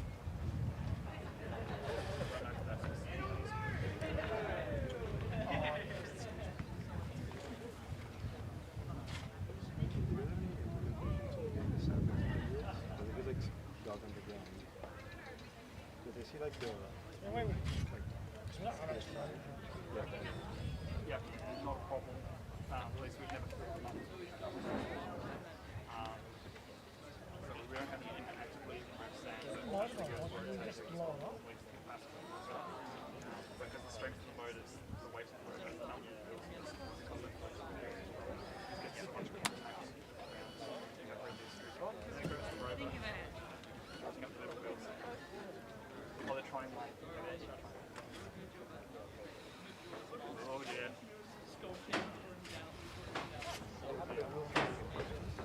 Sorry? Oh, dust storm. Sorry? And that rocker bogey suspension showing off and that huge excavator at the front. And you can see the little linear actuators, which just mean a actuation on a linear axis, which are used to pivot that excavator bucket. And again, if they move those rocks any distance, if they decide to go excavate regolith, that huge excavator could get nearly several kilos in one single bite, depending on how much traction force they can actually generate.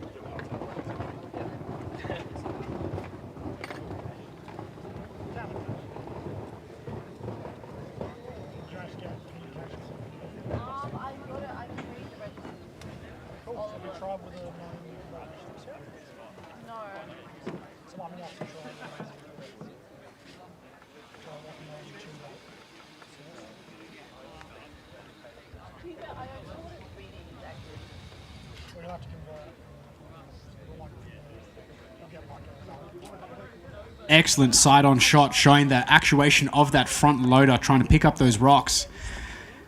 And I've received word of some of the incredible problem solving from University of Adelaide. So during the start of their task, one of their linkages for the suspension actually snapped, and they've managed to fix that in such a short amount of time, and they're currently trying to combat against one of their motors on their rear wheels not working.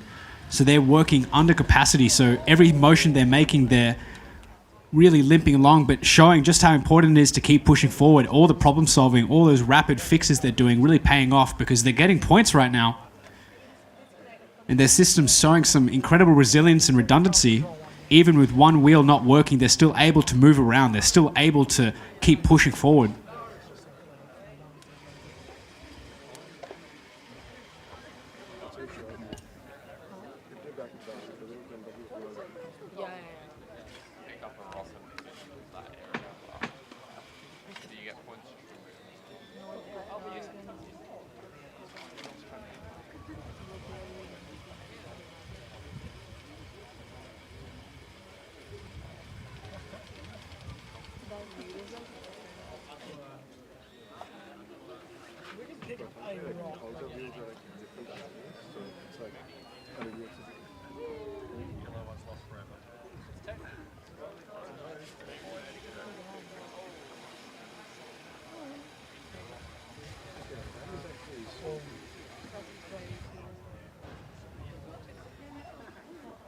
I mean, on the boss side, it looks a lot like the mechanical engineers. So the Rover really showing off its flexibility there. They're able to get some regolith in the scoop. Now they cannot deposit that regolith over to the hopper. It needs to be from the regolith acquisition zone, the designated area, but they can move these rocks, get these points. How much time do they spend in this rock collection task is up to them. But again, their task time finishes at 1:55, so just about 9 minutes left on the clock for them. Sorry, just over. 13 minutes, sorry. So plenty of time to make a lot of decisions here. How much time do they invest into the rock clearing? Do they decide to pivot over to their excavation task? And it looks like their excavator is quite capable. But again, this loose lunar surface, again, proving just how difficult it is to drive across it.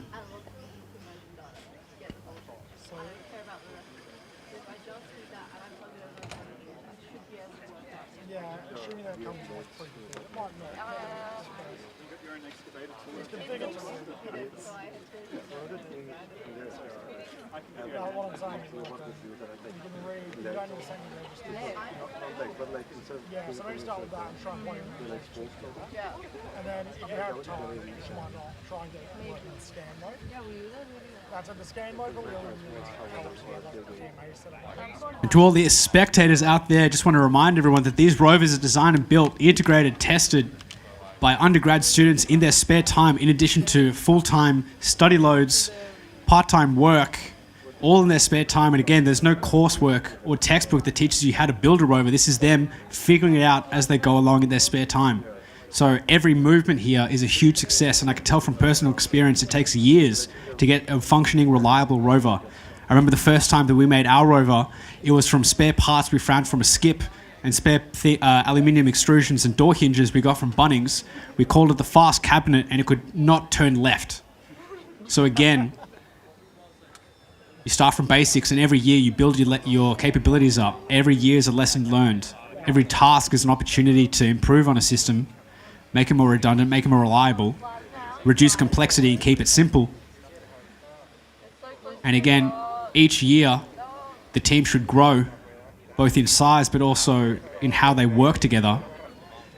And one of the things that we would really love as we grow the Australian Rover Challenge community is to see more teams, but also more students get involved. So for all the students here today, I really recommend you continue to persevere and pursue those activities that interest you, but also try and talk to some of the teams here. There's a lot of people with a lot of experience here in both potentially a course that you're interested in pursuing, but also a team that you may want to join.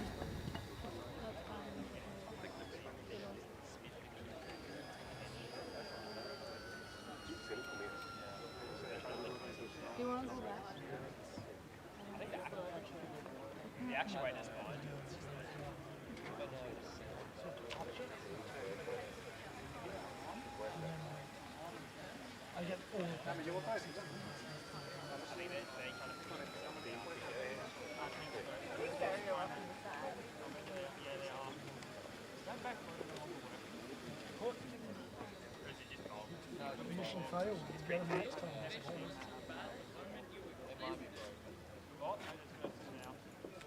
Do you have any stand motor controllers? You don't. Not that I know of.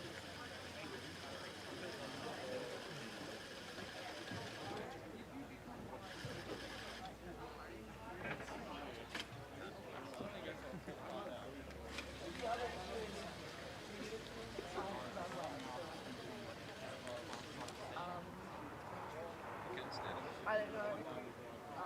Superior Henry and I. No.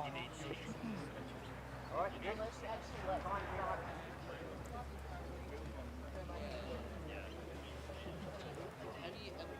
But he was really keen on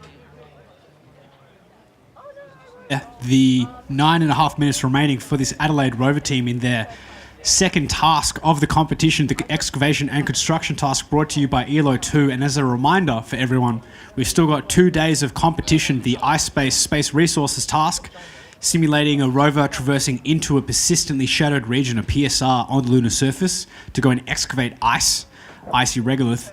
Now, why would we want that? Because water is one of the most valuable resources we can get off Earth, because it allows us to perform a lot of agricultural tasks in terms of growing food off Earth. You can split water into hydrogen and oxygen for rocket fuel. And the rover absolutely pushing itself through that dirt. It looks like they took off the limits for how much power they can generate through those motors. Burning through, and you can see that dust just billowing away. And this is a huge issue that may have to occur on the surface. As you're operating a rover, you're creating your own hazardous environment. So how does your system combat that dust, combat that loose regolith, especially if you're a foundation services rover performing excavation and construction, moving regolith, traversing across the surface? How do you deal with the environment that you're creating? And again, this is an issue that I'm trying to address with my PhD. The fact that you're traversing into a PSR where the temperatures have been below 100 Kelvin or about minus 200 degrees for billions of years, the moment you traverse into those environments, you begin altering it. And this raises the question of how we explore sustainably and morally into environments that we've yet been. The rover now really pushing its way through the surface. One of those rear wheels, I'll remind you, is broken, so it's running on 5 out of 6 wheels, really trying to push itself through that regolith, that loose material. 7.5 minutes left. They've tried really hard to move all those rocks. There's still plenty of time, though, for them to go excavate regolith and deposit it into the hopper. If they deposit any material, they'll get 5 points. If they deposit at least 100 grams, they'll get 10 points. So every point here does matter.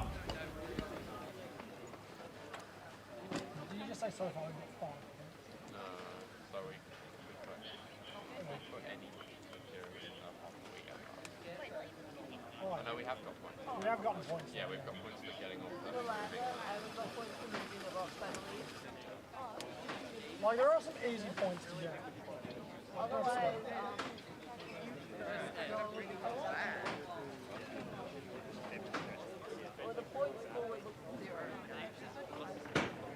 We've got some points.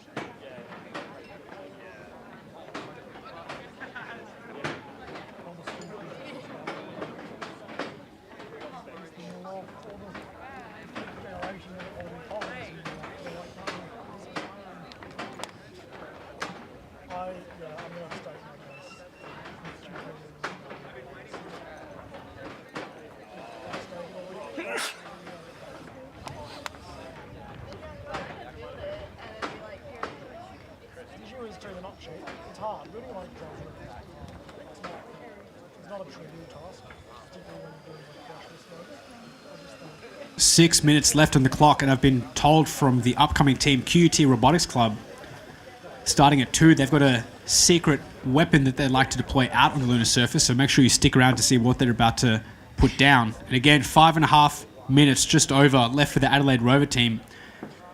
If they continue attempting to move these rocks, there are some points available to them, but that loose lunar surface really posing just how difficult it is to traverse.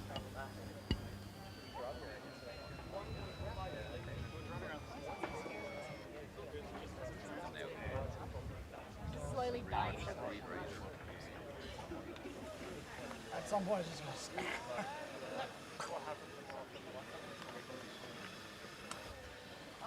Well, that's the call of the base team. Of the people in the base team. And there's no point telling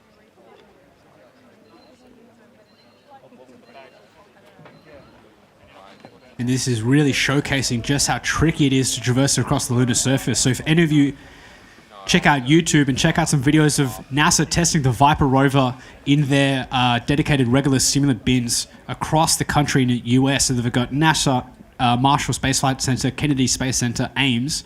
They've done some vigorous testing of the system so you can see just how easy it is to sink down into that regolith, which is why Viper actually has actuating linkages in its suspension, allowing it to inchworm like a caterpillar through really loose, highly immobilizing regolith, even when its wheels become immobile. So really recommend you check out that footage of how the Viper rover is trying to overcome issues associated with loose regolith. And this is one of the unique benefits of the Australian Rover Challenge, where we're really showcasing in a lunar context some of the real world issues that rovers will have to overcome as they get sent to the moon. So if you're thinking of building a rover, if you're a large multinational company and you want to test your rover, I recommend that you come down to Roseworthy here in beautiful sunny South Australia to the University of Adelaide campus. Put your rover to the test alongside these undergraduate teams and see if you can compete in the Australian Rover Challenge with years of experience up against these students who are absolutely dominating the course today. And just over 3.5 minutes remain. Those rear wheels really finding a lot of traction, maybe too much traction in the soil. And I'll reiterate, there's so many complexities associated with the drivetrain. How are your linkages providing suspension and mobility? How big are your wheels? Sometimes a bigger wheel is better in terms of the clearance over the obstacles, as well as the amount of surface area that you can contact with the ground, generating more traction, as well as how fast you spin those wheels. Sometimes too fast, you'll overcome the shear strength or the shearing force of that soil, and you'll just generate slip. Slip is the enemy of rovers because you can easily dig yourself in, as we're watching right now. And again, mobility is critical to the success of any rover being sent to any extraterrestrial surface. So on the moon, on Mars, making sure that it's really a bottom-up approach. You can have an incredible robotic arm, but if your rover's wheels don't work, you can't use the robotic arm, which is why here at the Australian Rover Challenge, we can reposition rovers in case you do become immobile. You're still able to go attempt a task. So again, that is an opportunity available to the team. However, they will take a 40% haircut to the points that they attempt afterwards. So again, interventions are available, called by the base station team for the field team to go perform some quick maintenance on the rover. So there's lots of things that a team can do if rovers become immobile or stuck, or if a system breaks down. 2 minutes left on the clock. They've really been trying to invest all their time into clearing these rocks.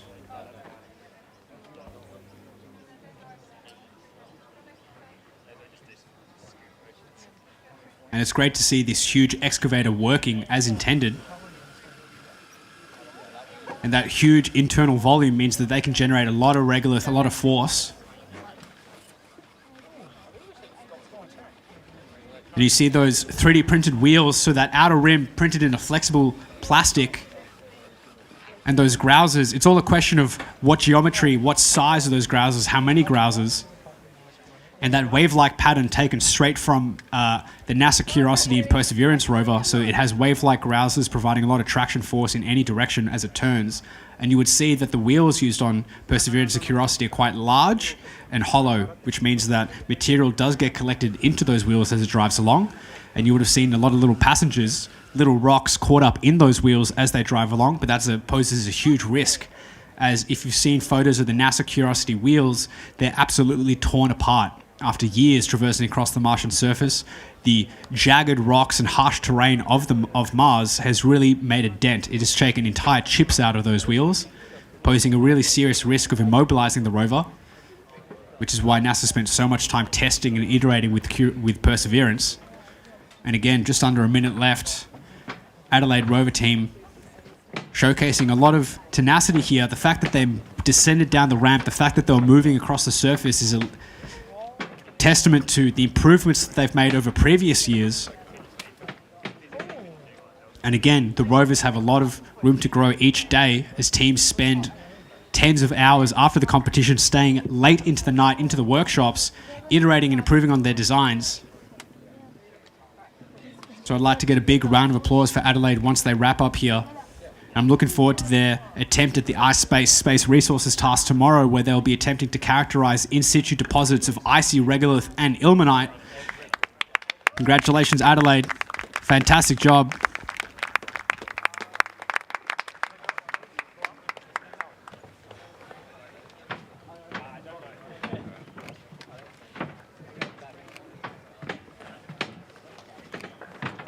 And a quick peek at the scoreboard. The Poles, the team from Poland, absolutely dominating the scoreboard right now with a very competitive lead of 40 points above Monash Nova Rover, followed tightly behind by UQ Space with only 20 points between them and an additional 20 points behind them, QUT. However, QUT may snag a top spot here as they roll the rover out onto the pitch in their hot rod orange rims. And of course, the leaderboard right now may shuffle a lot, as a lot of teams have yet to compete. So following QUT, we've got RMIT, Team Atlas from Bangladesh, and the University of Wollongong Rover team. Now, I have been told from QUT they've got a special weapon right now. I'll speak a little bit later once they deploy it.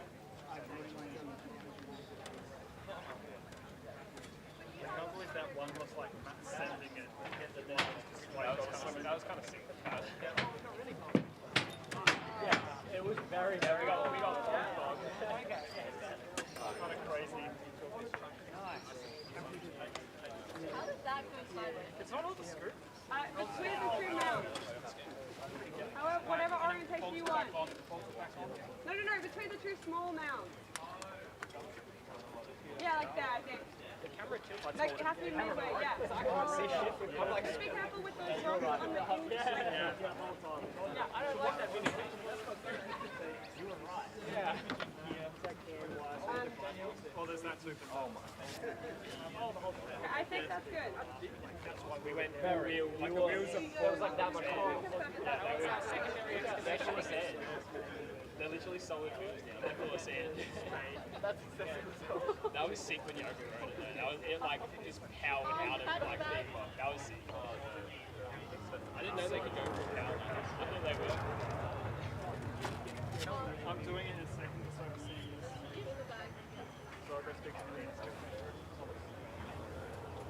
you got every rock. We did. We actually all material without roaming at 19 points. You touched every rock.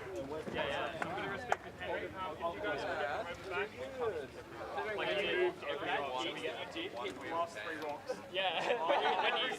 when you went speed. Do you have a photo of this? Move back. I don't know how long.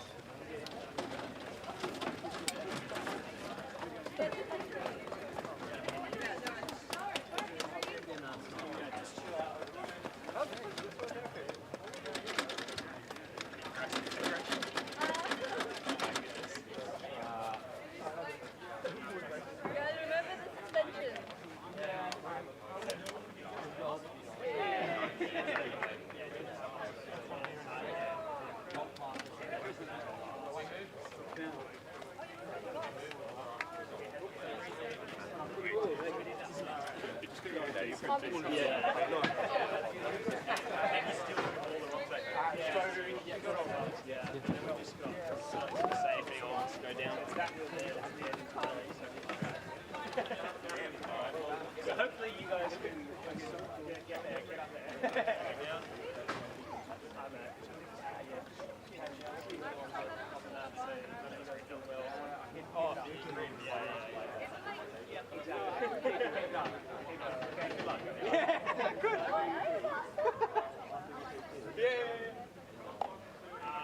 Just before we went on, we busted a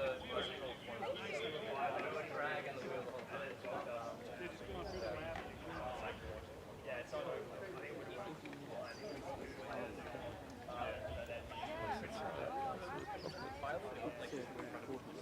yeah, it's dragging. Like the whole dragon like that. And then the other one was like so we moved around. And the ground was like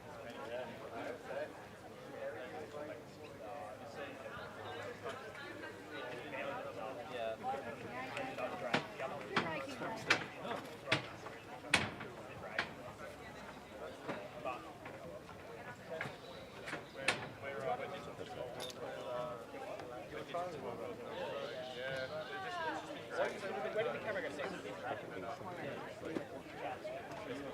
Oh, good. You can go. You guys were lifting the road rough. Yeah.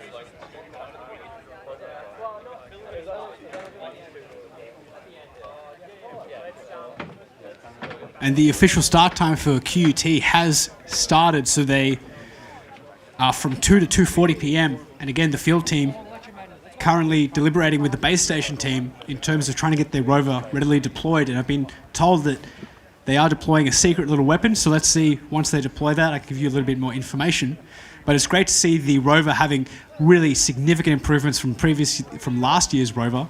And again, it's great to see that the QUT robotics club, really taking the lessons learned from each task and each year here at the Australian Rover Challenge and really implementing some novel design solutions to some common problems. So great to see that they've gone for a 4-wheel simple rocker system with some incredibly nice hot orange 3D printed rims. And again, multi-material here, so that black outer tire printed out of a flexible material and slots right over that inner orange hub. They've got a diff bar helping distribute the load, so if one of the wheels goes up, it provides more of a back force on the opposite side rear wheel, enabling the rover to avoid being tipped over or tipped on its side. And again, this huge excavator at the front, allowing it to dig into that regolith and flip rocks. So a lot of the teams have been opting for this large front bucket loader.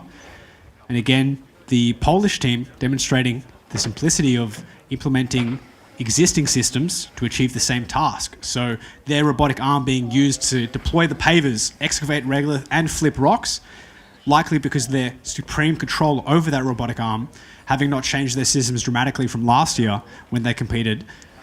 And it's great to see the Polish team really showcasing the intricacy and knowledge of the limitations and capabilities of their system. And you would have seen in their graphical user interface that shows all the different camera feeds and all the different info and telemetry of the rover, really showcasing how they have full awareness of their system in three-dimensional space with that digital twin model, as well as lots of different functionality in terms of understanding what goes wrong and returning back to that safe position. So excellent to see. And with the field team from QUT walking off right now, that could initiate the start time for QUT any moment now. 3 minutes in, great to see them on time. A lot of teams eating into the time, trying to get their rover set up in ready for their task. And again, welcome. My name is Daniel Ricardo. We are at the excavation and construction task brought to you by ELO 2 here in sunny Roseworthy, South Australia, hosted by the University of Adelaide. So thank you for tuning in, all of you back home, wherever you may be across Australia or over the pond internationally. And again, on the screen right now, you can see the scale of this arena.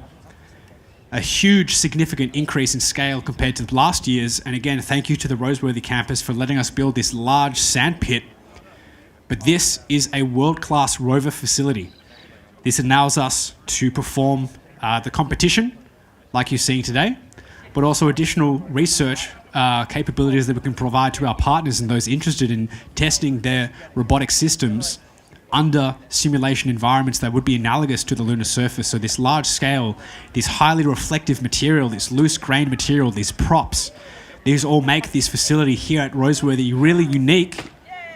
And if you're interested in getting involved with the rover team or even using the facilities, please get in contact with us. We have everything you need to know on the Australian Rover Challenge website.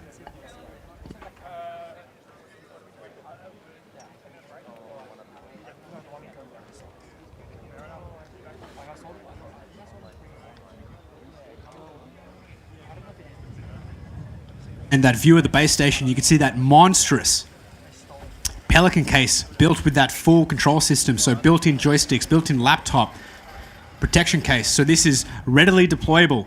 Absolutely awesome to see this from a team, having a readily deployed system containing everything they need. And we've seen this previously. I've seen it personally when we competed in the University Rover Challenge overseas. Teams having completely custom built readily deployed hard cases like this, which does streamline the setup process a bit, but does introduce some complexities in terms of transporting logistically, but also some connections that may go wrong. And we do see the field team quickly making an adjustment. This does suggest that their start time has not officially started, or perhaps they've called an intervention. And as a reminder, the overall team is split up into a base station team, which operate the rover. And once the task starts, that base station is sealed, and a field team, which are responsible for performing interventions or pressing the E-stop. Now, 34 minutes left on the clock. If the base station calls for an intervention, that means a 10% penalty to the overall task points, and this allows the field team to go perform maintenance on the rover. However, recently, as of this year, we've implemented a new rule, a reposition rule, which allows the base station team to call a reposition, and the field team can reposition the rover anywhere they want. However, taking a 40% point penalty haircut for the remainder of that task. This allows rovers that may become immobile, or the subsystems that may fail related to mobility, like the wheel or the suspension or the chassis, allowing other subsystems on the rover to continue working and provide functionality and the ability to test their subsystems under this environment. And again, the ability to come out here to the Australian Rover Challenge, it's taken more than a year to get here. So if you spent so much time developing something in your workshop, you would love to be able to try and test it and see how it works under these competition conditions. So again, we as judges want to provide every ample opportunity for teams to test their systems out here today, flex what they've been working so hard for, and ultimately, again, to have fun whilst doing so. So it's great to see a lot of the teams turning out to support each other, but also the cheers as they perform each activity and each task. And again, every single time that you move, every single time that you perform an action is the culmination of a significant amount of work from a lot of people over a lot of time. And just to remind everyone, these rovers are built and designed by undergrad students in addition to their full-time study and workloads.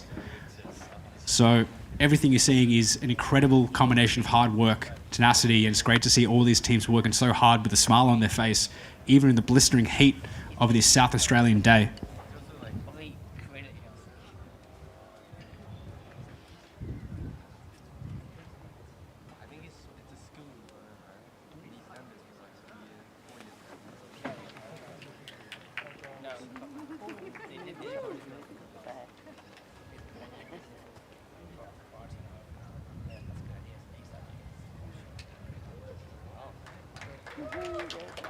And it looks like we've got some mobility from the system as it traverses down that ramp. Once all wheels contact the base, we've got 5 points to QUT. Their start time has begun. 8 minutes into their allocated time. They've still got 32 minutes remaining. Let's see what they can do with it.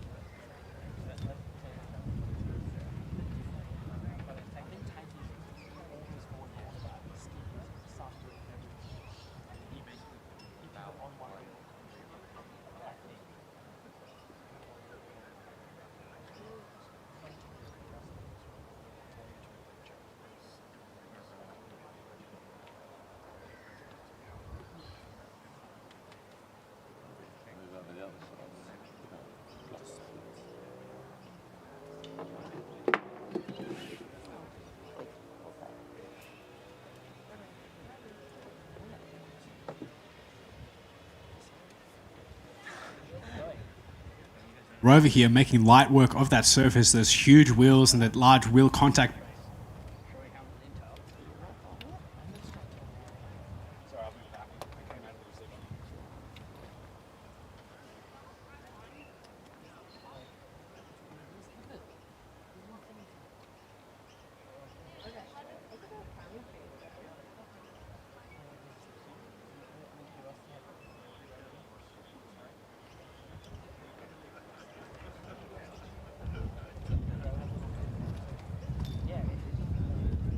And again, that large wheel contact base showing just how important it is to have a good control over the lunar surface relative to the size of your system. And you can see tucked away in that little excavation bucket. And on the screen right now, you can see that bright orange 3D printed inner rim with that flexible black outer rim, threaded. And currently on screen, you can see the graphical user interface, the GUI, this is what the base station team see in order to control their rover. So although we can see the full context and scale of the rover right now as spectators, they can only see what they can see through those little cameras. And again, that tiny little rover that's just been deployed, huge shout out to QUT. I've been told this is called the Talaria project, which Talaria being the name of the winged boots by Perseus. And that tiny little micro rover, and this is the first demonstration that we've seen of a team utilizing multiple rovers on the pitch. So it's great to see this first demonstration of what could be a swarm robotics approach. Now, the benefit of this approach is that they can do two things at once. One rover performing a primary task, and this subsequent little rover providing additional aid in terms of navigation or awareness, situational awareness, and there could be a really interesting feed coming up on the screen hopefully soon. And I've been informed that there is a camera mounted to this little Talaria rover. And it's fantastic to see this is the first demonstration, again, of multiple rovers being used during a task. And I'm really looking forward to see how this approach pays off for the QU team. And again, that chassis, the wheels, the entire approach of the rover, complete redesign to previous years. So it's great to see them really taking lessons learned from previous tasks, previous years, and really pioneering the Australian Rover Challenge. And I'm really keen to see how these points break down for QUT. They've had an excellent run right now, I believe in 4th place. So every point they get here could really push them into that upper top 3 bracket of the leaderboard.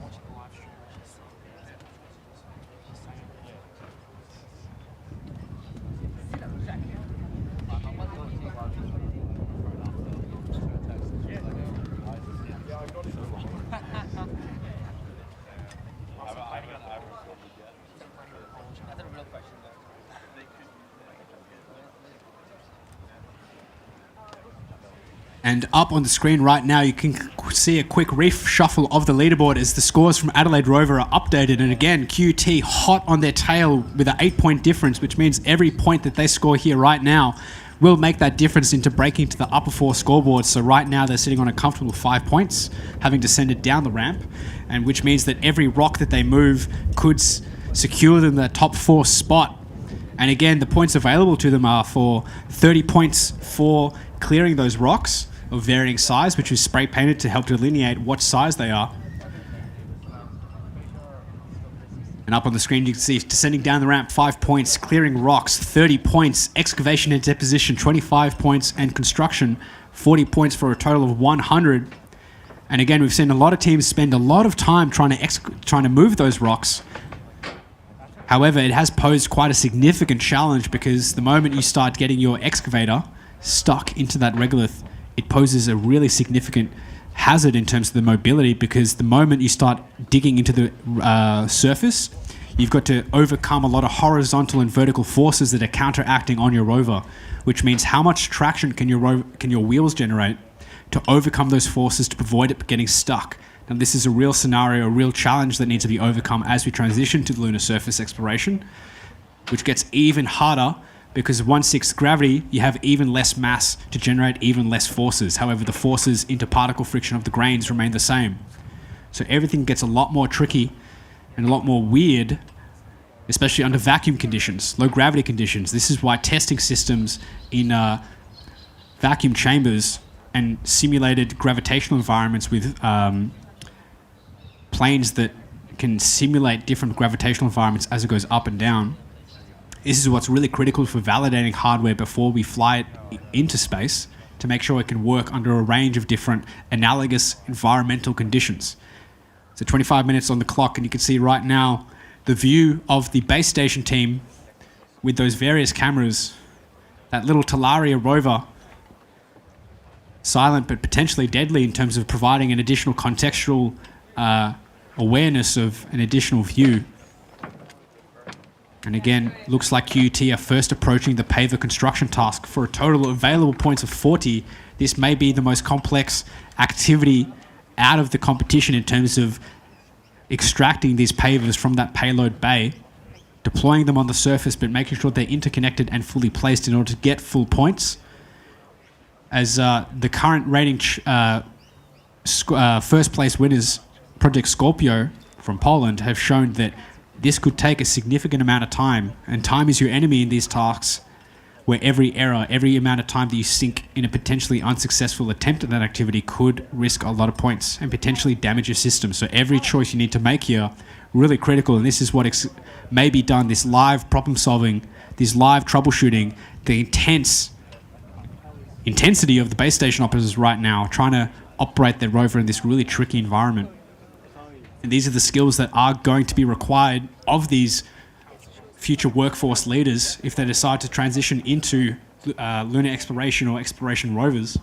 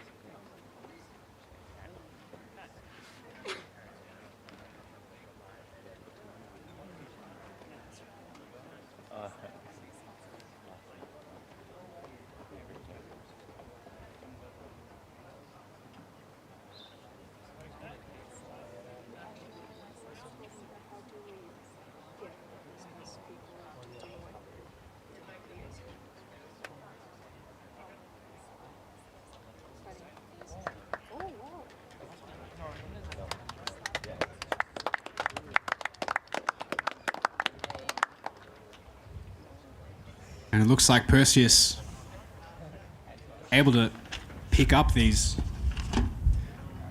pavers.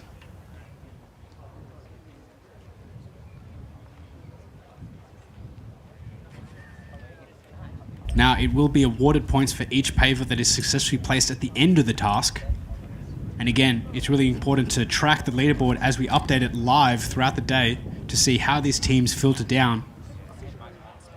And we've still got a few teams to compete in today's excavation and construction task as a reminder. So currently we're watching QT,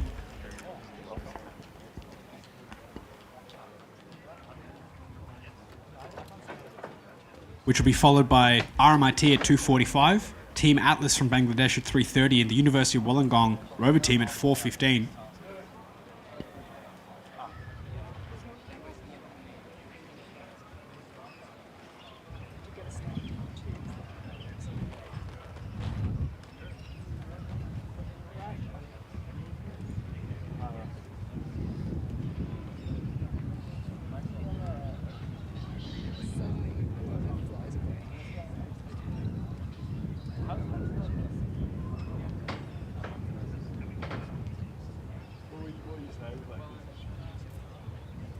And the complete intensity of this team, the field team and the base station team during this tense situation of how to make sure that they accurately collect, distribute and place these pavers.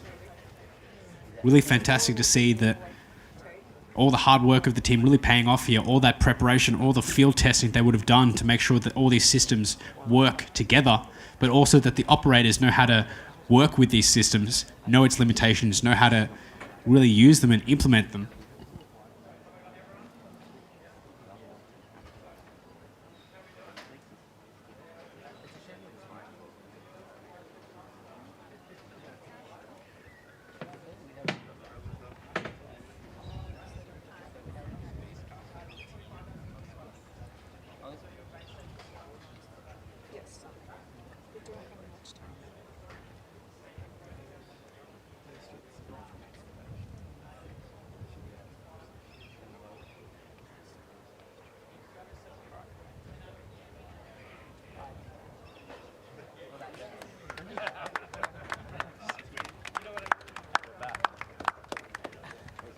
And it does look like Perseus is making light work of these pavers, placing each one very intentionally, very carefully.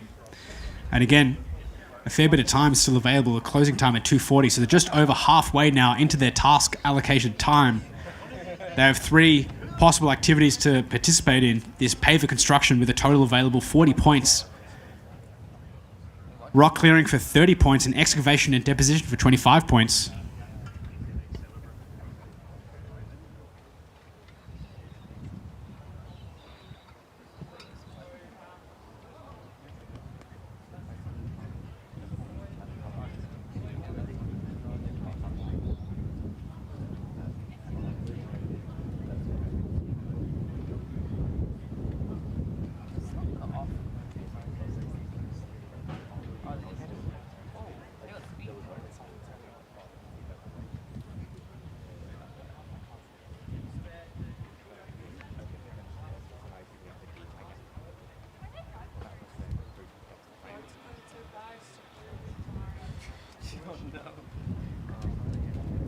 And the rover now making its way steadily, very dexterously across the surface, away from the paver construction towards the excavation, that regolith acquisition zone, the RAS. And we've intentionally used the same terminology to try and better reproduce the exact tasks required of these rovers on the moon. As part of the Australian Space Agency's Trailblazer mission, which seeks to put an Australian rover on the lunar surface to support NASA's Artemis mission, which aims to put the first woman and next person of colour on the lunar surface by the end of the decade, part of Artemis 3. And again, this mission with NASA will demonstrate the first exchange of space resources ever, and Australia will be able to play a critical role in that, offering a key transition in history, a step change in how we view ourselves in the solar system and how industry may be transitioning towards a space economy. And again, those wheels really making light work at the surface. Let's see if they can navigate themselves. Now that that hopper is full of regolith, there's extra mass, there's extra downforce acting on those wheels, and they're really trying to overcome the barriers associated with traversing in this loose material.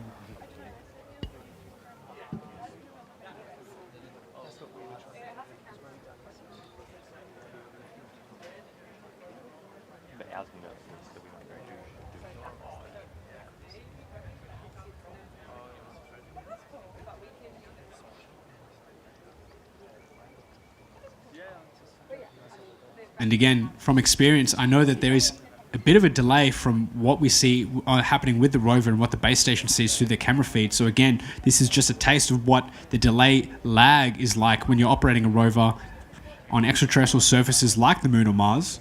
Nothing is real time, which makes teleoperation really difficult and potentially dangerous. If you're operating a rover and you're still sending commands and the rover's actually doing something, you may send it over a cliff, which is exactly what me and my team did back in Utah when we were acting with our rover, telling it to drive forward, but we didn't realize it had sent itself over a cliff and snapped its arm. And again, these are lessons learned. So the time is 2:23. QT still have plenty of time here to try and fix themselves in this tricky situation. They've attempted digging into the RAS.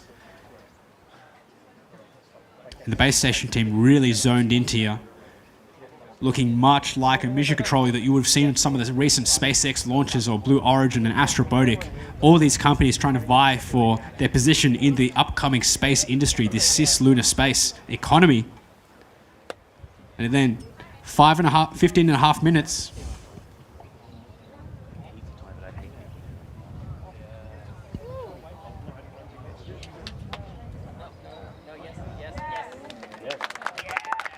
And it's great to see the rover absolutely fixing itself from that tricky situation. And these are the things that are really important, these teams overcoming these obstacles. Now the risk is to try and avoid getting stuck again. How much risk versus the reward do they want in terms of getting more dirt or delivering what's currently available to that hopper? And again, lots of points on the table right now for moving those rocks. Those long linear actuators being used to actuate and pivot that excavator, providing a lot of functionality in terms of adjusting the rake angle, the angle of that cutter blade as it goes into the regolith, as well as the blade depth. Now these are all really critical when you're trying to figure out how much force can we dig, how deep can we dig, how much is too much before we get stuck. And these are all questions that need to be addressed by the Trailblazer rover as it attempts to dig regolith on the lunar surface and deploy that to that NASA payload.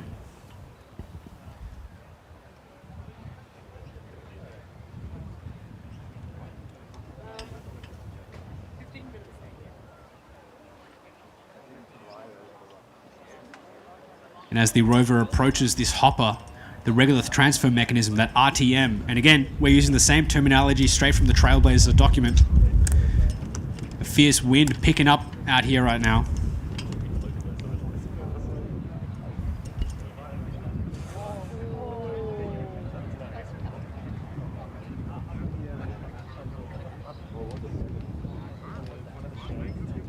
And just a bit of a description of what you're seeing right now, those bright orange inner rims, 3D printed. And again, a lot of teams are opting for 3D printed wheels because that offers a lot of functionality in terms of controlling the size, the geometry, the mass distribution, the structural elements of those wheels. And let's get a quick round of applause for QT depositing material into that hopper. And again, the amount of points that you score is based as a function of how much material you deposit. And just for context, if you deposit any material, that's 5 points. Deposit at least 100 grams, that's 10 points. If you're between 100 grams and 5 kilos, that's 15 points. 5 kilos to 10 kilos, that's 20 points. And if you deposit at least 10 kilos, that's a total of 25 points. So the decision is theirs now. How much regolith do they want to deposit? How many points do they want to try and get? How much time do they want to spend here before they attempt the other activity, which is that rock clearing task?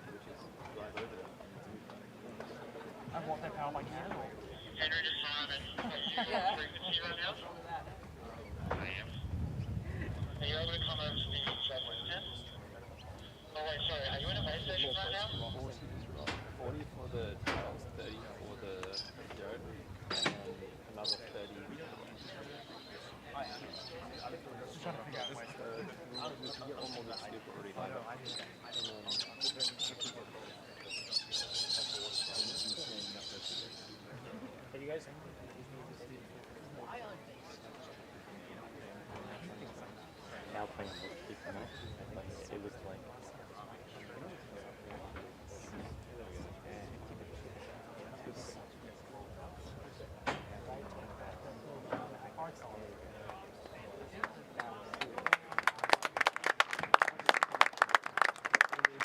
Taking another bite of that Raz, getting a lot of regolith here. They could be the team to have the most regolith potentially, which is a huge bonus in terms of getting those points, those well-needed points.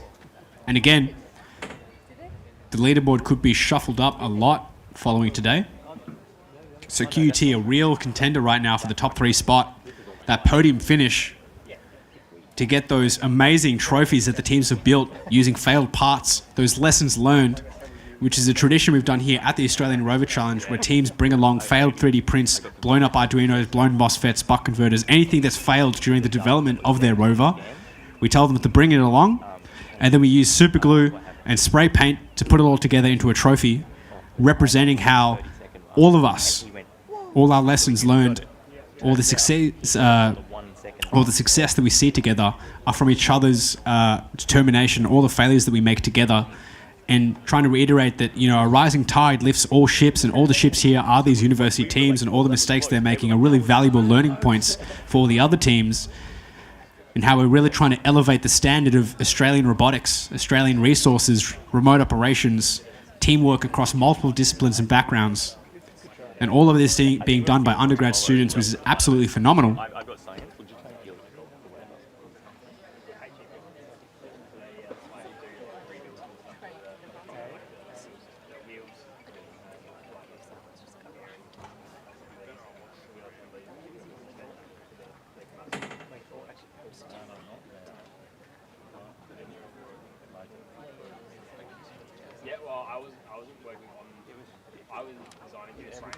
And again, 10 minutes left on the clock with the finish time at 2:40. This final approach vector to deposit this huge amount of regolith into the bin. They could be scoring the most amount of points for this activity, this regolith transfer.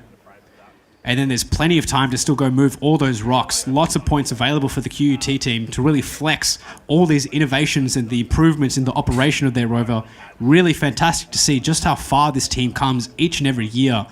Absolutely destroying what their previous rovers were capable of. So great to see these innovations, these leaps and bounds in not only how the team runs, but how cool and calm and collected they are. Great to see. And you can see that beautiful deposition mechanism where that hopper opens up, splits open, deposits that regolith. Let's get a huge round of applause. Bite number 2. Flawless execution. Now, it's all about time. Time is your enemy here. Those joysticks, that multifunctional control. Every team has different control interfaces for their rover. Some have joysticks, some have Xbox controllers, some have PS5 controllers, some use a keyboard. It really varies, and it depends on what the operator prefers. At the end of the day, it's not about what you're using, it's about how you use it.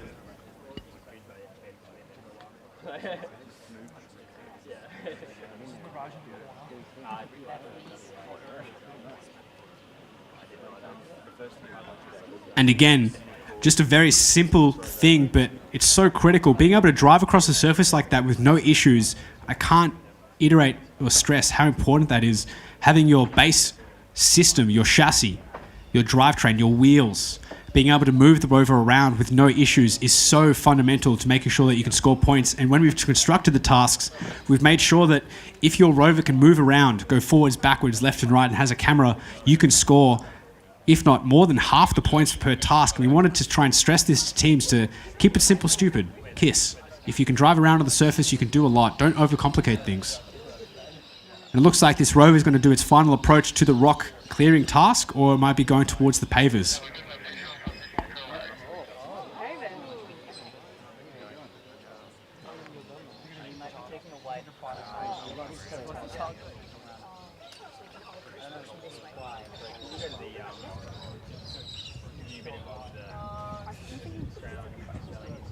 Just sit back up and zero. Yeah, it's okay. Yeah. Just sit down. And the Rover flexing its ability to traverse across the surface, going completely around the lander, taking the long route.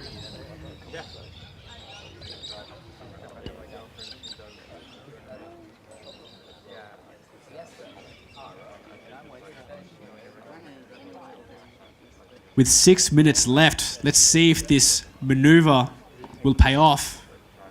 Every minute here potentially points. And again, the difference between the top teams is very, very minimal. So every point you can get is really critical to the final leaderboards that we'll see at the end of Sunday's task, that Boeing mapping and autonomous task. So just over 5.5 minutes. Let's see how QUT perform here.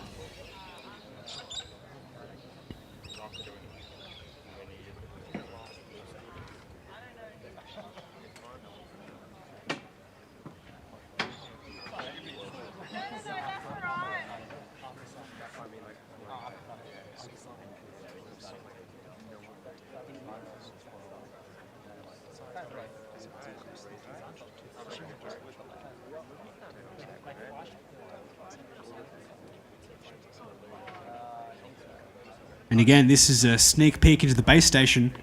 A wonderful view that we get to provide you to show just what it's like inside the base station for these operators running this rover. And of course, we've got the other field team out here watching from a distance, ready to go and hit that E-stop if necessary, or perform intervention or reposition.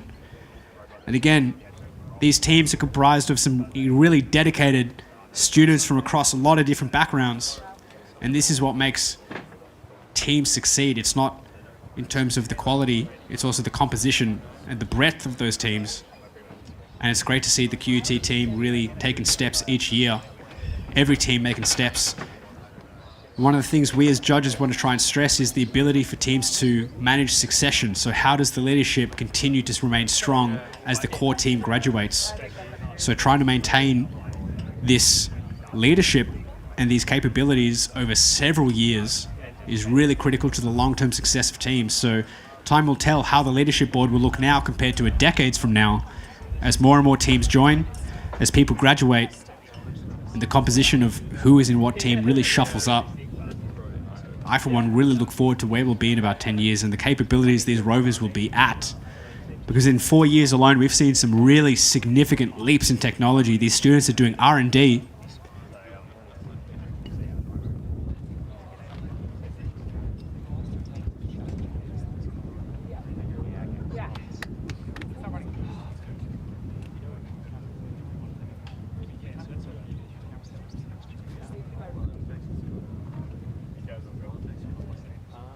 Oh, it's not moving. It's not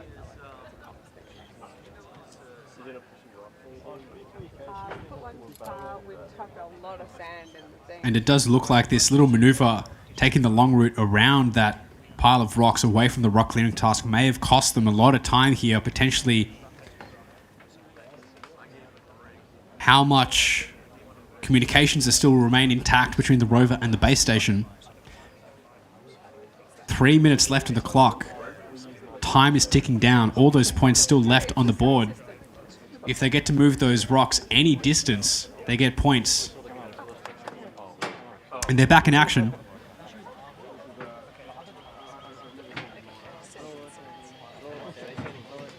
They've got a lot of work to do here. 2.5 minutes. Every single movement here has to be flawless if they want to take that top spot away from Project Scorpio.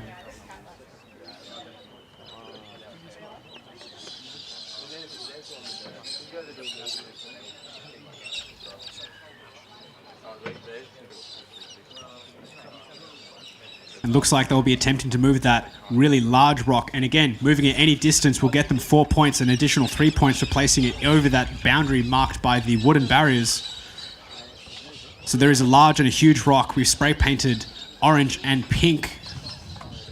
2 minutes left on the clock. Every movement here has to be flawless. The base station team really zoned in. The field team trying to watch every single motion, taking notes for future.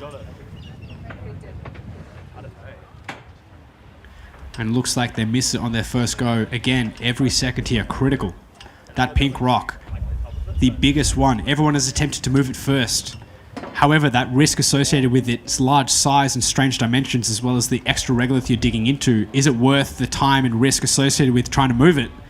Relative to the small rocks, time will tell. And again, 1 minute 20. Every decision.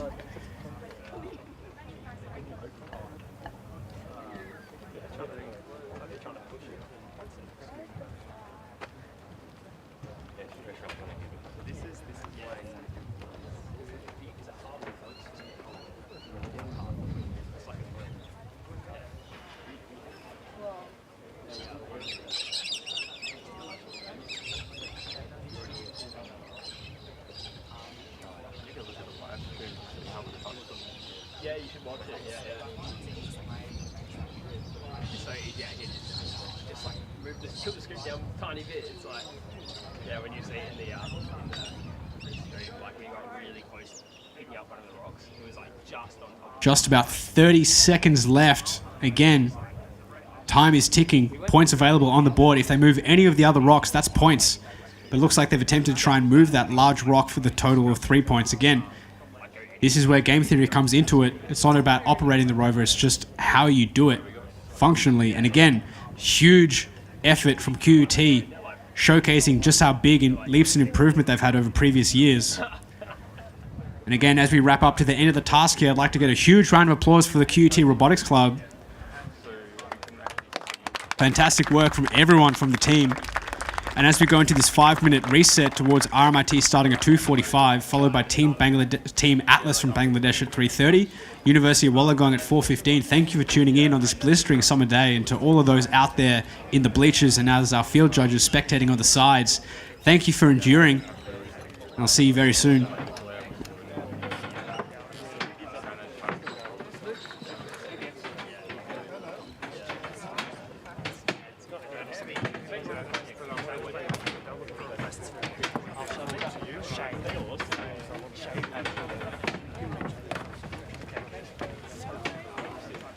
I would sit here and do work if I got sick. Dude, same. I would literally sit here and it's just like we actually got off the watching Rover. It would have been really sad if we just stop.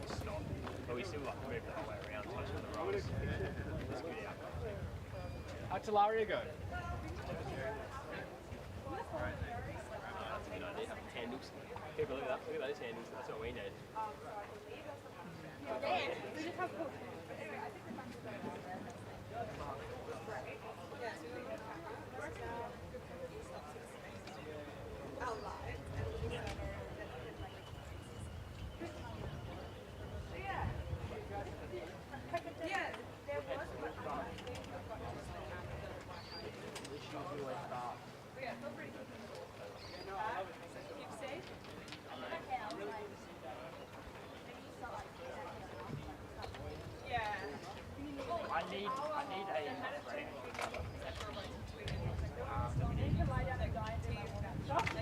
Oh, you got warm.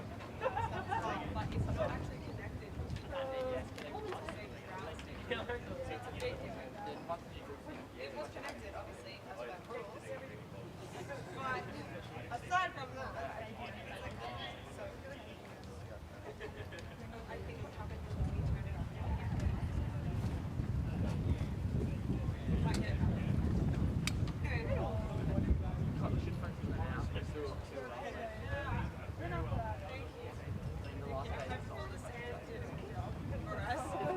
software.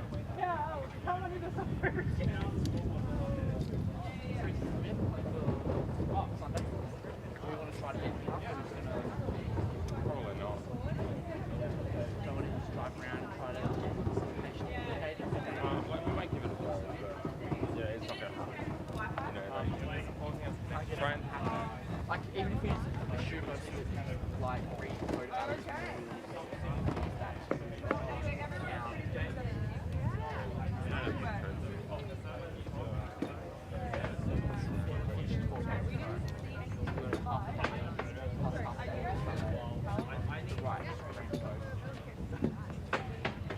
I'm not saying we have to, but it's like, if we last tomorrow, I wouldn't start it now,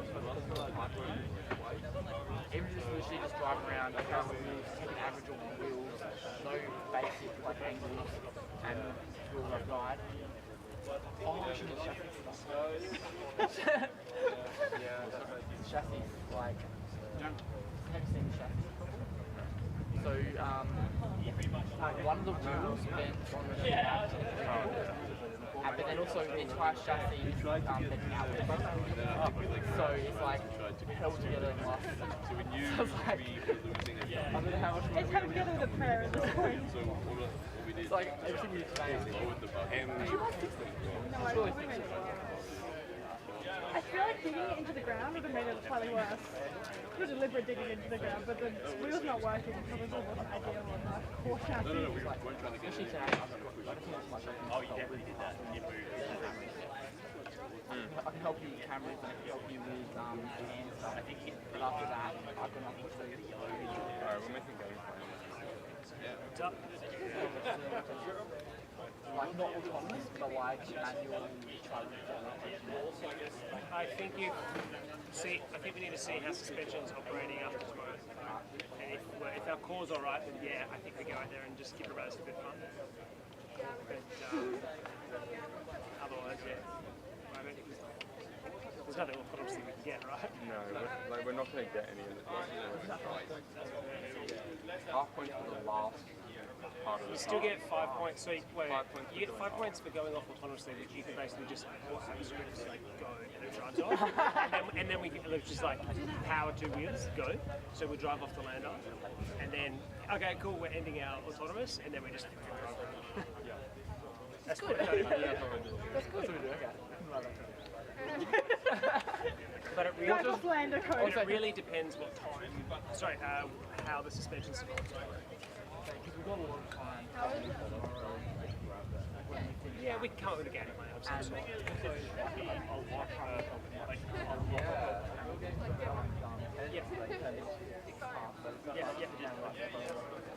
What, to make something autonomous solid? Not autonomous, but like I was thinking, yeah, how much like wheels and stuff. Yeah, okay. If you want, I'll leave that up to Chris, to be honest. That's out of my wheelhouse, because he'll know the workload more. And if you have more things before that you need done as well, you can get it. I don't know. But, yes.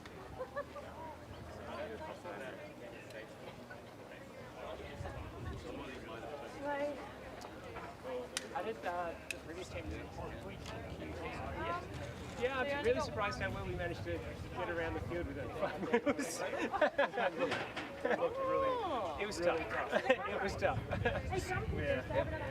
I mean, our suspension broke 5 minutes before we were going to go on the field, so, like, what can you do? Like, exactly. We had fun, so. Sure. I think it was 25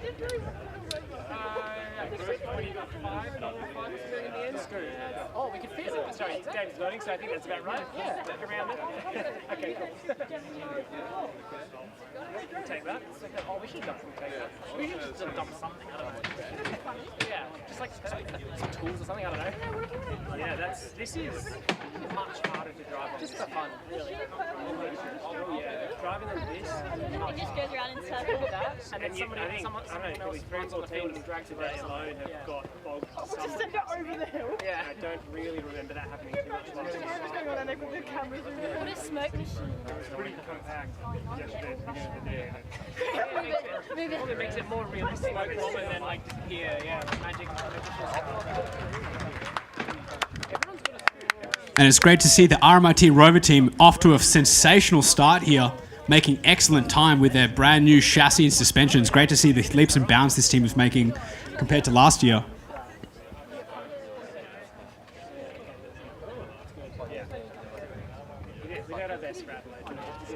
Leaderboard is set to change. This is currently a view of their graphical user interface.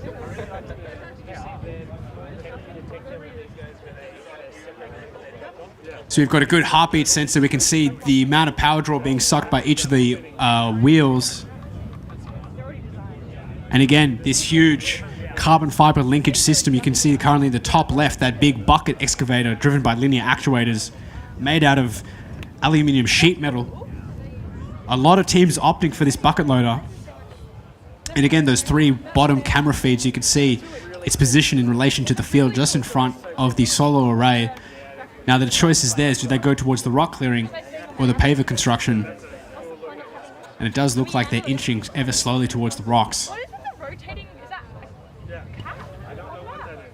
A rotating animal? It's pretty cool though. It looks cool. Is it a mouse? Oh, I think it's a mouse. Because they had like a mouse at the center of their like drive. Okay, yeah. The distraction works. The distraction works. Yeah. Smoke and mirrors. They're digging in real quick already. See, we were all distracted from the actual rover by the mirrors. Everyone's having troubles in the sand. Yeah. What have they done to the sand? Yeah. It's good. It must be the sand, if not everyone's rover. More compacted. It was compacted by the actual heavy equipment. And then the more we're walking on it, we're stripping it, and then we're just dragging a rig across it. So it's getting First, it looks really cool though, how like you can see things completely clear, like the terrain. It was really nice. So again, another team opting for 3D printed wheels, this time relatively smaller. Again, black. Can't see from here whether or not it's two materials, but often teams opt for a rigid PLA plastic. They sometimes have a flexible material as an outer rim, providing a little bit of deflection force so that rim can get more traction on the lunar surface. And again, an excellent view of that rover, that rocker and bogie suspension system with that front excavator payload, and sticking out of the top, that camera and antenna. Again, all these rovers sort of converging on a similar design space in terms of the suspension and chassis. A small horizontal box of folded sheet metal, that's where all the electronics are contained within. And again, a 6-wheeled suspension system. So again, it is curious to see how these teams fall out in terms of the point distribution relative to the different approaches for the chassis and drivetrain design.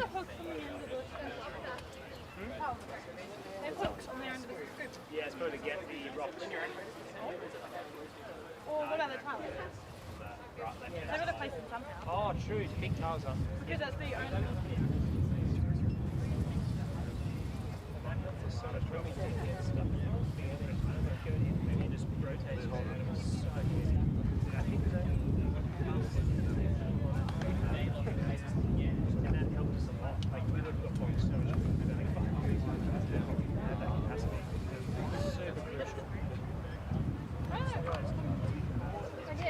And it's great to see another team using that joystick controller approach.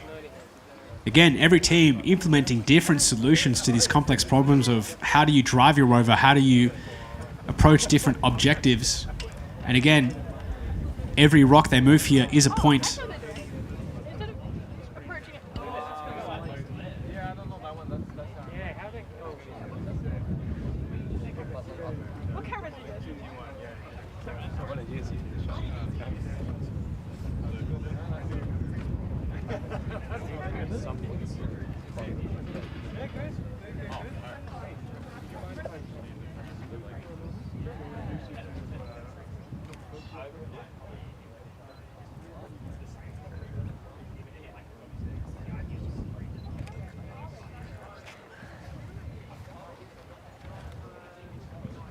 And it looks like they're trying to square up to that that huge pink rock with their excavator bucket drum mounted to, I believe, the rear.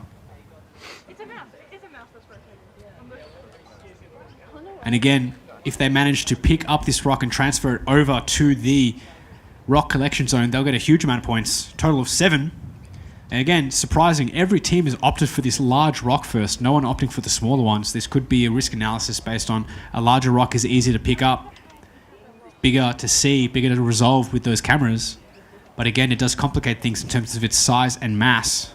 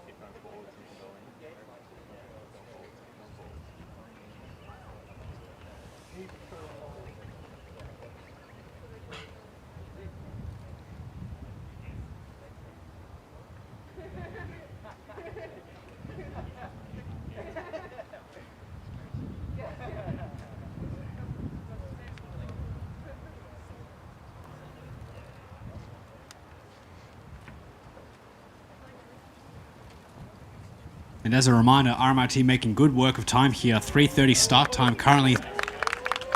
And they've picked up that rock, 2:45 start time. The time currently is 2:54, so making excellent time here. Trying to pick up that the huge pink rock. Again, for moving at any distance, they've been awarded 3 points currently. They're sitting on an additional 5 points for descending down the ramp. If they're successfully able to push that rock over into the collection zone, that's an extra 4 points. And again, every rock they can move, they could get between 2 to 3 points based on its size and mass.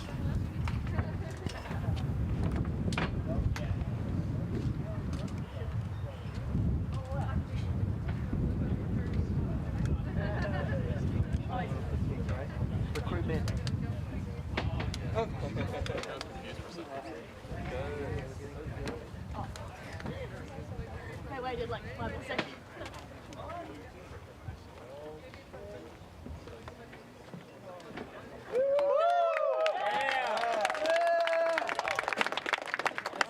And the team was successful in picking up that rock. Amazing display of, and you can see in that excavator, a huge rock and amount of regolith.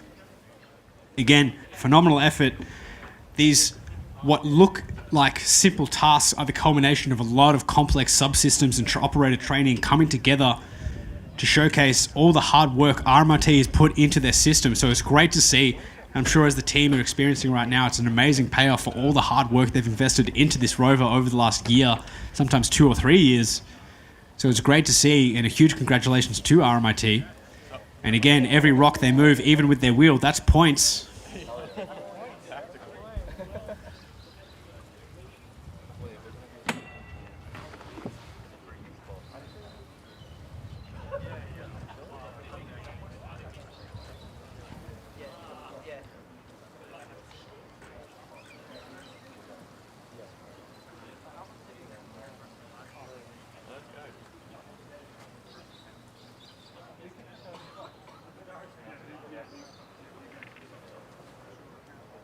And it does look like an additional points. Huge congratulations to the team for moving that huge pink rock that has been the bane of so many teams so far. So again, huge amount of time remaining for the team.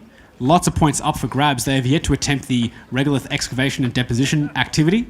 There's a lot more rocks for them to try and move, as well as time to try and score up to 40 points as part of the construction task. Again, everything is really time critical. And the reason why we try and use time to our advantage as judges is it's not just the subsystems that the team have, it's how they use and implement them. Again, a rover can have a system for every activity, but the best teams know how to use those systems in a timely manner and execute really well. So great to see.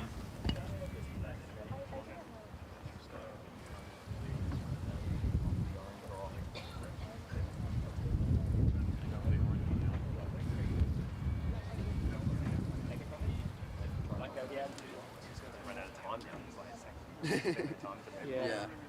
What time did they start? 45. Yeah. Okay. They've got time. Yeah. It's just when they get time to go and do the I mean the Yeah. You guys have tiles? Yeah. Don't know. See the wooden box? Oh yeah. Wooden box. Looks like the team's going to try and pick up that large orange rock next. Oh yeah.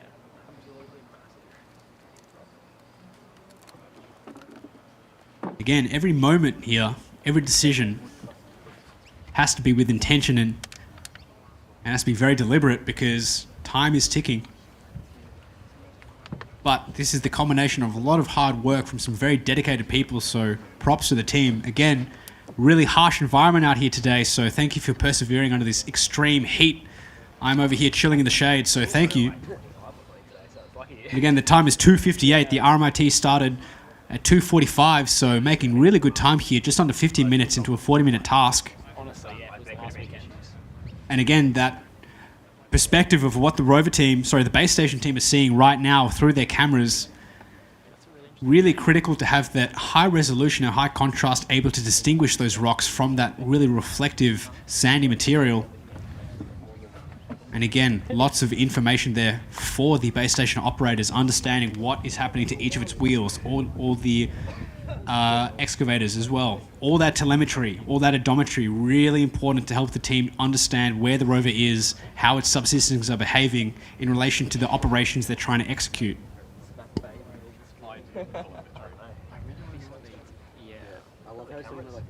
Sorry? Yeah. Your cameras are so good. You can really clearly see.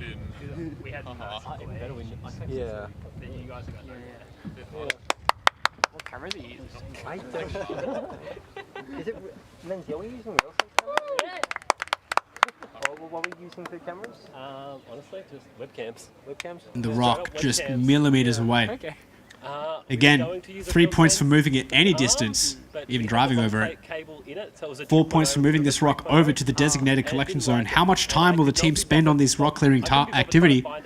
Who's to say? Again, 25 points up for grabs for excavating and depositing regolith into that hopper over at the processing plant, and 40 points available for deploying their pavers. Again, the pavers, really timely. How much time can you save to perform that task, or how quickly can you save it? Are you better off spending that time available for clearing all these rocks and getting that regolith? That's a decision the team needs to make right now. They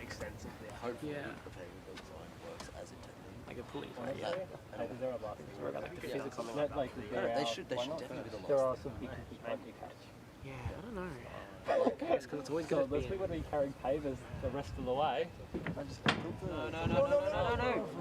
Ah, yeah, they can't see that camera. Oh no, they got a camera.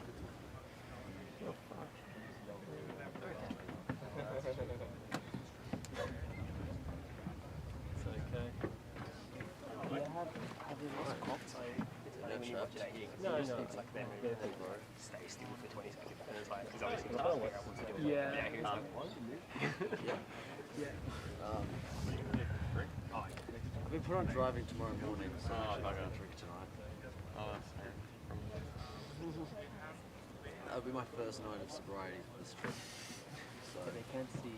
it's for the best. That was a sound.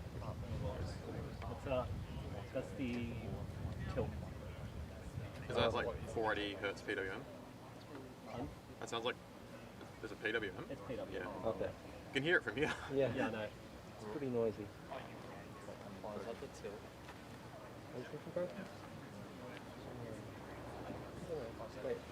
Is it freewheeling?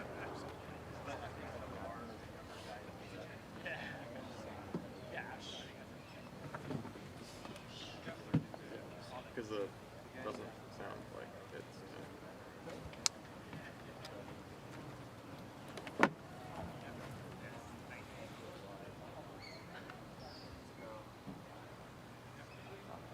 Usually motors only make that noise if they're dead.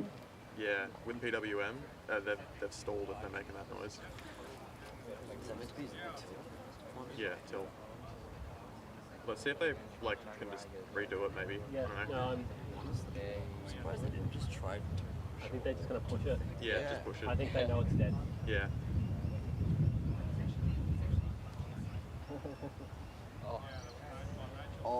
And from my perspective, it looks like a novel approach to try and pick up this rock. I think that's yeah. Rover's literally dragging. It's purely just I'm going to try and pull it. We get points for moving it. Trying to use the back edge of that excavator to try and move it along. Really novel approach to this task.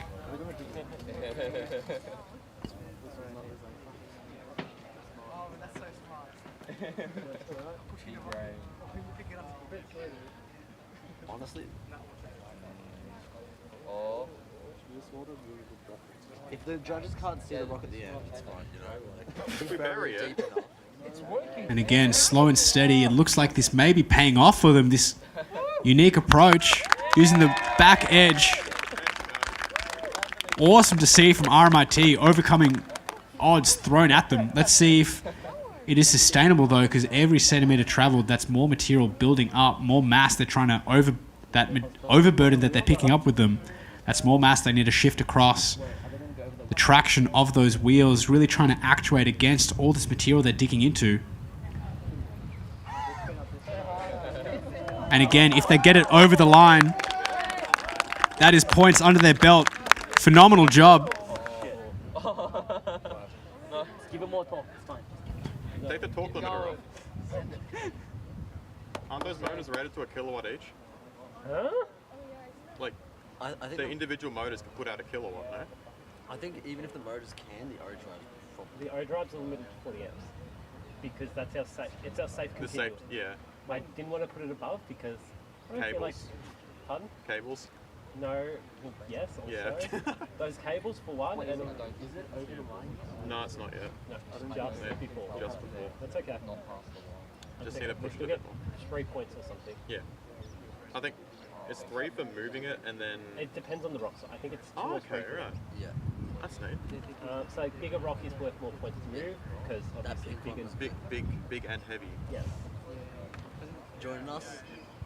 Time? It's on the board. I've literally got to watch. 3:05. So it looks like the Rover and the base station team are trying to decide what they do next. 25. And again, 325. they've gotten the large and huge rocks over the line, which means they've got about 14 points under their belt with an additional 5 from descending down the lander.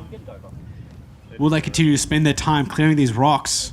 Again, for these smaller rocks now, 2 points for moving them any distance, 2 points, an additional 2 points for moving them across that line, that threshold, and up to 25 points for excavating regolith, 40 points for creating that structure using the pavers out of the field. I don't know yet. I know. I think it's 10 minutes. They've sorted that time. I think they're going to try to pick rocks because it's the most confident. And it does look like they'll be using the front excavator to try and pick up this blue rock. And again, just showcasing how difficult it is to generate enough horizontal excavation forces with that bucket drum. Again, using these large, wide, I should say, cutters, depending on that cutting angle and the depth, the amount of force required to dig through this material increases really dramatically.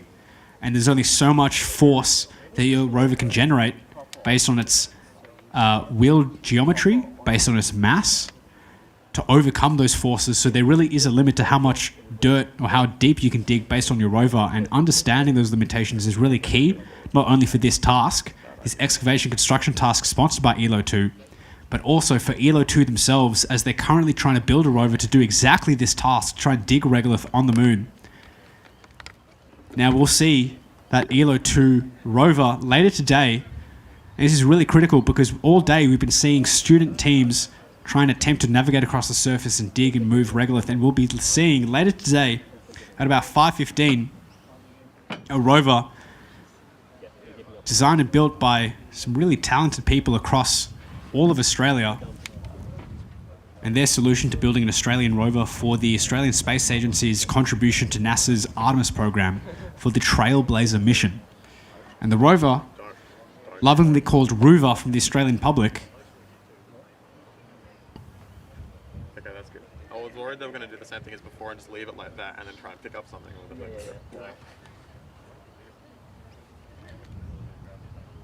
What's the paneling then? Which paneling? It's fine, we're moving them. Do you reckon? I'm just trying to move them. I think they're just moving them now. Because they're very fine, they're going to be a pain in the ass. We have 17 minutes though. Do you reckon it can pick up regularly? I think you're better off picking up regular. Yeah, but we can run into the rock too. Regoliths are based on how much. So we're gonna do is True, but like you just drive over the rocks. I reckon they're checking. Yeah, I think and RMIT are looking like they're spending more than half their task really trying to push through this rock clearing activity. Again, a total maximum of 30 points for this activity, 25, points for clearing, excavating the rock, the regolith, sorry, and 40 points for constructing the paver task. So again, lots of points up for grabs, and up on the screen you can see that point breakdown. So there really is a hard limit in terms of how you spend your time across the pitch based on the points available. And it does look like the team may be moving over to attempt that excavation and deposition task. 25 points available, depending on how much regolith you deposit. If they manage to deposit at least 10 kilos, they'll get the full 25 points. And again, keep an eye on the leaderboard as we update live the scores as the teams participate in this task.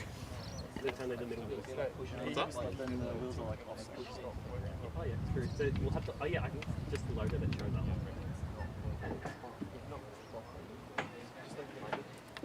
And you can see that leaderboard reshuffling right now. QT in third position at 183 points, tight on the heels of Monash Nova Rover at 184 points.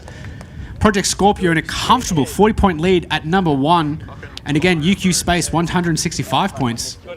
RMIT really showing off their prowess here. They could be bumping up in the leaderboards really rapidly. But we'll jump back to leaderboards at the end of the task. Once we see RMIT finish at 325, followed by Team Atlas from Bangladesh at 330, University Wollongong at 415, and of course ELO 2, the premier sponsor for the excavation and construction task you're witnessing right now, deploying their rover out on the field, trying to reproduce what these teams are doing. And by golly, the students out here today are really demonstrating that they're ready for a mission to the moon. Send me up, send me up. Send me up to space. Well, that's worrying. Why? Don't have enough torque to push into the mount unless I think without digging. Yeah, that's okay. That's okay. If he slowly does it, like slowly tracks up the I think he's just gonna like, yeah, you can grab a little bit by little bit. Hopefully. Where's Mike? Yeah, he said thanks for the hat. Mikey's over there. He said that if you're in next year, we need to get you a hat. That look good on you. That's look good. You look good, Sam. I like the back level. But I like the round the back. Then honestly, the fucking hair's saving me as well. Though. Yeah. Oh wait, no, they export them. Although my arms are Are shit they? inputs. So how it That's works why is you can only have one. Yeah. It's so hot though, right? Pull them inside your shirt and walk around like this. And the other ball in your shirt. So concerned about just being Because this is shit up. He's just lifted it up without bringing the bucket up. Yeah. I've put on sunscreen. Honestly, just grab Wait, are you supposed to push up grab all the sunscreens and bring them here. Yeah. E at 325 will be finished, so about 15 minutes left on the clock as they're attempting to dig into this pile of regolith, this regolith acquisition zone, the RAS. Their job to try and deposit that material over in the hopper, the regolith transfer mechanism over at the processing plant. And everything you're seeing right now is exactly straight out of the handbook of the Australian Space Agency's Trailblazer mission. When we were writing up the rules, we intentionally used the same terminology to try and simulate exactly what this rover will be doing. So again, trying to establish this really solid pipeline of talented, passionate future workforce in Australia towards a future Australian mission. We've only got fucking 13 minutes. Is he having trouble with it? So what is the objective? Like push it up the mound? We've got to get the sand from there over to that tub.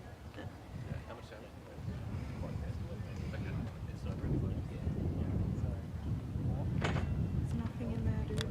There's nothing. Oh, is there stuff in there? It's got like 10 grams in there. Honestly, really. Look, well, 100, the He increments. better not go straight over there. Yeah. He's going. Bro, no. Don't fucking do that. Bro, don't do that. And do not spin now.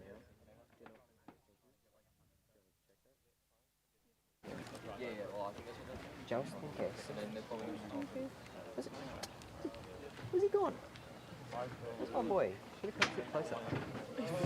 The suspension there, that rocket bogus system being demonstrated, just how versatile it is to overcome obstacles that are almost as big, if not bigger than the rover. So huge props to the chassis and suspension team there, finally able to flex the capability of their rover. And again, 12 minutes left, so a lot can be done here. It's detached.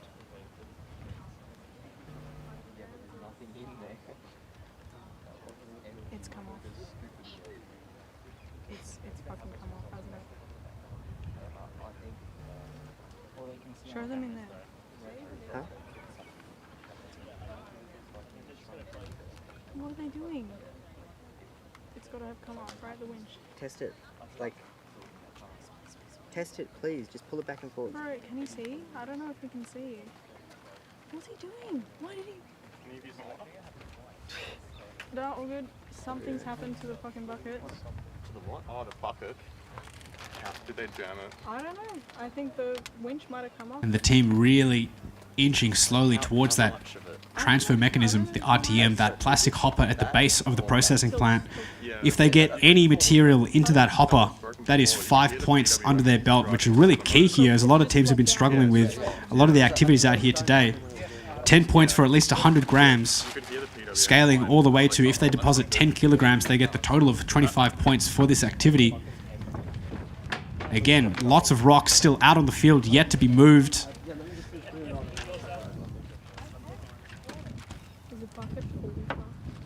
And the paver construction task yet to be attempted.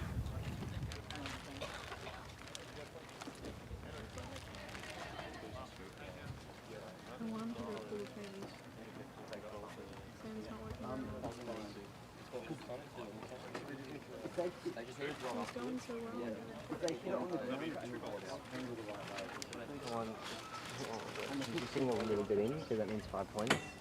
Yeah.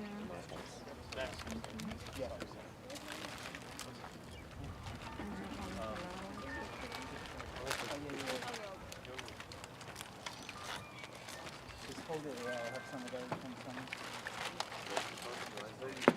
Pass the parcel around and make it so bad. Ooh, shitting ourselves. Look, look, look, on the right side, everyone's shouting up. We love to see it. Yeah, the suspension's fucking magnificent, right? Just under 10 minutes left for RMIT's attempt at the excavation and construction task. Again, they've got a hopper full of dreams right now. Any material they can put into that plastic bucket down at the bottom of the processing plant will score them points. Depending how much, they could score some well-needed points as well. The team with great intent watching how the Rover is being maneuvered.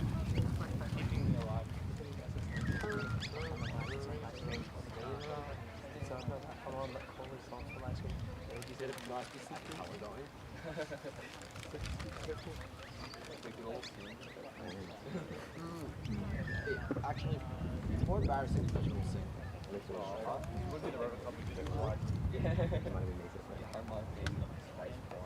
Like, I think the worst thing in the world is because it's like, if you're good at singing, it's just because you're trying to show off.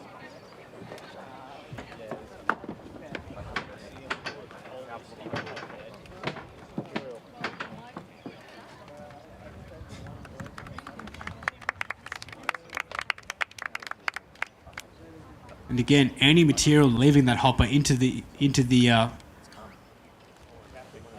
bin at the bottom there, those metal hooks at the front, I assume they were used to deploy the pavers over in the paver payload box over at the other end of the pitch. Again, up to 40 points available to them for deploying those pavers out on the surface to create a dust mitigating feature, and an additional 5 points for justifying to judges what that feature is meant to do and why you place it in that area. So again, trying to tie in some justification and science communication. Not only does this rover need to perform on field, they need to justify their reasoning to judges, and this is really trying to highlight the real world scenarios of, it's not just performance on the field, it's performance off the field, talking to some people who helped fund your mission, or perhaps the project management team helping to manage you and your team.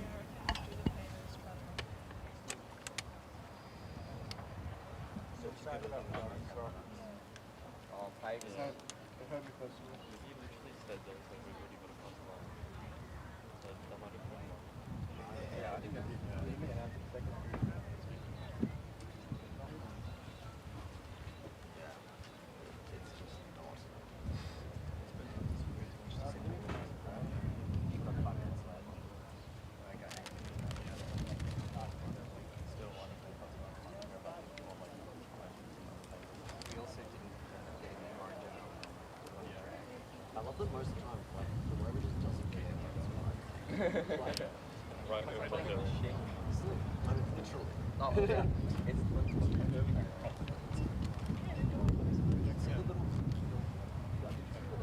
Yeah, no, the little mound there went like.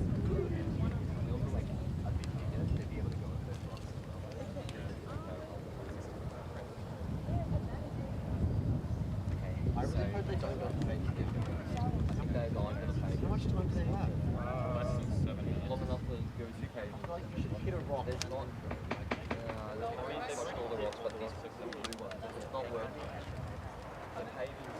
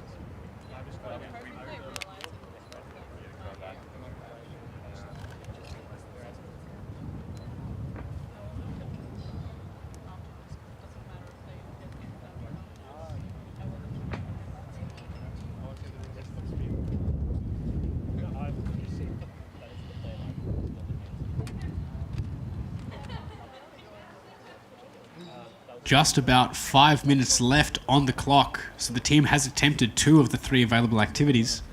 So they attempted clearing some of the rocks from their designated area, as well as excavating and transporting regolith, and now it looks like they'll be attempting the paver construction task, which looks like they'll be using the hooks on the end of that bucket excavator to try and move those pavers and set them out onto the field. And they get scored based on how many pavers they initially have and how many they successfully placed on the surface. And again, a total of 40 points available for this activity, the most valuable activity that they could attempt as part of this task. And you can see to the right of the image there, just their payload box that they've used to store the pavers.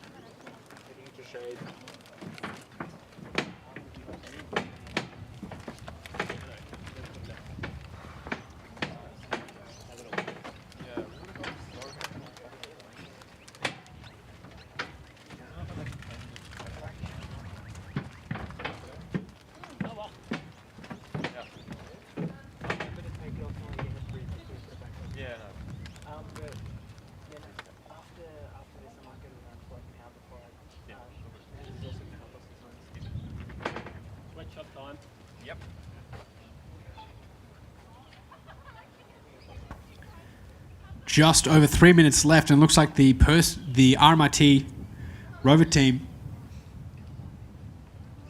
really trying to square up and use these pavers available to them. Again, having attempted a bite of the regolith excavation activity, and as well as trying to move some of those rocks. Every position here does count. 3 minutes left. Every decision really critical to the success of these last remaining points. And again, I just want to reiterate a huge congratulations to all the teams that have attempted this task. Again, trying to get your rover working under such time-critical environment, as well as preparing your rover after traveling interstate or overseas. Really huge testament to the tenacity and passion and dedication of these undergrad students in this robotics competition. And again, it's a pleasure to be a judge of this Australian Rover Challenge, seeing the growth of each team each year, as well as new teams each year. So a big shout out to everyone at these teams, as well as all the people who make these teams possible, all the event staff today, all the operational staff at universities that help fund and enable these teams. And again, to all the parents out there who made these people possible, congratulations.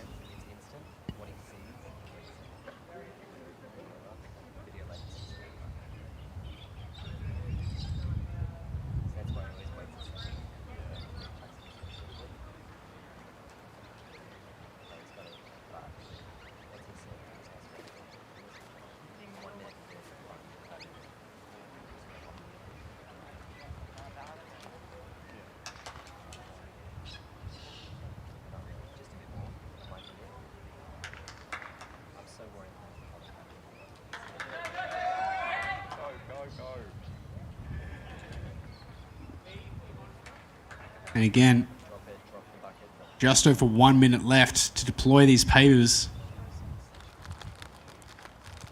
And it's a huge congratulations to the team as well. They've managed to traverse across the whole field a huge distance, maintaining reliable and stable communications from their radio antenna, operating either, I assume, either at 5 gigahertz or 2.4 gigahertz.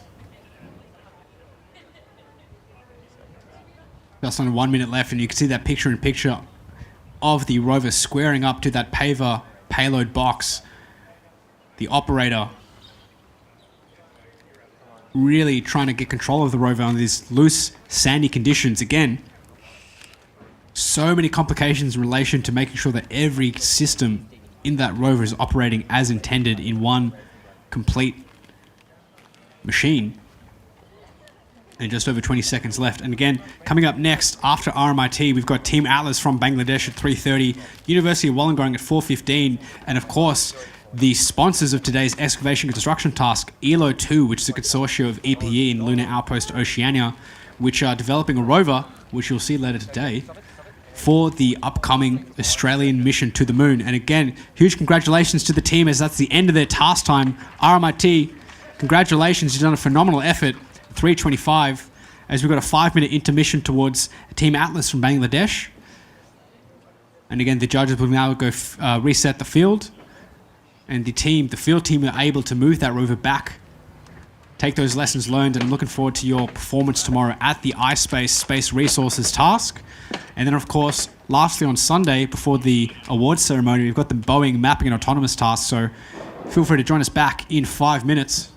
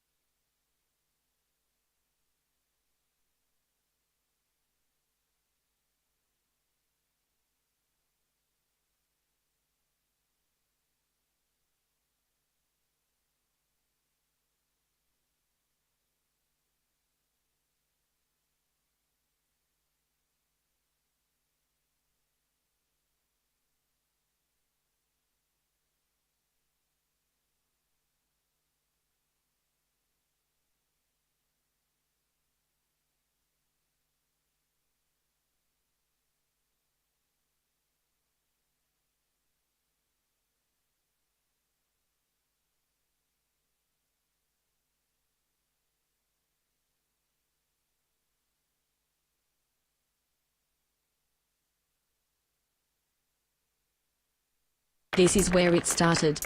And where you start. This is where you become tomorrow's cyber expert, Physiotherapist. CEO, or musician. This is where your time begins. Make history at the University of Adelaide.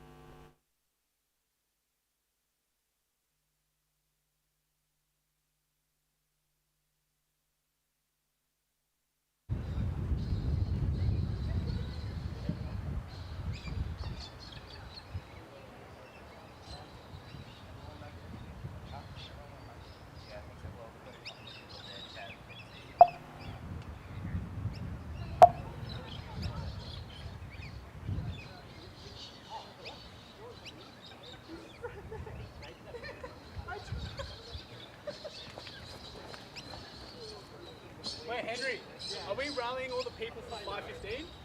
At 5:15. Right. Talk to production first to make sure it's all, yeah. Sure.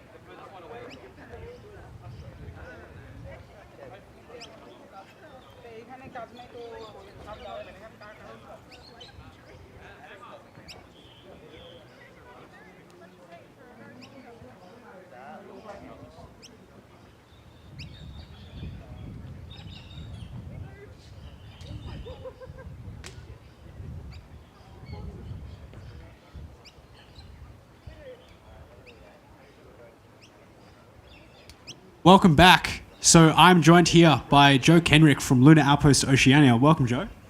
Thanks, Daniel. We're very happy to be here and witness this just amazing challenge that you guys have put on and see all the teams and all the hard work that they've been putting into these rovers. So super excited to be here. Fantastic. And do you want to tell everyone a little bit about yourself and what company you're representing? Absolutely. So as you mentioned, I work for Lunar Outpost Oceania, which is the co-lead and technical lead of the ELO 2 consortium, which has been selected by the Australian Space Agency to deliver a design of Australia's first lunar rover through the Trailblazer program. So we're here with a lot of our consortium partners today, representing ELO 2 as premier sponsor of this challenge. Fantastic. And it's been absolutely phenomenal to see all these participants participating in a real-world task that you and your team are going to try and tackle later this decade. And one of the things I was interested in asking you is, what do you think you and your role will be and over the next 5 to 10 years as humans return back to the moon as part of the Artemis program, and in specifically ELO's 2 role in that? Yeah, great question. So as you already sort of alluded to, the first step is really Trailblazer, and we're working hard to ensure ELO 2 is the one delivering that rover for Australia. And that's a really exciting mission either way, that it will demonstrate the first resource extraction and utilization on the moon. So that's an excellent mission to sort of step into what I believe will be the future for operations on the moon. That will hopefully begin in about 5 to 10 years, where we're sending larger rovers and fleets of rovers to actually start to extract usable quantities of resources and oxygen, which is the primary goal of the Trailblazer mission, so that when astronauts go to the moon as a part of the Artemis program, they have a usable supply of oxygen already there, and the Eclipse landers can then, and rockets can refuel and continue on into the moon, Mars and beyond.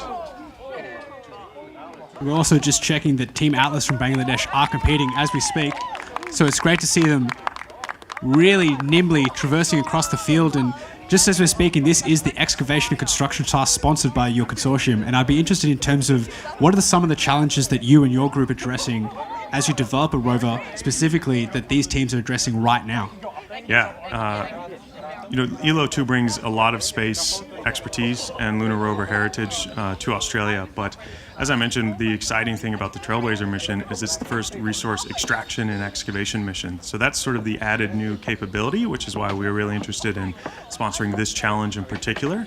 And we've had initiatives like the Big Dipper Challenge and are very keen on seeing everyone's designs here today to just get a range of innovative ideas of how you actually excavate in these extreme conditions that we're going to be facing on the moon. Yeah, it's really great to see all the different really novel approaches to the same problem of how do you dig regolith, how do you dig it up and move it around. A lot of the teams are using front loader or backhoe excavators, and I'd be interested in terms of your experience in developing that excavator. Do you have any advice for students or teams competing in the task later today or in future years? Look, we're learning as we're going too, and trying a lot of these different designs, but one of the tricks is really just keeping it simple sometimes. You know, on the moon, you just have to have that high reliability and ensure that it's going to work, and you try and remove as many single points of failure as you can, so that even when things go wrong, and they will, you can still at least accomplish what we're determining to be the minimum viable mission. Yeah, so make sure you have that redundancy and just keep it simple. Yeah. So we've seen today a lot of teams demonstrating that fact of just keeping it simple, having robust and redundant systems, and making sure that whenever something goes wrong, the rover can still function as intended and hit those tasks. Yeah, that's exactly right. I mean, I've been witnessing some of the events today and talking to the teams, and things do go wrong. I think at this point you just have to count on that happening, and in our own development things go wrong, and it's not really plan A, it's about your plan B, C, and D.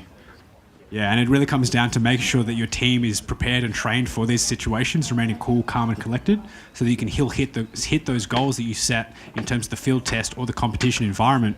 And lastly, I was really interested, if you could join a rover team as your younger self and participate in the Australian Rover Challenge, I'd be interested in what sub-team or what specific payload that you'd love to get involved with. It's a great question. In general, would be really excited if I could go back to uni and participate in this challenge, because it's phenomenal. My background is actually in terrestrial resources, and I've done a lot of research through school and excavation. So we've touched on it a lot, but I would probably join the excavation team. I'm quite interested in the geotechnical side of that. Yeah, likewise. So it's great to see the rovers absolutely trying a lot of different excavation techniques and approaches, and it's great to have such a pivotal role in terms of ELO 2 trying to get this rover to the moon. And I'd really like to thank you and everyone on your team for supporting the competition. It's amazing to get so much support around the Australian Rover Challenge and showcase to these students that there is a lot of demand for their skills and for their passion. So in the next decade, I'm looking forward to a lot of the members out here today being part of your team. I'm looking forward to Australia cementing itself in history as transacting that first demonstration of space resources on the moon. So Joe, thank you very much, and I wish you the very best as your tech demo later today. Absolutely, thank you, Daniel. And just to conclude, I'd like to echo, your sentiment of this being an excellent pathway into industry. We came here last year.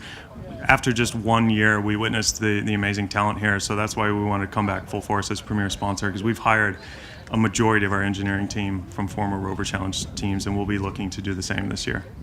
Fantastic. Thank you very much, Joe. And as we switch back to the Team Atlas from Bangladesh competing on the lunar surface, they are zipping around. Huge modifications to their rover compared to yesterday's performance. And again, 3 minutes 38. And they've started very recently, so they've been zipping around the field. Again, lots of opportunities for them to score points here. So just as a reminder, Team Atlas started at 3:30. They're going until 4:10.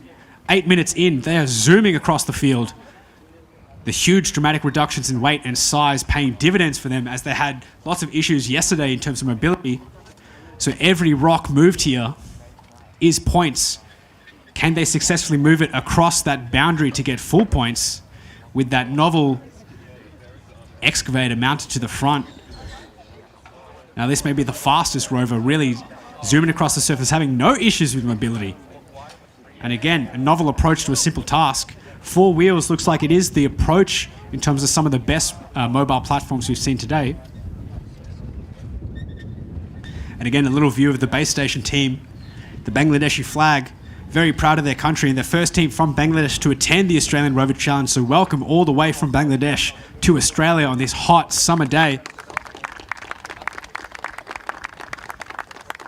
And it's fantastic to see the team really iterating and taking lessons from yesterday's performance. And I cannot wait to see this team continue to improve each day, as we've got the iSpace Space Resources task tomorrow, and then the Boeing Mapping and Autonomous task on Sunday. And again, the leaderboard is set to shuffle up very rapidly over the next 2 days as teams continue to participate in each of the tasks.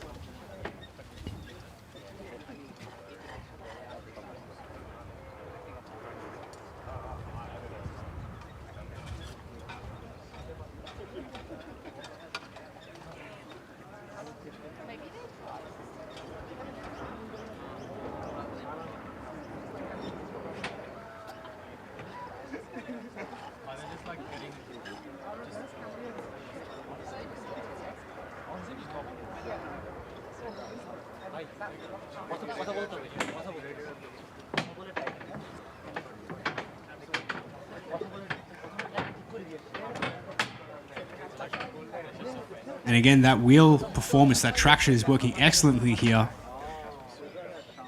They're moving very nimbly across the whole surface, a complete redesign of their chassis. Looks like it's a bucket zip tied. Very much keeping it simple, making sure it works. It conforms to size and weight requirements. Huge props to the team for innovating in the space of less than 24 hours. They have secured 5 points, having descended down the ramp. And again, for every rock they move, they do get points. For every gram of regolith that they can put into the regolith transfer mechanism, that hopper, they will get points. However, the lunar surface is fickle, and again, that mobility system really being pushed to the limits here. Let's see how the team can continue to perform. Again, a reminder, they've got plenty of time, just over 30 minutes left on the task. Can their system maintain itself, maintain its structural integrity to perform as intended as the team traverse across the lunar surface?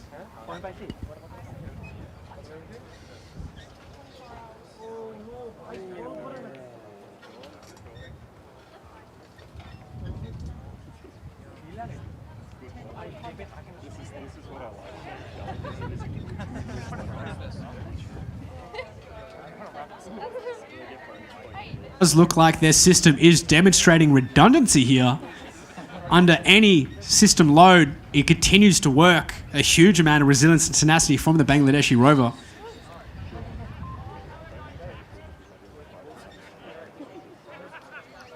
Again, if they can move any of those rocks, they do get points, and points are critical.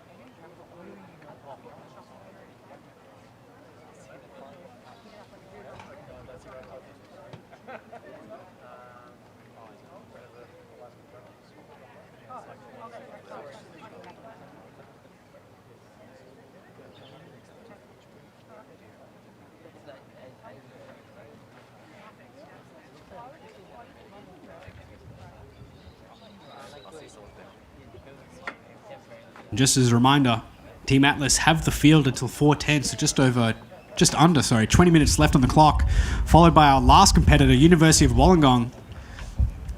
And it's fantastic to see them out here today as their debut performance at the Australian Rover Challenge.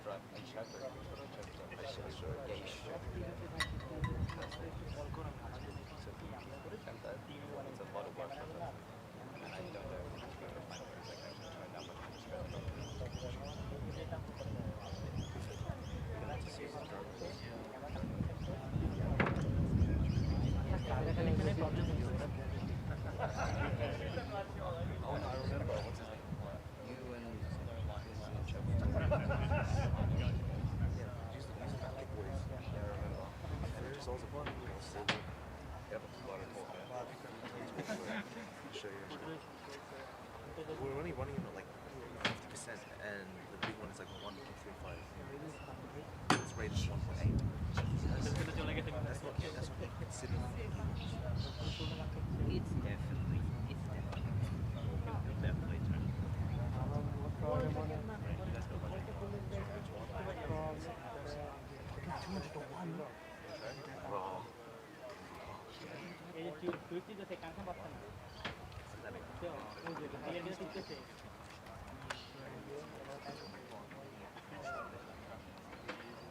Now the base station team trying to determine what they will do next.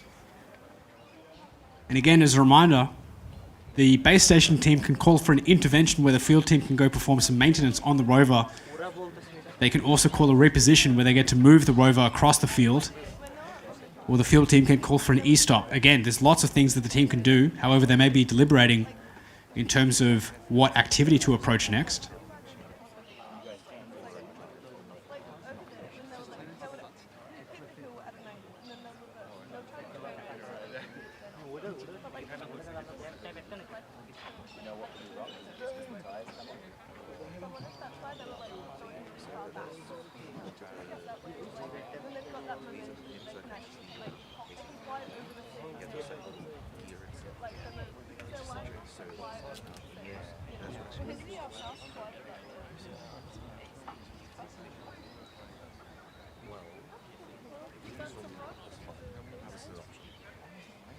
Just reduce the space. So let's way planetary.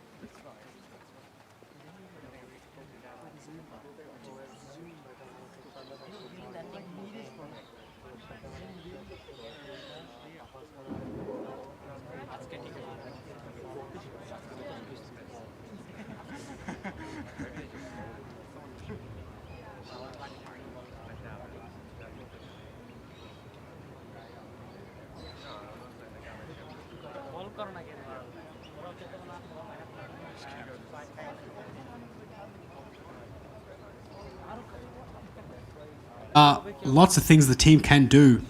So, just as a reminder, the leaderboard is ready to be shuffled at any moment. There's still University of Wollongong to compete after Team Atlas from Bangladesh.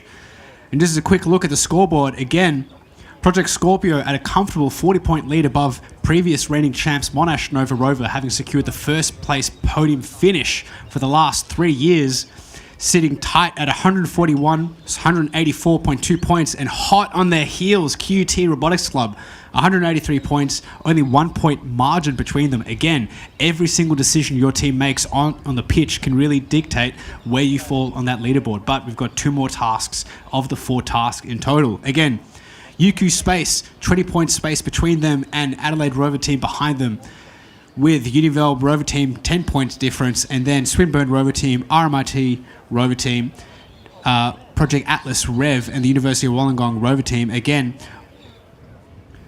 So some of the team leaderboards are being updated live as we collate the scoreboard. So again, if you're viewing at home, check out the leaderboard and continue to refresh it as we calculate the scores and determine where each team falls. And at the end of the day, I recommend you check back to the leaderboard and check each of the team's socials as well. I really recommend you get around each of the teams participating here today as they post their social media content out onto the internet, and really get around and support these teams, as a lot of them have spent a lot of time, a lot of money getting out here to the Australian Rover Challenge on the Roseworthy campus in South Australia. And a lot of them have spent a lot of time invested into developing these rovers, testing them on their weekends, late after university.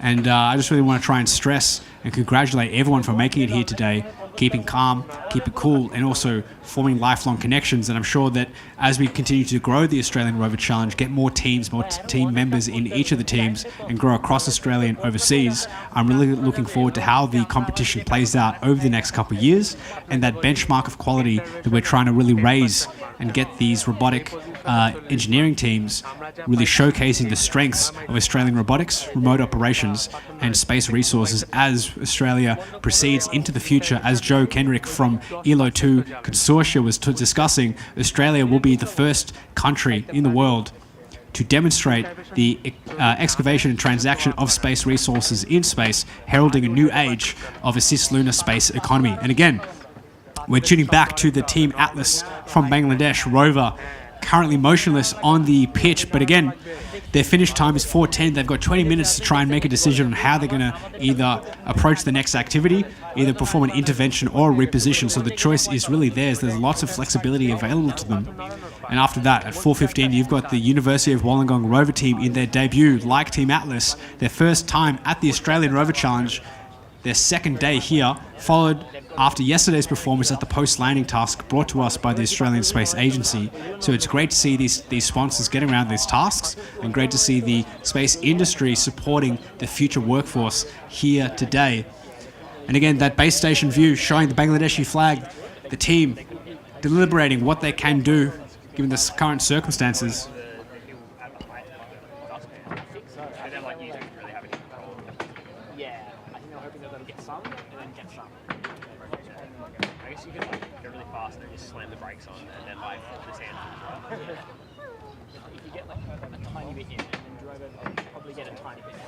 Pretty good for a low, but I mean, we're always complaining about our budget. Yeah, no, it's honestly, like, I mean, I think it completely Oh, really? Well, yeah, I don't think it was. I think it was. Yeah, it's crazy. Good chassis, really. Oh, yes. It's because they don't do it. Are they comms off?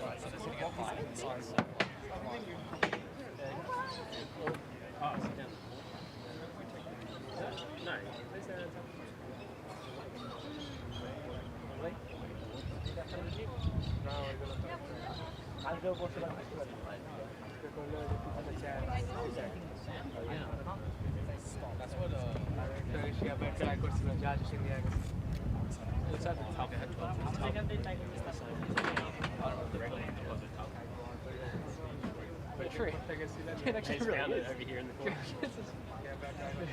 That's so fun. I've done well. You reckon they'll like swap the tubs?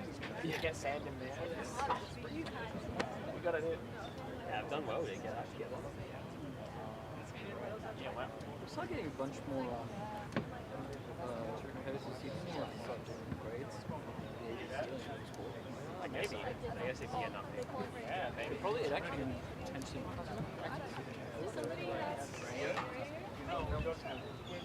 So some quick qualification at the start of the season. Yeah. Yeah, that'd be hard to probably get out.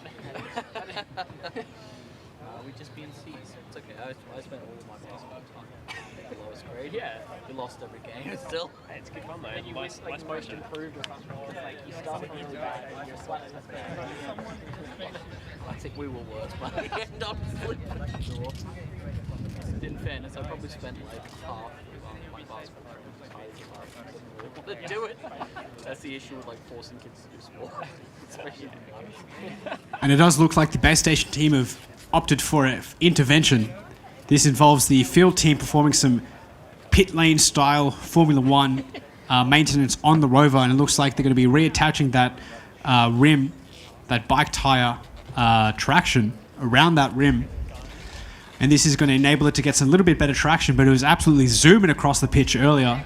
So again, the choice is theirs in terms of how they use the remaining 15 and a half minutes left of their task time for this excavation and construction task. And it's been great to see the team really pushing the limits in terms of a complete overnight redesign of their rover. So you would have seen yesterday in the performance of the post-landing task sponsored by the Australian Space Agency, their rover was significantly heavy, which might have led to some of the issues associated with it not being able to traverse across the surface. But as they've just demonstrated, they've done a complete overhaul in a very short amount of time, in a very stressful period, in terms of working very diligently to make sure that their rover is truly capable of traversing across the surface. And I very much look forward to seeing how they take the remaining 15 minutes of this excavation construction task forward as part of their next attempt of the iSpace Space Resources task and the Boeing mapping and autonomous task on Sunday, after which we'll collate all the scores and calculate the reigning champs of this year's Australian Rover Challenge winner and podium finish. And we'll look towards the field team still performing that maintenance under this hot, blistering Australian sun. And a big shout out to all the personnel that made this event possible for standing in the heat, in the blistering sun of this Australian beautiful clear sky day. And thank you for all the supporting team members from other teams coming down here to support Team Atlas. And this is one of the things we're really trying to encourage, is this intercollegiate responsibility to support each other and help each other. And I've been hearing some great news back in the base stations over behind this facility of teams all working together, helping each other in these times of need, when things go wrong, when things break. There's a huge amount of collaborative spirit here, and it's great to see that Australian mateship really dissipating down throughout all these teams. And I can just see over now at the judge booth, the University of Wollongong weighing in.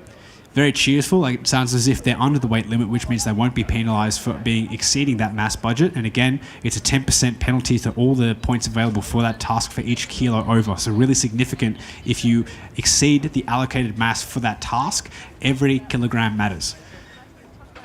And let's switch back. So 3:56, they've got about 14 minutes left.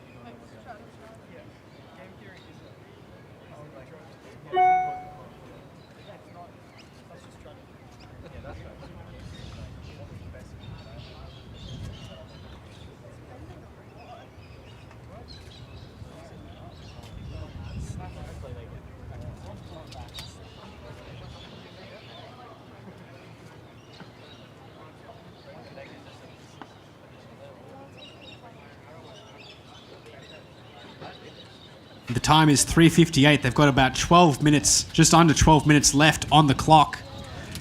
Now this intervention could provide them the very nearly needed points for this task. And again, points available to the team. They've already gotten 5 points for descending down the ramp in a very speedy manner. And they've up to 30 points available to clearing and moving all the rocks out on the pitch, which we spray painted in varying colours to help delineate which size and mass they are. And as a reminder, 2 small, 2 medium, 1 large and 1 huge rock. Then they've got the opportunity to excavate regolith from the RAS, the regolith acquisition zone. And again, 5 points for depositing any material. So really critical that they try and attempt all these activities in the task, and we've intentionally made it so that to try and challenge new teams, but also challenge mature teams across the whole spectrum of capabilities, the whole gamut.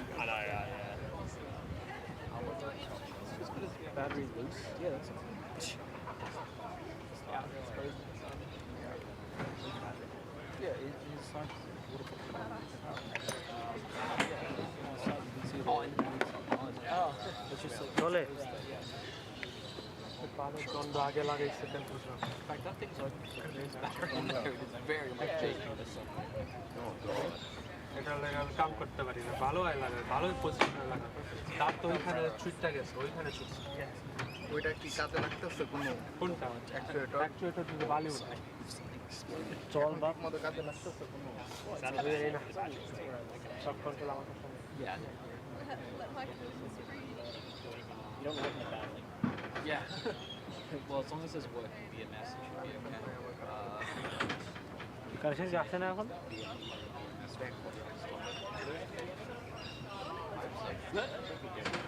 BMS is integrated into the বাসায় যে সব খুলো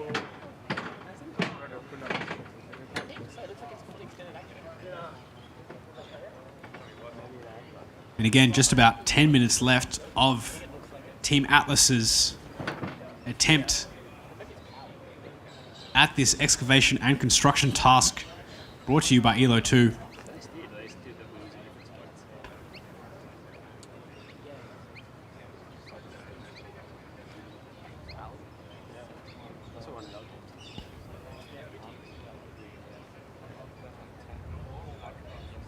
And of course, coming up next at 4:15, the University of Wollongong Rover team in their debut appearance in their first attempt at the excavation and construction task, which is going to be excellent to try and watch, see how this team recovers from their attempt at yesterday's post-landing task. And again, the time is ticking down for this attempt by the Bangladeshi. If they get that rover moving, they could secure some well-needed points for this rock clearing task. And again, even if you move the rocks any distance, you are awarded points. If they get any mass deposited into that hopper, they are awarded points. So every action that they make could secure them some well-needed points. And again, it's fantastic to see their resilience compared to yesterday. And of course, I'm really very much looking forward to their attempts at tomorrow's iSpace Space Resources task and Boeing Mapping and Autonomous. And again, for context, the Space Resources task challenges the teams to go investigate 2 deposits of icy regolith, which just means frozen water-bearing soil, and then quantify the amount of ice present as well as the amount of ilmenite, which is an iron titanium mineral present in another site. And in addition to that, extract in situ, either by the rover or a dedicated payload, water from that frozen regolith. And not only do all of that, but do it in under 40 minutes. So really a difficult task for multinational companies, let alone a student team. And this is just one of the tasks of the 4 tasks that are required of them. And of course, the Boeing Mapping and Autonomous task, challenging the rovers to navigate the course in an autonomous manner, avoiding obstacles and localizing itself, as well as some key areas of interest, including colored blocks and placards containing information.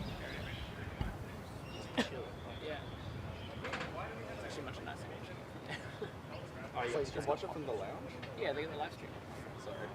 Sorry boys, sorry boys. I'm not sitting in the heat, like it's in the lounge. Well, it's like the outside on, man. I'm still doing that. See IRL?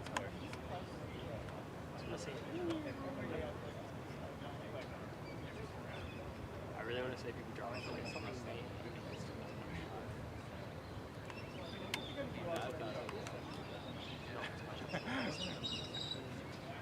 It would be fun to see someone try and go over it. Yeah, I reckon they could have done it. Yeah, they probably would actually have the best chance.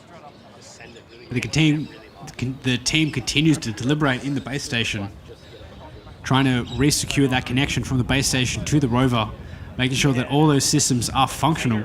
play around. Yeah, exactly. You've seen a little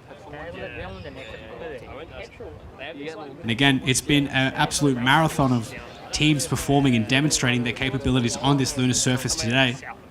So it's great to see the tenacity of teams operating even when things go wrong. And as Joe mentioned before, things will go wrong, but it's always up to how you manage your risk mitigation strategies and what plans you have. You have plan B, C, D, and E for when things go wrong. How do you manage the team and your rover in terms of how to overcome obstacles associated with a wheel becoming stuck, the chassis linkage breaking, one of the PoE, so the power over Ethernet injectors not working, the dropouts associated with your radio antenna. It could be something as simple as a cable not being securely plugged in. There's so many various surface area of things that could go wrong. And with increasing complexity, as Joe mentioned, you've got a lot of issues that could crop up. So keeping it simple is really critical to make sure that the success of your rover stays true across a variety of different environmental conditions. And today, here out in the hot Australian sun, we've been witness to some of the issues associated with that. So the high illumination environment, which just means this really high amount of sun bouncing down onto this bright surface, bouncing back into the rover cameras, posing some real issues associated with navigation and perception. You've got the loose, fine-grained material of this lunar soil stimulant, posing some of the mechanical issues and geotechnical problems that the rover teams need to overcome when navigating across the lunar surface. Then, of course, you've got the operational logistics hazards associated with setting up your rover and your base station, your mission control, operating that rover with some significant delays and lag, but also packet loss, because operating a rover from Earth to the moon is no simple feat. There's so many challenges that need to be overcome, and these undergrad students are really tackling them all head on at once at this fourth installation of the Australian Rover Challenge, brought to you by the University of Adelaide.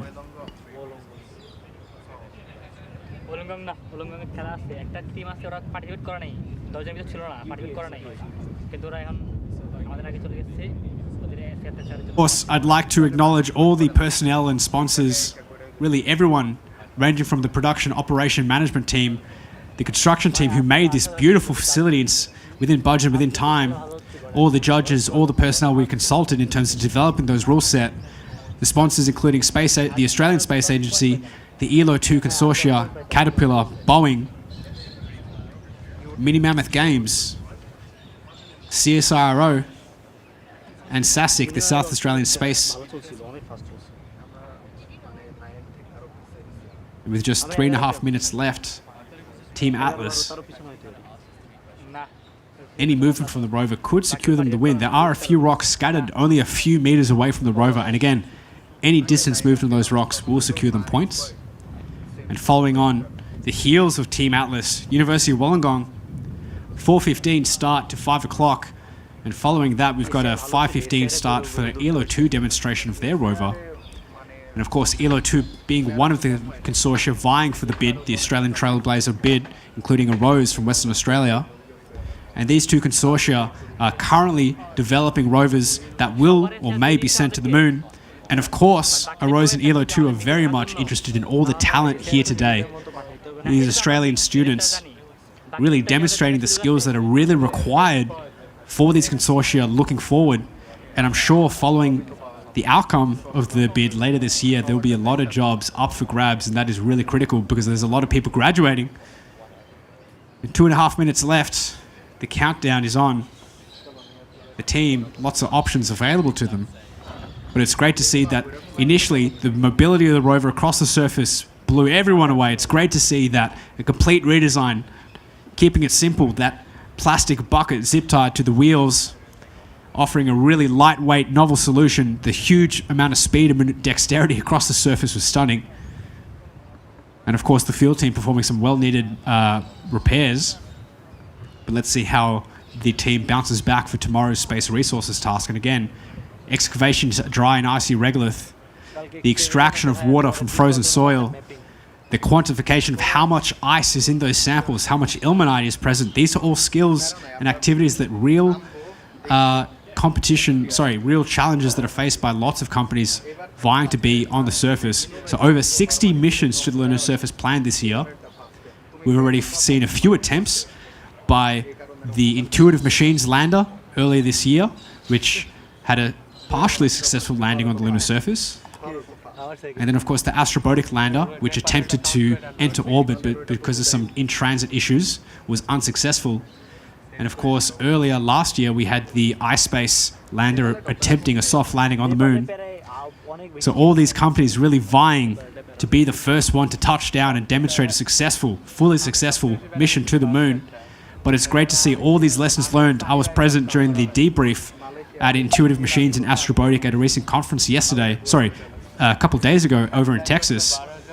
And again, these companies really demonstrating that even in the face of what is perceived as failure, there was so much lessons to be learned, so many things that were considered as successful. And this is what's critical. These companies, compared to others, with this knowledge base of 0, they have a knowledge base of 1. They have had experience entering the space environment, attempting to enter lunar orbit. These are all really important skills that put them far ahead, as everyone is vying, racing to be the first into this cislunar space economy.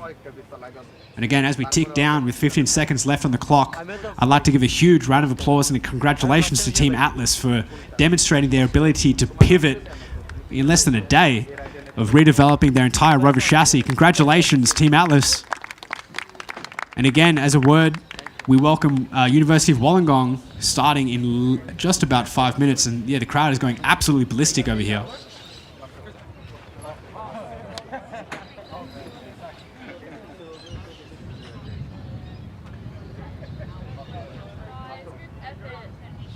You got so many rocks, guys.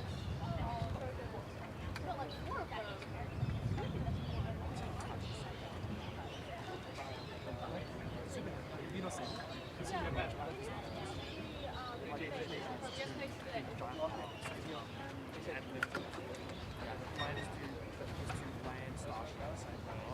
Land super heavy the same way that they'll catch it together. So they can restack it. And up on the screen right now, you can see the University of Wollongong rover mounted onto the weighing scale. Some really novel approaches to traction on those wheels. Looks like fishing net zip tied to the outer 3D printed rims of those wheels. And again, that huge excavator mounted to the robotic arm, looking very much like the arm mounted to the Perseverance or Curiosity rover currently on Mars. And it's great to see this team in less than a year, like Swinburne, having started only several months ago. And in the space of that time, not only starting a team, but getting the logistics in order of getting a workshop, getting funding, establishing themselves, getting recruits, getting designs out, machining, integrating, testing. Really big props to the whole team over at University of Wollongong.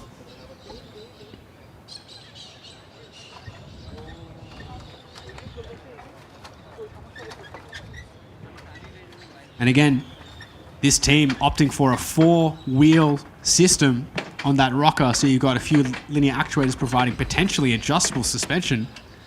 A robotic arm mounted to the front, a big rectangular shaped chassis, I believe made out of core flute or acrylic, opting for a lightweight, rigid structure. Again, keep it simple. If it works, it works. If it's lightweight, and remember, for every kilogram over the mass limit, that's a 10% point penalty, which is why we've seen the Bangladeshi team absolutely reinvent their rover. And a lot of teams really skirting that mass limit, some of them only a few 100 grams off.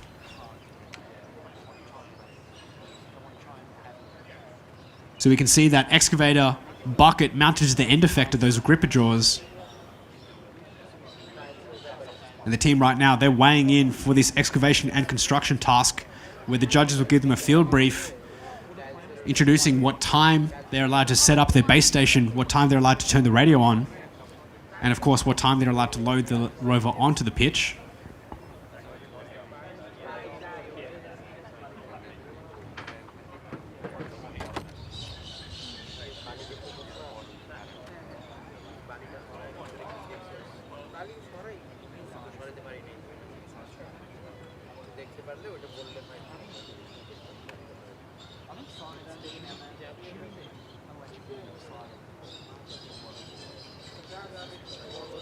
I swear to park. I don't know about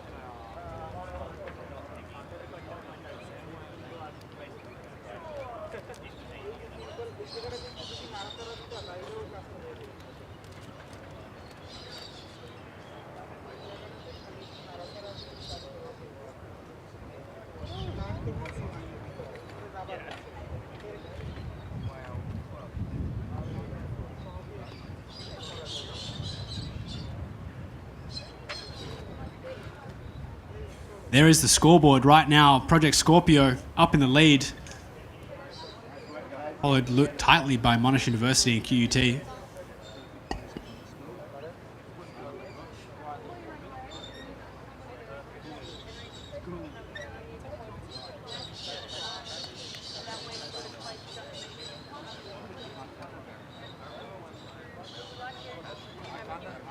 There we go. There's the current 10 contestants at today's Australian Rover Challenge.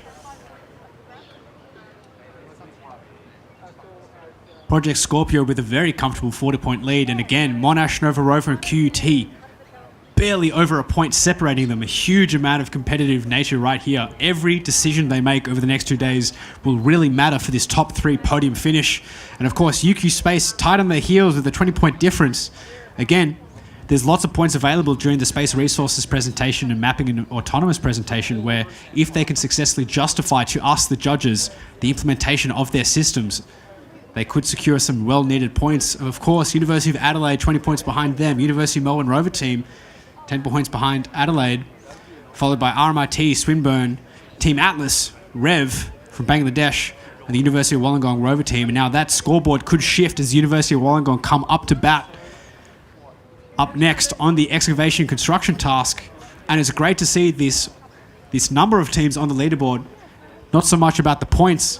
What I care about is that number, that growth, the reach that we're having across Australia and the world as we continue to grow each year at the Australian Rover Challenge. If you or you know anyone at a university that doesn't have a Rover team, or you think they'd be interested in joining a Rover team, please reach out to us. We'd be happy to help you set up and continue to grow your team. If you ever need anything, if you have any questions, feel free to reach out to us. Check out the Australian Rover Challenge website.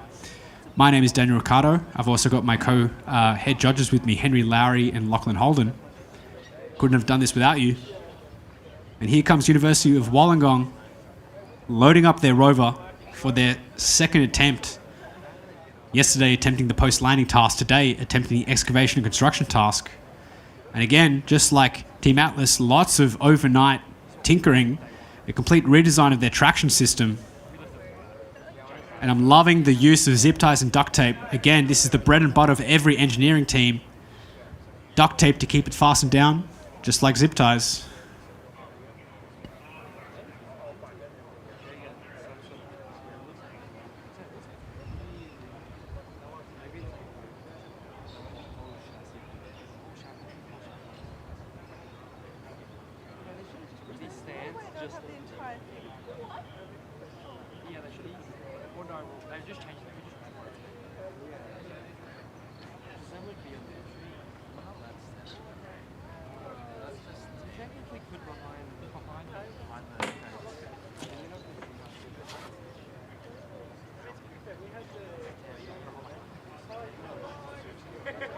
That is forward.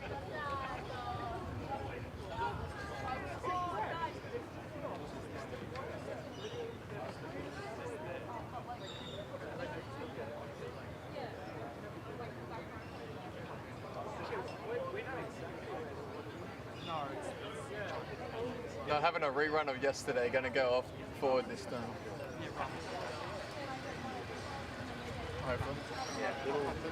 We have confirmation that the base team can control their Rover. You can see those wheels rotating. And if you're out here in the crowd, you can hear it really turning, those motors working hard. And again, official start time at 4:15, end time at 5 o'clock, followed by the ELO 2 tech demo of their Rover out on the pitch. And it's great to see the support of so many sponsors out here today.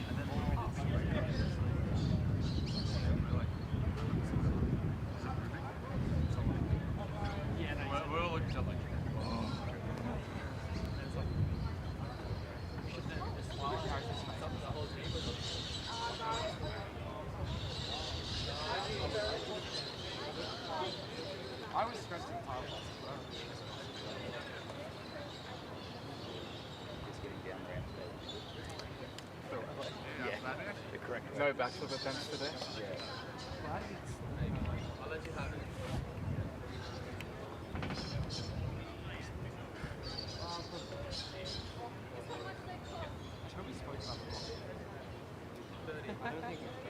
Field team disembarking off of the pitch. It looks like the University of Wollongong team are set to attempt the excavation and construction task any second now. I wish them the very best, and remember, for simply descending down the ramp, they will get 5 points. For moving any of the rocks any distance, they will get some points. 2 points for the small and medium rocks, 3 points for the large and huge rock.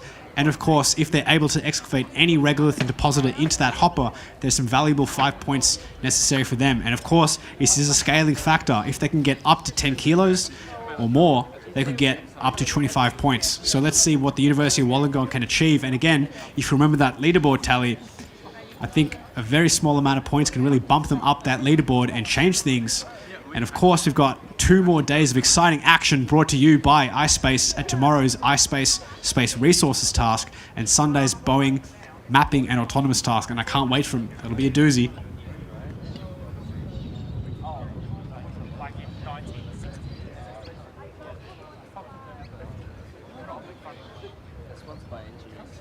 It's like a car. I know. Yeah. We could be here right now. Camera range. Where's Jason? Jason had a bit of cinematography power. So only have angles and elements.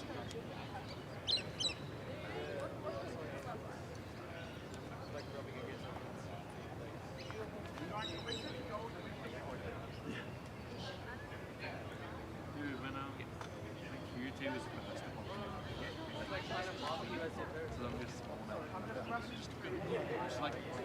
How's camera switching going? Once I opened it and the camera was like coming out, it was fine. The sun was just tripping out. Do we need to go through the parameters again? No, it's Jetson's side. Okay. So Jetson's not connecting to serial? So we want to try it with the Arduino? If it's a soap, I don't like it. But you have or you want to? We'll try and, we'll find two female to male pins, and then we'll jump it from what we've got on the Jetson already to the But still, we can really I don't want to do it over USB because I want to check that we've done the right headers. and we were just like all convinced it wasn't working. But we need to check that we've done the right headers. If we've done the wrong headers, we're wasting our time. We still sat there for like a minute and watched as he like every shape. No, it was Yeah, if I pick the wrong headers, we're wasting our time. And we tried adjusting all the speed. I remember the other one. No, because then as soon as we went like to change the texture up, like it was like really catching up. Like damn.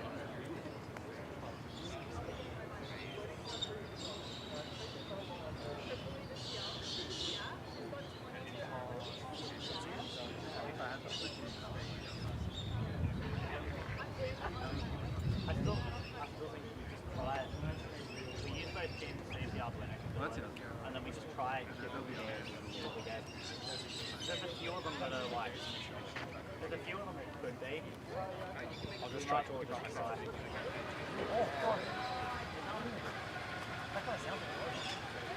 And we do have confirmation of the Rover driving down that ramp. Excellent job for the University Wollongong team. If they can get all 4 wheels down onto the lunar surface, that's 5 points under their belt.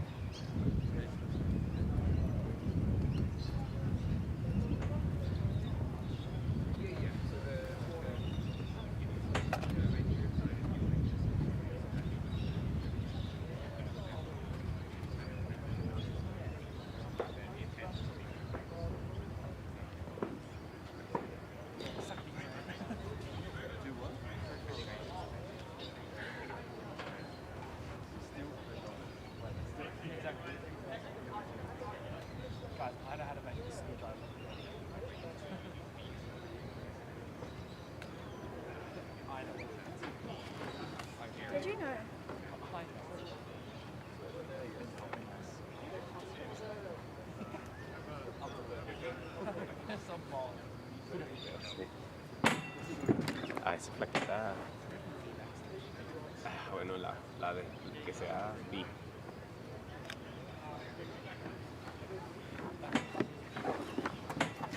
Y se esconde, tira la piedra y se esconde.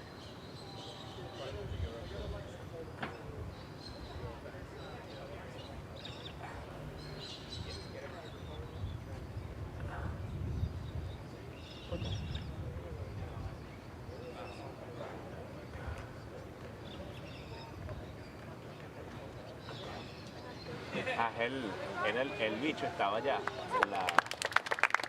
Those last few centimeters, they've got 5 points under their belt, and I've confirmed that those wheels have been modified with pull noodle, zip ties, and grip mat. Que el Rover ese que iban a hacer de demostración estaba en la oficina.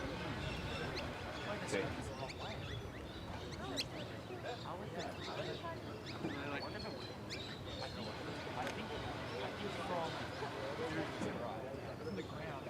Coño, bien.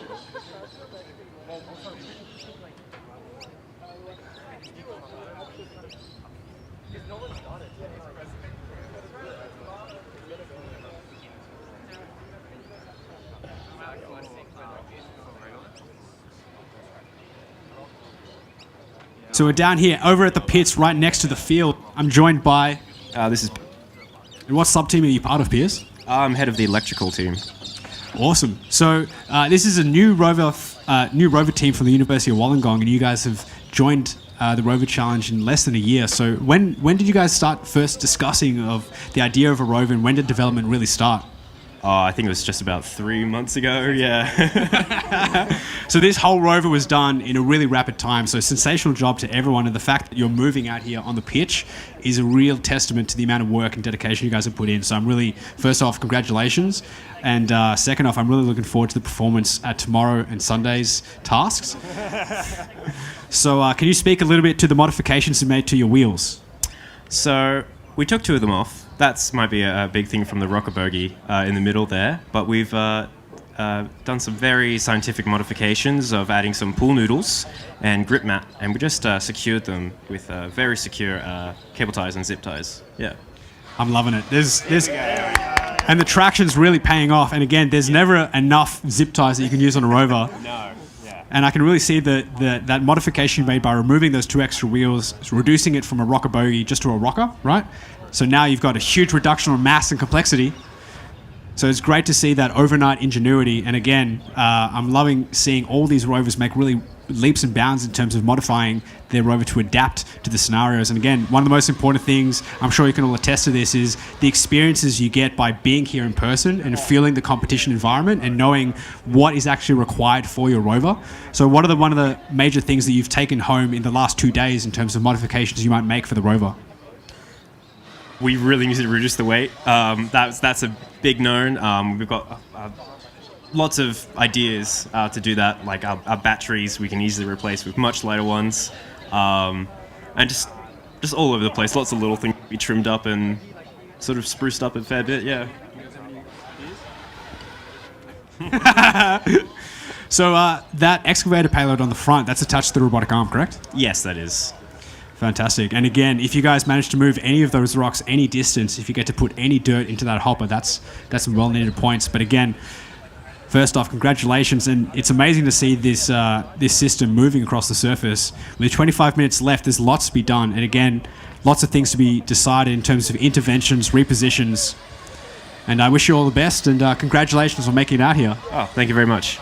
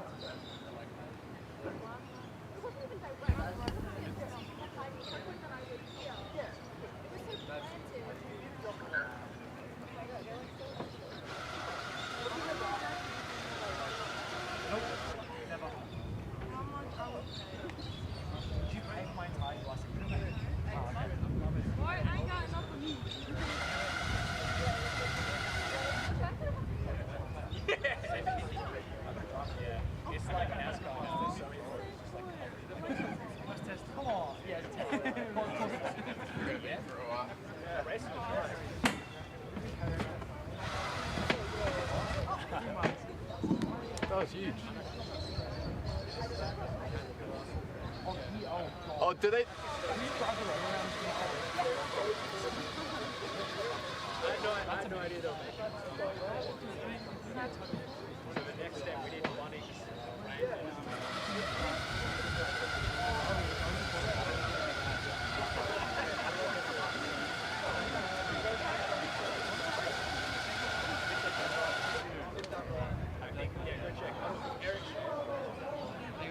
That's. No, guys, they're getting like 3 frames every minute. Yeah, and so they're just waiting to be updated on what's actually happening. Yeah, okay. That makes sense. Oh my god. Wow. Yeah, okay.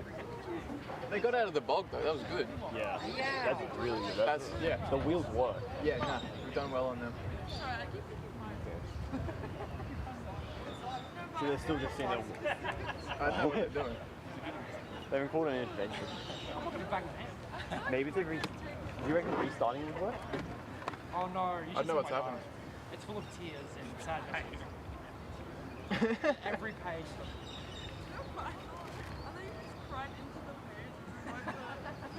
I can like hear the exact tone of Hunter's voice. Slightly salty. They're up to date. That's live feed. I don't know whether it's stopped or not. Oh my. Well, yeah, that's real. That front bearing can't run on 50%. They just got to send it. It's all or nothing. And it's great to see the University of Wollongong manoeuvring nimbly across the surface, having made huge modifications to their rover. If you remember, just less than 24 hours ago, their rover had 6 wheels. Now it has 4. Would you believe it? It's amazing what you can do with zip ties and determination. And less backflips. And again, 4:15 to 5 o'clock. This is their roving time. They've got about just under 20 minutes left, and you can see the base station team making some real quick calls here. If they manage to make it over to the rocks, they've got some points under their belt, moving at any distance. And as Swinburne first demonstrated as the first task earlier at 9 a.m. today, you can get points just by driving over it. And again, if they manage to drive over to the regolith acquisition zone, that mound of regolith over to the left of the field, and deposit it in the RTM, that regolith transfer mechanism at the base of the processing plant, they will score some well-needed points. 5 points for any regolith and up to 25 points for up to 10 kilograms of regolith deposited. Why do we use those weird, funny names? Because the Australian Trailblazer mission, which seeks to put an Australian rover on the lunar surface to demonstrate the first transaction of space resources, will transfer regolith from that RAS to the RTM, and we use these words directly from the Trailblazer guidelines. Oh, you can hear the cable ties like clicking. Yeah. They have no feedback for that, so they have no idea what. It's okay, it just needs to work for another 20 minutes, that's fine.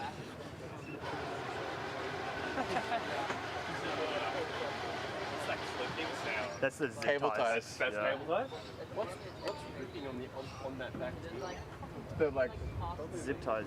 Probably some of our like. Oh, do you see the pull needle? Yeah, like it's just protruding out now. Oh, really? Yeah, look. Yeah. I do see that. I think it's within the mesh. It's okay, the gearboxes. And again, up on the screen right now, the same feed that the operators are seeing running on Linux. You've got the command terminal to the left and those camera feeds running on the right. All the information we see is what the operators see, although we see a rover moving out on the field in the full context, seeing how those wheels are interacting with the regolith. It is the field team's job to take notes, these observations of how the rover and these modifications are performing, and see how they can make further improvements overnight for tomorrow's space resources task. And of course, for next year's Rover Challenge, where we see some huge modifications and leaps and bounds in the technical capabilities of these rovers, as each team has a year of development, R&D, toiling away to come back bigger and better each year. And the rover is continuing to move, traversing over to those rocks. It can move at any distance. It can get those points. has to hit the pink one. Yeah, it has to turn to the pink and the orange one. There's a yellow one in front of it. Yeah. That's what they're aiming for. They can't tell that that's so low. No, well, they'll think they've hit it, move back and try and hit the other ones. So hopefully. That'll be an intervention. Get it lower. We could do that. that. No, you can give it a moment by stopping, and then hitting the rock. Oh, true. We can't communicate that. Yeah, they won't. Is it a bag just there? Is that ours? Did you just take it? Yeah. And here comes the Rover, just under 19 minutes left on the clock. If they're able to touch any of those rocks with their wheels or that excavator mounted to the front of that robotic arm, they will secure some well-needed points, and that leaderboard will shuffle up. And again, in just about 40 minutes, you'll be able to refresh back to the scoreboard and see how things have filled out after today's excavation and construction task, brought to you by ELO 2, who will be up next on the field. We just need more cameras, really. Yeah. You're not allowed. Alright, just tie my suit. You tie my suit. Maybe next time we can do mine on. So we can send them to you at the same time. But it requires Yeah, here we go. If they just dig up the entire sand. And you can see the combination of wheel torque and traction combining to get a lot of teeth into that regolith. And as teams have demonstrated today, the complexities associated with how many wheels, how big are your wheels, the traction interfaces between the wheelbase and the regolith. And of course, we've seen a lot of issues related to the amount of overburden or piles of regolith accumulating around those wheels, around those excavators, and highlighting just how difficult it is to achieve excavation under these analogous lunar conditions, where the material is extremely fine-grained, non-cohesive, but builds up really rapidly. The density increases with very little depth. And of course, with very little mass of your rover, it's very difficult to generate enough forces necessary to dig into that regolith to move heavy loads, and it becomes even more difficult under lunar gravity environment, 1/6 of that of Earth. And then of course you've got ultra-high vacuum pressures. Really, it's not a place you want to be. However, some brave pioneers, the Artemis generation, with the Artemis astronauts, with the first woman and next person of color landing on the surface of the moon within the next decade, establishing a continuing presence of humans on the lunar surface. And it looks like the rover has encountered a bit of an issue. Let's see what the field and base station team will do. Again, time available, ending at 5 o'clock, 12 minutes available to them. Field team have the option. Let's see if base station are aware. Can I get a camera angle of that, of the gearbox on the ground? And of course, my role as a commentator, with very thin walls to the base station, I can't say anything. All I can say is it's been a phenomenal effort from all teams, and I really look forward to University of Wollongong continuing with this task, seeing how much points they can continue to grasp by moving these rocks. And again, just to highlight the dedication of this team, having built this rover in only a handful of months. Again, the fact that they're moving, remotely operated, teleoperated, using that 5 gigahertz radio antenna back to the base station, the fact that they're moving across the surface with relatively high reliability and redundancy, it's great to see this team demonstrating some really core tenets and fundamental processes that are required for a successful team in future years. So I wish them all the very best as they return back tomorrow and Sunday. And again, you can see, well, we can see up on the screen right now,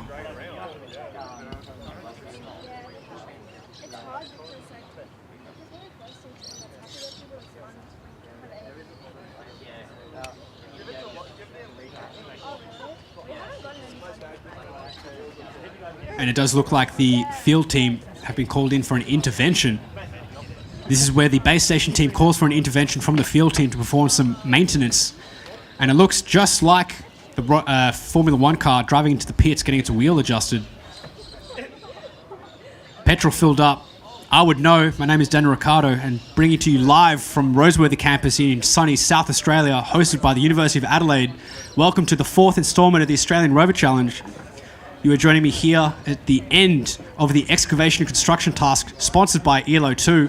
And of course, if you stick around in the next 15 minutes, we'll see ELO's 2 rover demonstrating some real novel technical applications out here on our simulated lunar surface. And boy, what a surface it is. 45 by 45 meters squared, up to 1.2 meter hills. We've got some lovely props. And all this combined with a fantastic dedicated robotics facility just behind us out of frame, as well as all these rover tents, these workshops filled with 10 university teams from across Australia and the world. What a place to be. And of course, just under 50 minutes left, there's a lot that can be done here. Again, it's a question of how quick can this field team work to repair the damage.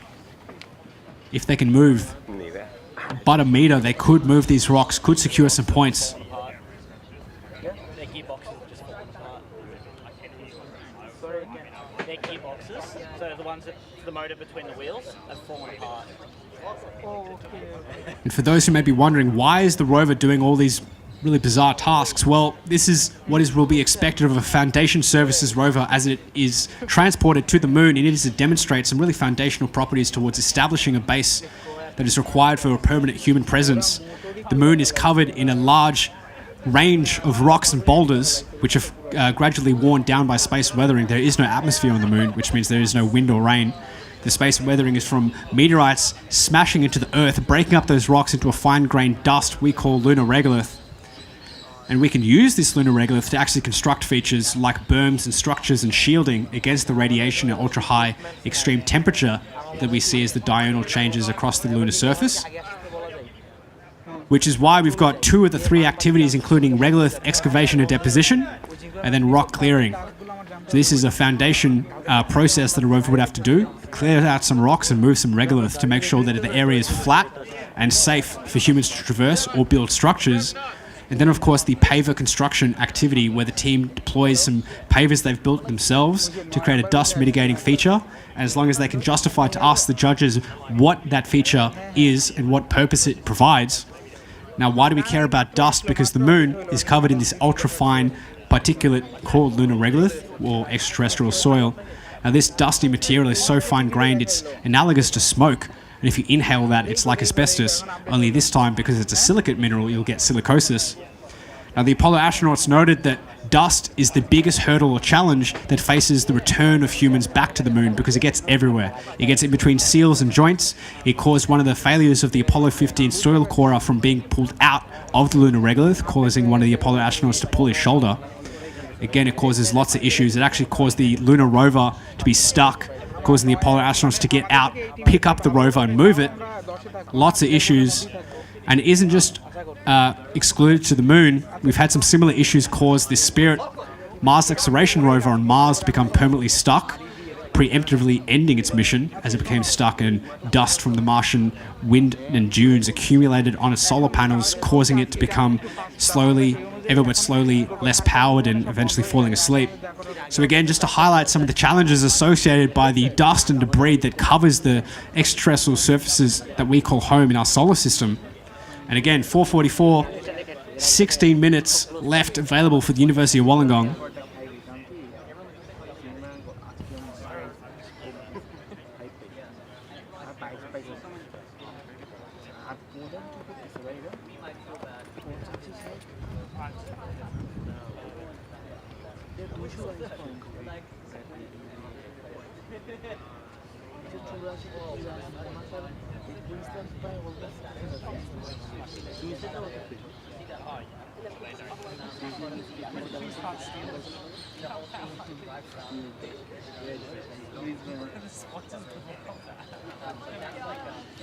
ওরা গেছে, ওরা ওদের টাইমে ওরা ভালো করলো, আমরা টেনে। আচ্ছা, ওরা ভালো করবেন।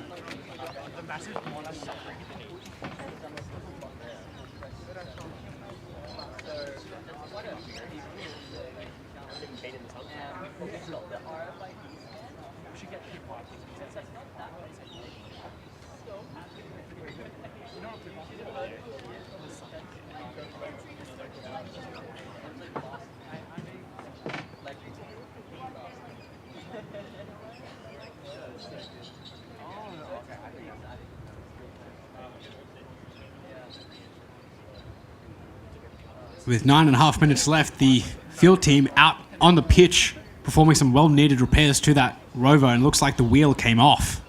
And this is one of the issues associated with the fastening of your systems together, but some of the high forces acting on those components.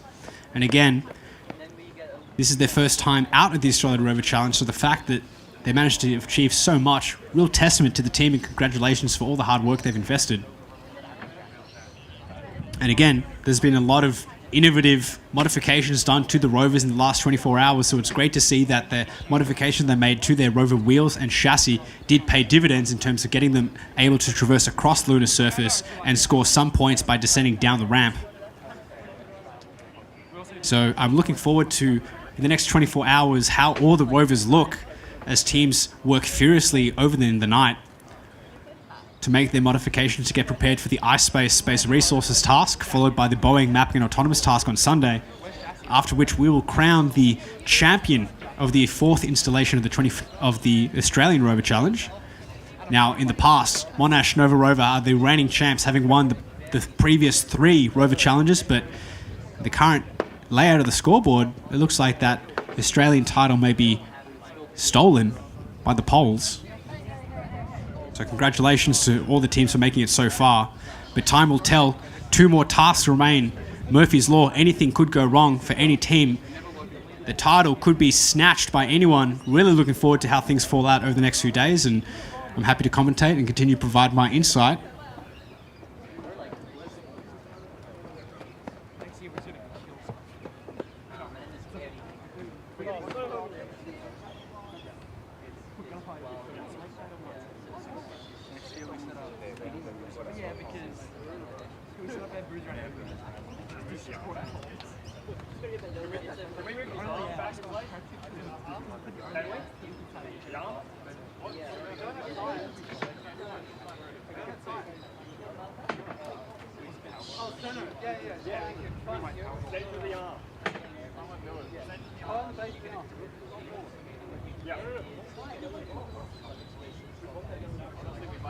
Alright, fine, yeah. We have got one, we have got one, we got one. We're the blue. No, we're going to look. Okay, get off. Every time. Okay.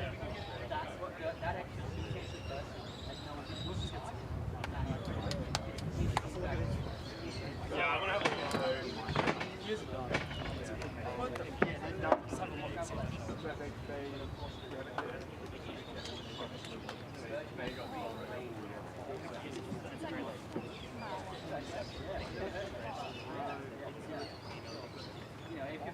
Really? Oh, it's stripped. Yeah. We had fucking really all the others will be getting more. You can put the bolts through the other way. Oh, yes. But on the other side, we can. We strip thread on it. It's fine. That's kind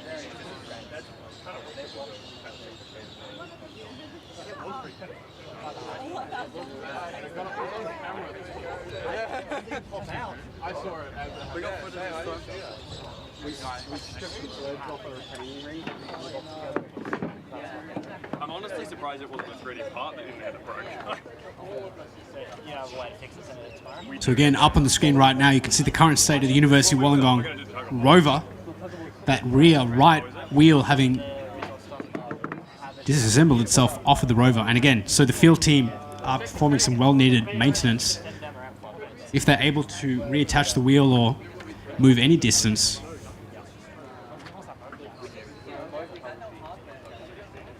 I could even see how far they could go operating just on 3 wheels.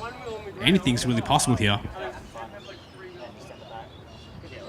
If they move any distance across the surface, if they're able to move the rock any distance from its starting position, you're able to get points.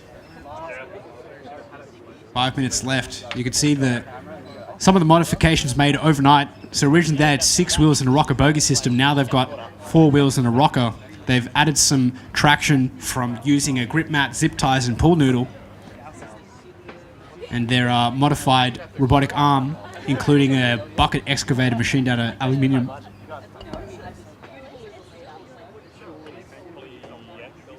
Yeah, then she said polyethylene. Texting polyethylene.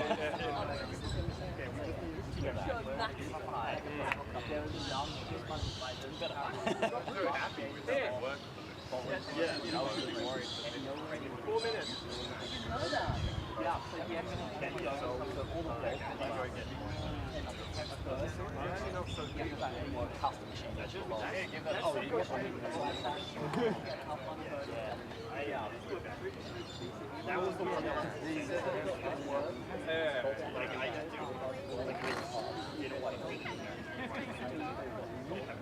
so it was already full of sand. No, And the dinosaur, they got a lot of new ones.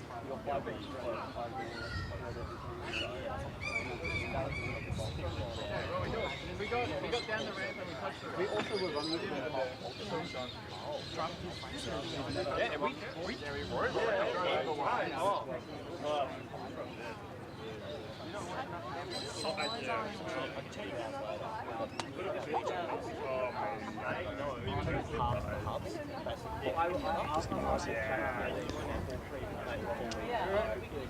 Check.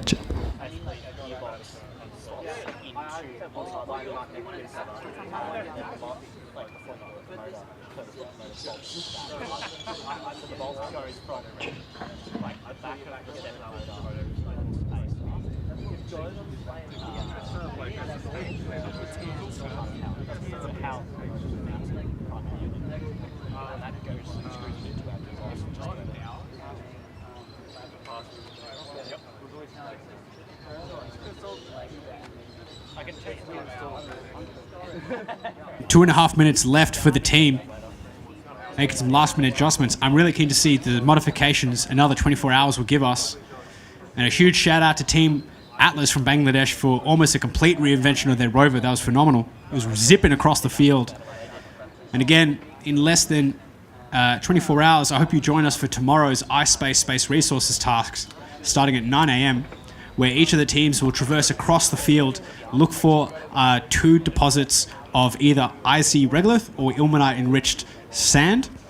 And then their job is to identify the amounts of ilmenite in each of the deposits, or the amount of ice present in each of the samples, and then perform in situ, in place, water extraction from those icy samples.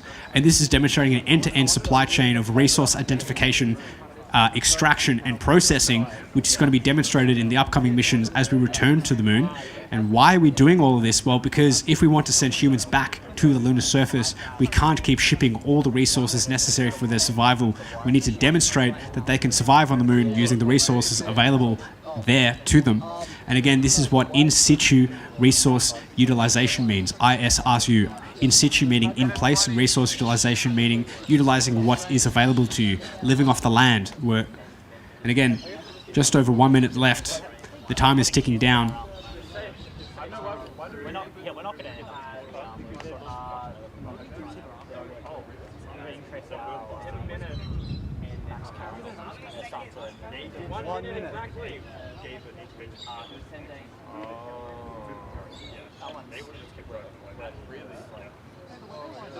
That's what I fully expected to happen. We need more cameras.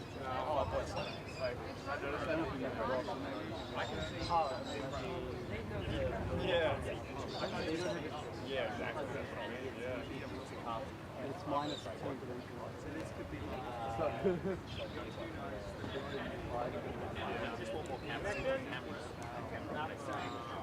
Yeah, well, we do have a camera on the arm. The arm working.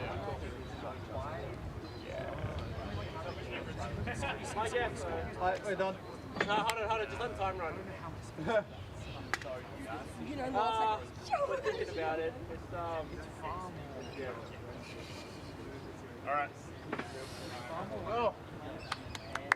Huge round of applause for the University of Wollongong Rover team. Congratulations for persevering against all odds. And thank you for tuning in to the excavation and construction task brought to you by ELO 2. And speaking of ELO 2, we've got a wonderful demonstration coming up to you in about 15 minutes. And thank you for all the teams, the 10 teams from across Australia and the world for competing in today's excavation and construction task. It's been a phenomenal display of tenacity, grit and technical prowess, as we've seen a range of different excavation techniques ranging from front loaders to tiny excavators mounted onto robotic arms. And big congratulations to a lot of the teams who've done some really overnight, novel and tight timeline improvements to their rovers. So I hope you enjoy us for tomorrow's task, the iSpace Space Resources task, and then of course the Boeing Mapping and Autonomous task. And I hope you have a good night, and we'll be back with ELO's 2 tech demo in 15 minutes, just over 15 minutes. So have a break, have a Kit Kat, and we'll see you very soon. That's so. I don't know why that's so much fun stuff. You want to hear a funny story? Oh, yeah. Oliver. Oliver.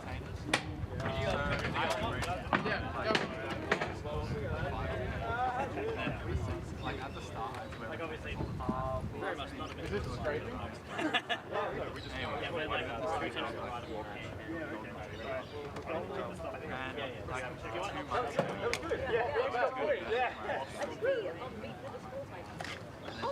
back inside. She just had Wait, did So I had to go back to the orthodox. Rev does it. Only like a week ago, same thing. I went to go.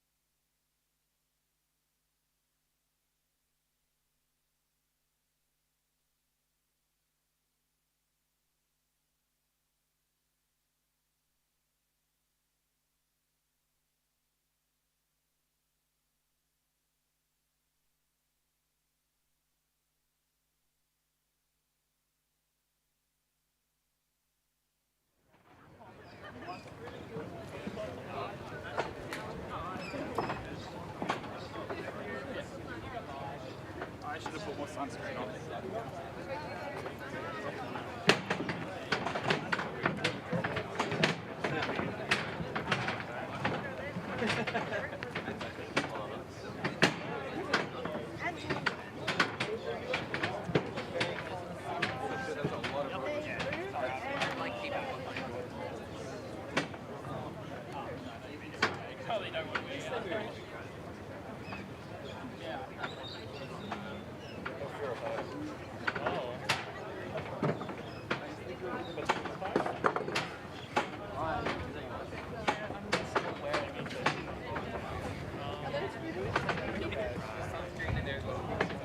Oh, sorry.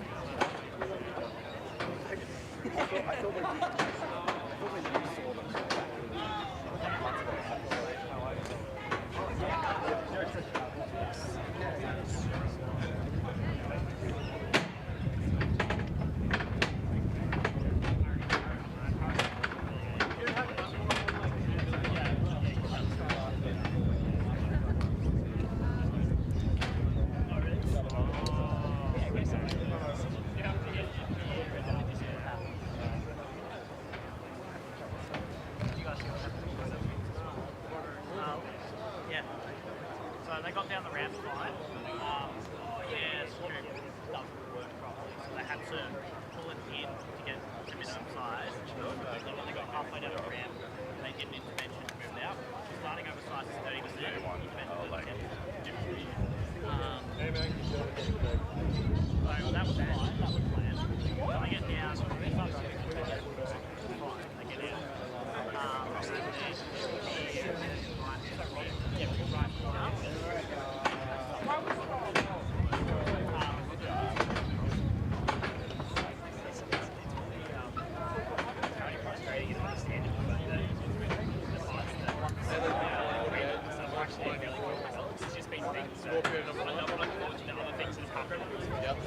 Oh my damn, bro, they get fucked.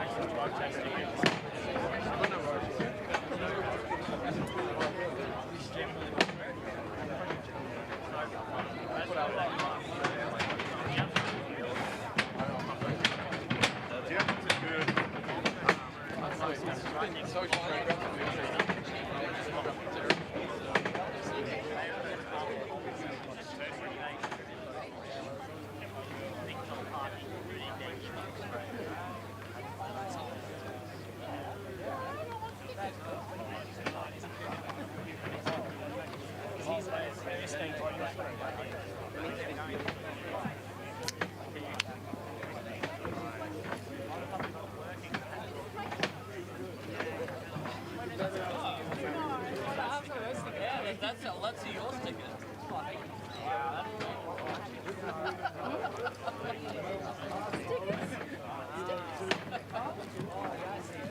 Wait a second.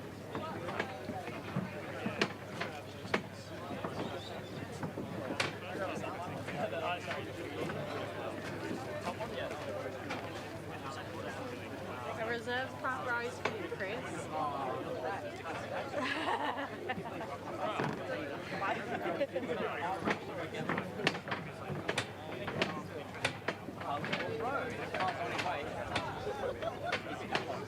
Ice cream and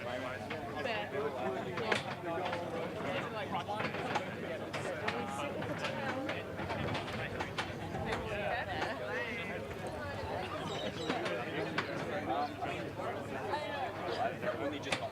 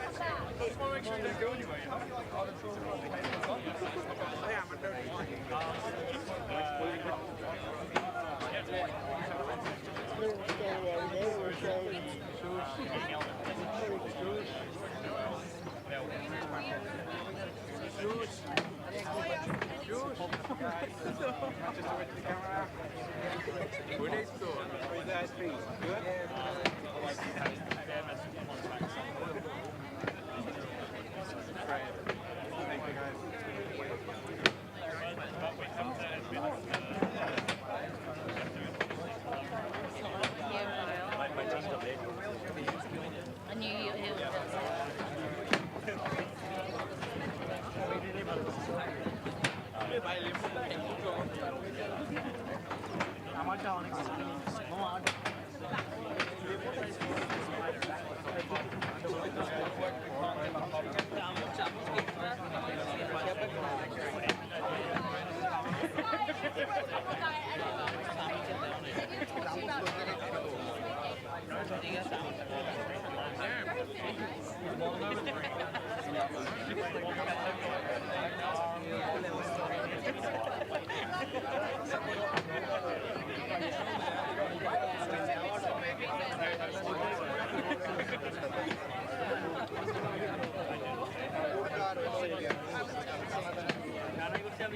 But that's an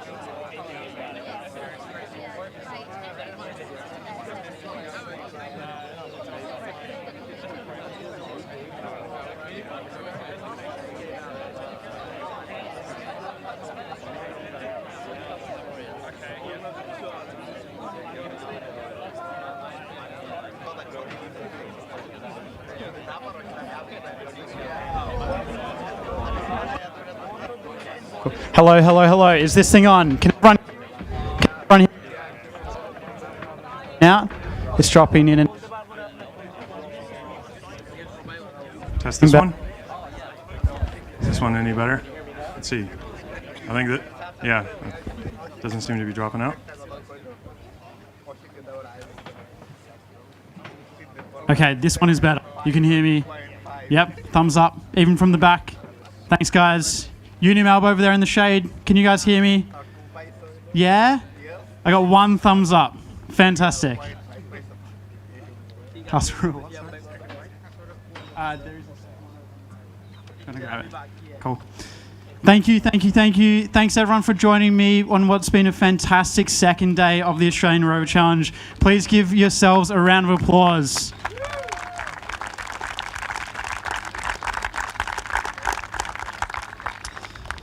Awesome. So thank you very much for gathering in the stands today, and I hope those ice creams are going down really well. I haven't been able to get one yet, so I hope the van is there after we're done. So thank you for joining us. We've got the ELO 2 sponsor presentation at the moment. And so I don't know how many people know this, but by night I am an Australian Rover Challenge director, and by day I'm actually a project engineer for Lunar Outpost Oceania, who are the technical leads for the ELO 2 consortium. So I'm going to throw it over to Joe Kenrick from Lunar Outpost Oceania, who's going to take us away. Awesome. Is this working? Yeah, sounds like it. Thanks, Henry. Welcome, everyone. So much for being here.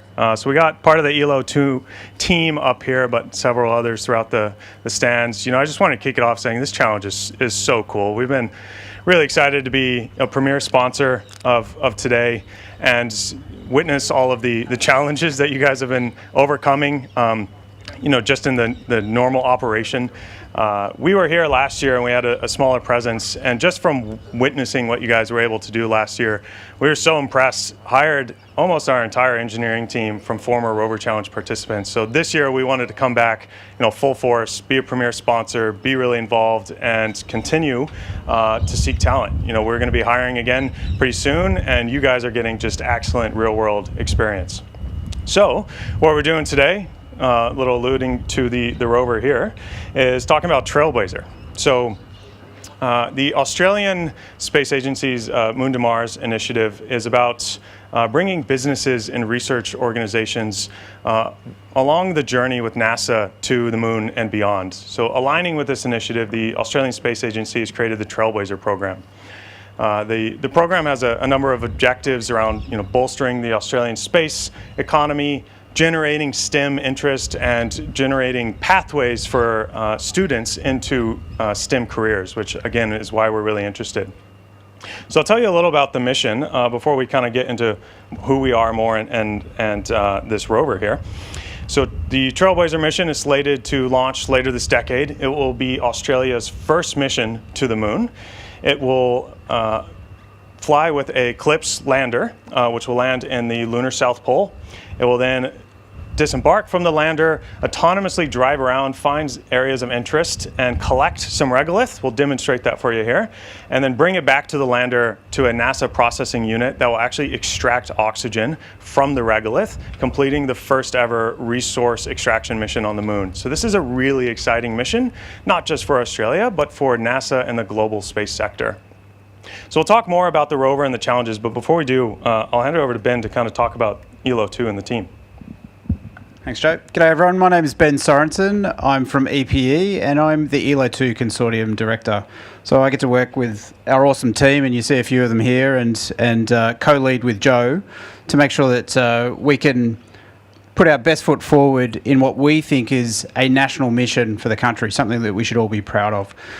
So ELO 2 is led by EPE and Lunar Outpost Oceania, and we're a consortium at the moment of around 16 different organisations, some key partners for us, and we'd really like to thank today the University of Adelaide for providing these awesome facilities. The investment you've made is fantastic, and also back at the North Terrace Xterrace lab that we've been driving these around and testing them and refining them so you can actually see them work first time out here today. Who's had fun with getting things working first time? Awesome, well done. So it's been great to see you guys do all that work.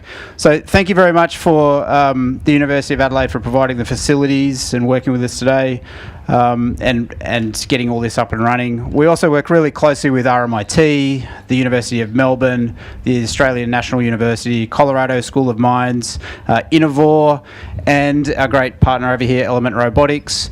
There are others in the team, including BHP and Northrop Grumman Australia, but the heavy lifting recently has been these guys, and we're really thankful for what the team's done, pulling together and working hard. And as Joe said, these people have been in your shoes. They've been doing this work here, having fun, making those mistakes.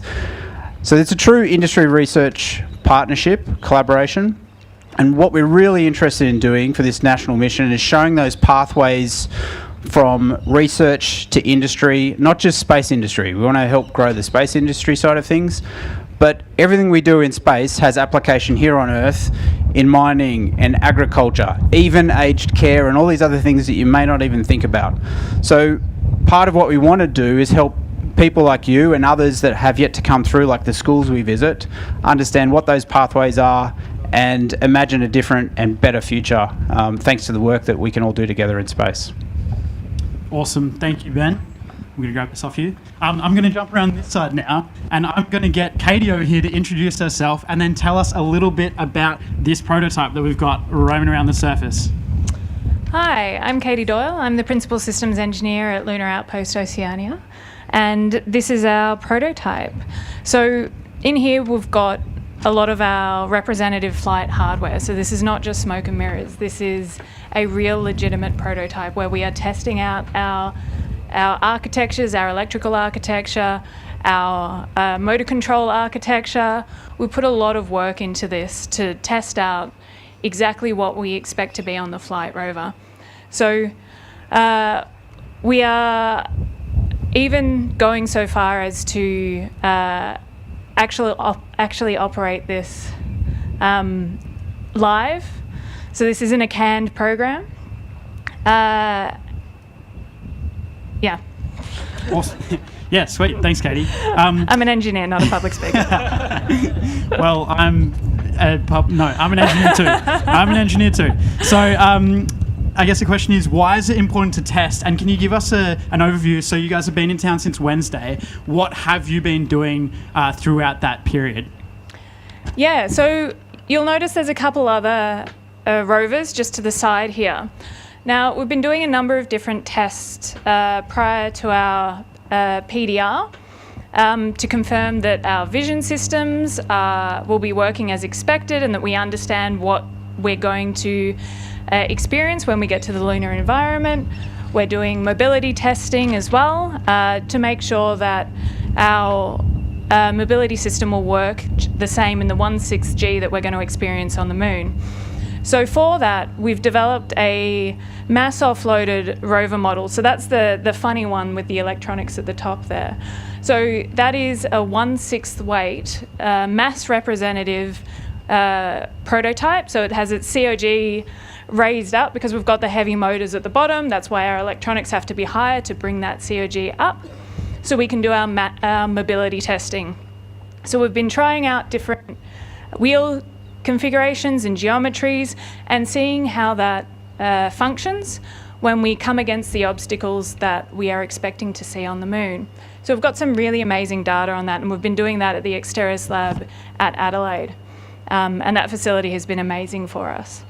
So we've also been doing some perception testing, and in a shed over here, Kevin Farris has set us up an amazing perception test area with albedo representative regolith, with an enormous light representing the sun, darkening everything else. So we've been able to do that testing during the day, and we've been able to get some amazing data from our cameras there.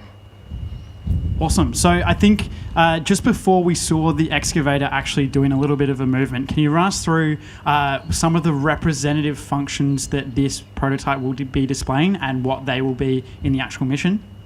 Yeah, so our mission is to egress from the lander. we're going to travel up to 100 metres to find a nice patch of regolith that we want to grab a sample of. So we're going to excavate, which was the manoeuvre you saw previously there. And then we're going to bring that back to our CLIPS platform with the ISRU, the In Situ Resource Utilisation System there, and deposit the regolith there for use by that ISRU system. Awesome. Thanks, Katie. I'm going to grab that microphone straight off you. I'm going to actually squeeze in here. Sorry, Robbie. Thank you. Now I'm going to throw over to Sienna. Actually, we're going to Joe. Yeah, we got a really exciting first announcement. Awesome. Thanks, Joe. Go for it. Nice. Sorry, I'm too excited to reveal this next part. So, one of the extreme challenges is the remote operations, which I know you guys have been facing here. But our team over there is not controlling this rover. Can we turn on the big screen? Let's see if we can get this. There you go. So that team is controlling this rover, and they are located in Denver, Colorado. So we are controlling this rover from the other side of the world right now, which, oh, thank you. Give us a wave, there you go. So it actually represents really realistic remote operations, because we get about a 7-second delay from the US team for the rover to communicate with the US and for the commands to come back, which is about exactly the same delay that we would experience on the moon. So this operations that we're kind of learning from and how to actually do it, the training involved, the vision systems required to accurately monitor it. They're kind of small, but you can see in the bottom left there's 3 different pictures, so those are live from this rover right now. It's just been an excellent learning experience for the team. So sorry to butt in, but I just wanted to highlight that first challenge that we've already overcome and are demonstrating. Yeah, fair enough. Definitely worth poking in for. And thanks to the US team for staying up so late. It's a terrible hour, honestly. Awesome. So I'm going to be throwing over to Sienna next. So Sienna, please introduce yourself, and then can you just tell me a little bit about, obviously you've been in these stands before, when you were on the team and what your role was there? Yep, so hi everyone, my name's Sienna. I was part of Monash Nova Rover team, so it's great to see you guys again. I joined the team as a chassis recruit, then a year later became the lead chassis engineer, then moved to team lead, and then in my final year was the competition operation organizer, so just supporting the team in base station and on field and just making sure they're feeling prepared and supported for comp. I'm now a mechanical systems engineer at Lunar Outpost, and it's basically my dream job, so I do pinch myself very often that I'm here. Yeah, awesome. So can you tell me a little bit about how some of your experiences on the team have helped you in your current role now? Yeah, certainly. I think you can all probably relate to this. Definitely the technical learnings from being in a team is something that you don't get in coursework. So that has really given me confidence to make engineering decisions in industry. But also I think just working with people and working with a really diverse group of people has been really helpful, and knowing how to make the most of different opinions in an engineering team. Yeah, cool. So I was wondering if you had any advice for the people sitting in the stands at the moment. It might not feel like it at the moment, but being in a student team, it is still a relatively low stakes environment. So if you're in a team, I mean, obviously you all are, that's why you're here, and you have, a desire to try something new, try a new project, or, maybe try your hand at a new position in the team, my advice would be just to go for it. But on the other hand, if you're in a leadership position in a team, I encourage you to create an environment where this is possible for your team members. So, it is really nice to win competitions, and I know that's, part of a reason why we're all here, but do keep in mind that, a student team is it's a safe place to make mistakes, to learn and to innovate. Yeah, awesome. So last question, from your mechanical engineering perspective, can you outline some of the challenges that we might experience doing the flight rover design compared to what the teams do for the rover challenge? Yeah, so there are a number of differences, obviously, in between the environment here on Earth and on the Moon. I'm sure a lot of you are already aware of some of these, such as lunar dust being, abrasive and really fine, and it can get into all your joints and, ruin your mechanisms. So there has to be a lot of sealing, but that has to be reliable to not degrade. There are also lighting challenges, so we have to be able to, choose cameras and sensors and put them in the right positions so that they can cope with, really low sun angles, particularly, in the poles of the Moon. And then there are the material choices that you have to consider. These have to, withstand temperature extremes as low as negative 300 Celsius, and also they have to cope with, quite harsh radiation on the Moon, considering there is no atmosphere there. Awesome. Thank you very much, Sienna. I'm going to grab that mic off you. I'm going to hand it to Will. So, Will, can you please introduce yourself and then talk about... I'll let you introduce yourself first. Go for it. G'day everyone, I'm Will Delarue. I am an electrical engineer at Lunar Outpost, and I was also part of Monash Nova Rover sort of 3 or 4 years before that. Yeah. Awesome. So from your electrical point of view, can you outline some of the other challenges that we've faced in the flight design? Absolutely, yeah. So one of the biggest ones, which I'm sure a lot of you are aware of, is radiation in space. It makes it extremely difficult to design your systems because the range of components that you can select from are significantly limited and a lot more expensive. And also, in some cases, you can't even get components that will do what you want that are radiation tolerant. So that means you need to do radiation upscreening and that sort of thing in order to develop these systems. Yeah, awesome. I mean, it's just like the probabilities involved and, the consequences of that are quite crazy. Like, we have a bit of a joke about, the single cosmic galactic particle which might come and essentially destroy the entire rover, and how those sensitive electronics need to be protected so that those situations can be avoided. Yeah, exactly. And the reliability analysis on these sorts of things is quite challenging. You've got, probabilities of particles coming through a very small chip in your rover. You've got shielding and the effects of, literally particle physics on of the particle interacting with the material. And then depending on where it hits in the chip, it can have different effects and all that sort of thing. So in order to be confident that our system is reliable and is going to work on the Moon, we have to do all of this analysis that is very, very difficult. Awesome. Thank you, Will. I'm going to grab that microphone off you.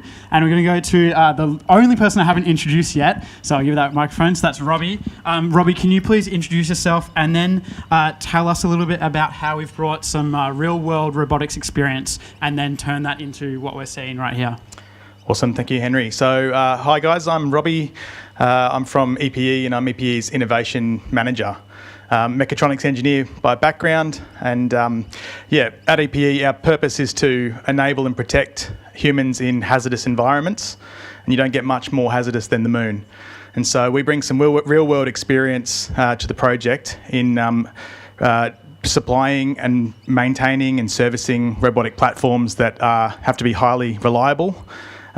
We have over 250 platforms in service with Defence. We work very closely with our academic partners and also industry partners to provide these capabilities. And as you can imagine, there are a lot of things go wrong with these platforms. They break, we have to fix them.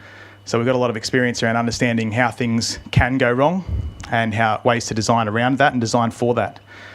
We also have a lot of experience in validation and verification of platforms. We have some dedicated facilities up in Brisbane that we run all of our platforms through.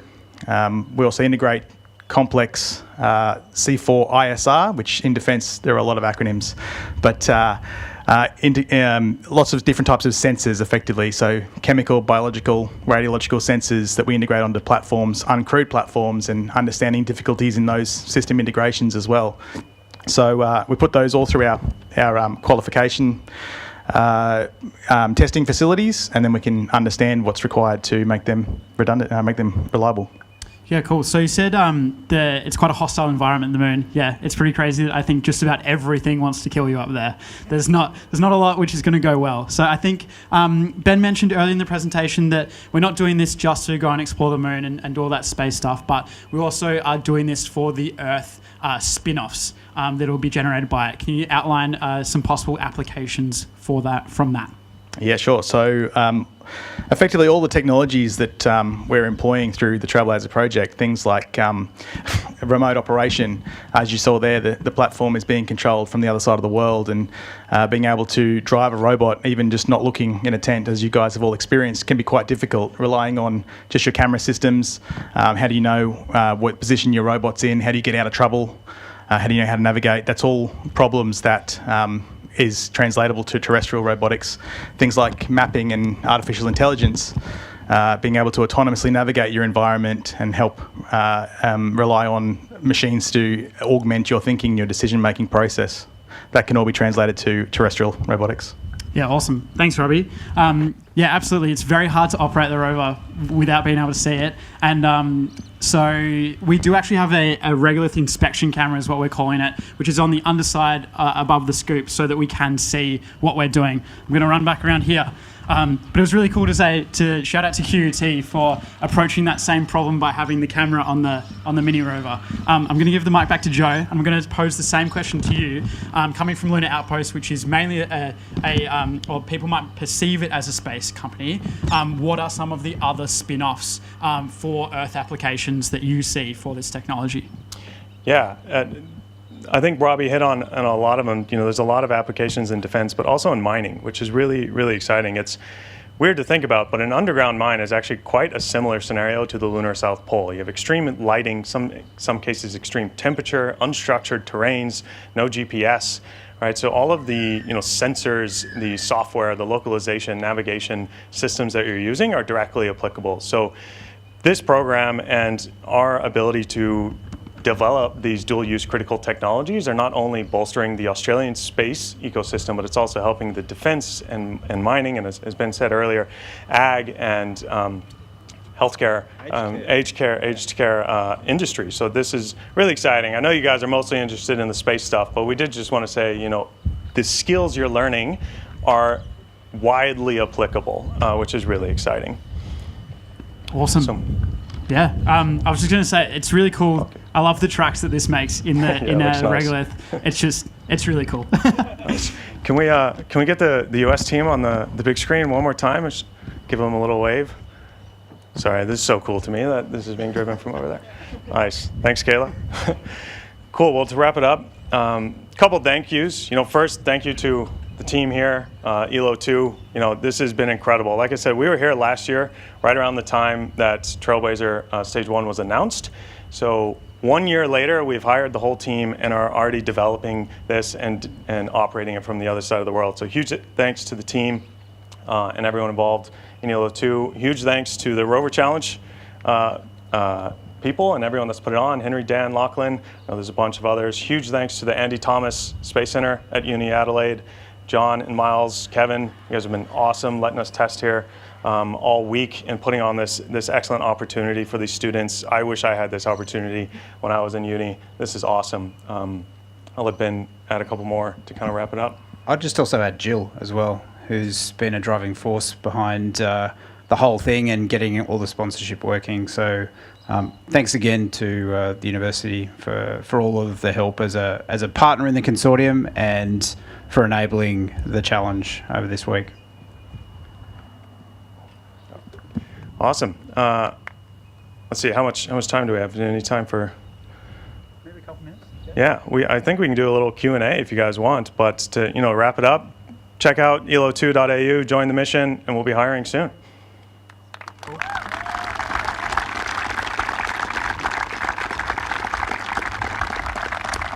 All right, I'm going to get in. Jake, I saw Jake's hand first. I'm going to run up there.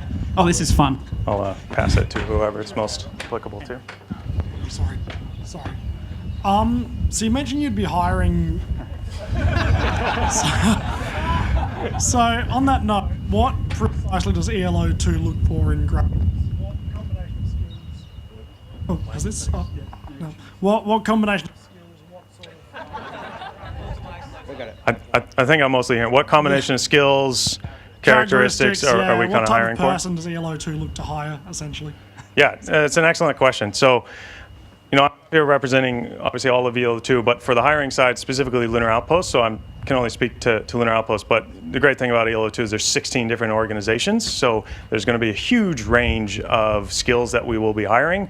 Obviously, a lot of the skills you're developing here, software engineers, embedded engineers, autonomy, mechanical, electrical, really if we're successful in stage 2, we're going to be hiring at least another 40 engineers across every sort of discipline. But it's not just the engineering teams, right? We're going to need operations people, we're going to need manufacturing people, marketing people. This is a huge national mission, and it's not just about the engineering. Obviously, that's really the exciting stuff, and I know you guys are interested in that. But really, if you can almost think of it, we're going to be hiring for it. I don't know if you guys have anything to add to that, but you want, okay. So apart from just your discipline skills, we're really looking for the kind of skills that you're developing during this challenge. So being able to see a problem, figure it out yourself, be able to problem solve, to be able to take on a challenge with confidence, but also, bring that experience that you're gaining here with, I know this can fail in this kind of way, so I'm going to put a protection in place so that the rover arm doesn't rip itself apart. The cable management stuff, this is stuff that you don't learn at uni, that you learn in this experience, how important cable management is. So having that experience, having that problem solving, that's a really core set of soft skills that, especially in graduates where you don't have a whole lot of experience, having this experience really will set you above the rest. Awesome, thanks guys. I think the next hand I saw... One thing? Sorry, Ben, go ahead. Talking for the entire consortium, so there's 16 organisations in the consortium, not all of them are here. And not all of them are robotics companies or anything like that. There are opportunities everywhere. So in terms of what are people looking for, well, there are internships available in the consortium with different organisations. If we're successful with stage 2, that will grow. The universities have opportunities for further education, study, research programs, PhDs. Those are things that Australia needs. And across the rest of the consortium that are providing support, like VIPAC, that are engineers, that are going to help us with testing, vibration testing and other testing. Just as an example, there are so many opportunities we think which will grow with stage 2 commencing. So don't limit yourself. It's not just engineers. And if you like engineering but you think you might want to try something else, those opportunities will be there too. Awesome, thanks Ben. Might go 2 last quick questions, and it is bright over there. Thank you very much, guys. I think the next hand I saw up, and he's not a plant, I promise, but it was Dan. But I'm going to let you guys decide. Should I give it to him or should I give it to a team? Go yeah if you want Dan to ask a question. All right, quickly. He loves the microphone. It'll be really, really quick. Does it have an e-stop? 2, it's just not red. Perfect. I think I saw some questions up here.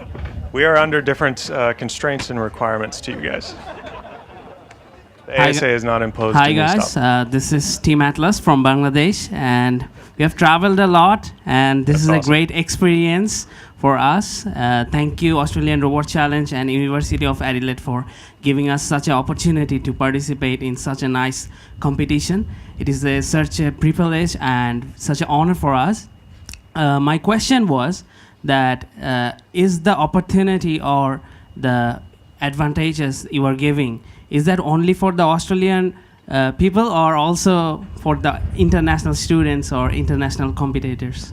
Yeah. For such an exciting and national mission as this, we're seeking talent all over the world. We're looking for the best and brightest. So no, it's not limited to just Australians or people already located here. We encourage any and all to apply, to be short. That's good. Awesome, thanks Joe. So awesome you guys are here too. And I think there's another international team, right? Poland? Where are you I think guys? they Nice. may have headed off for the day, Yeah. unfortunately. Round of applause for Team Atlas. Yeah, thanks guys for coming. Yeah. Woo.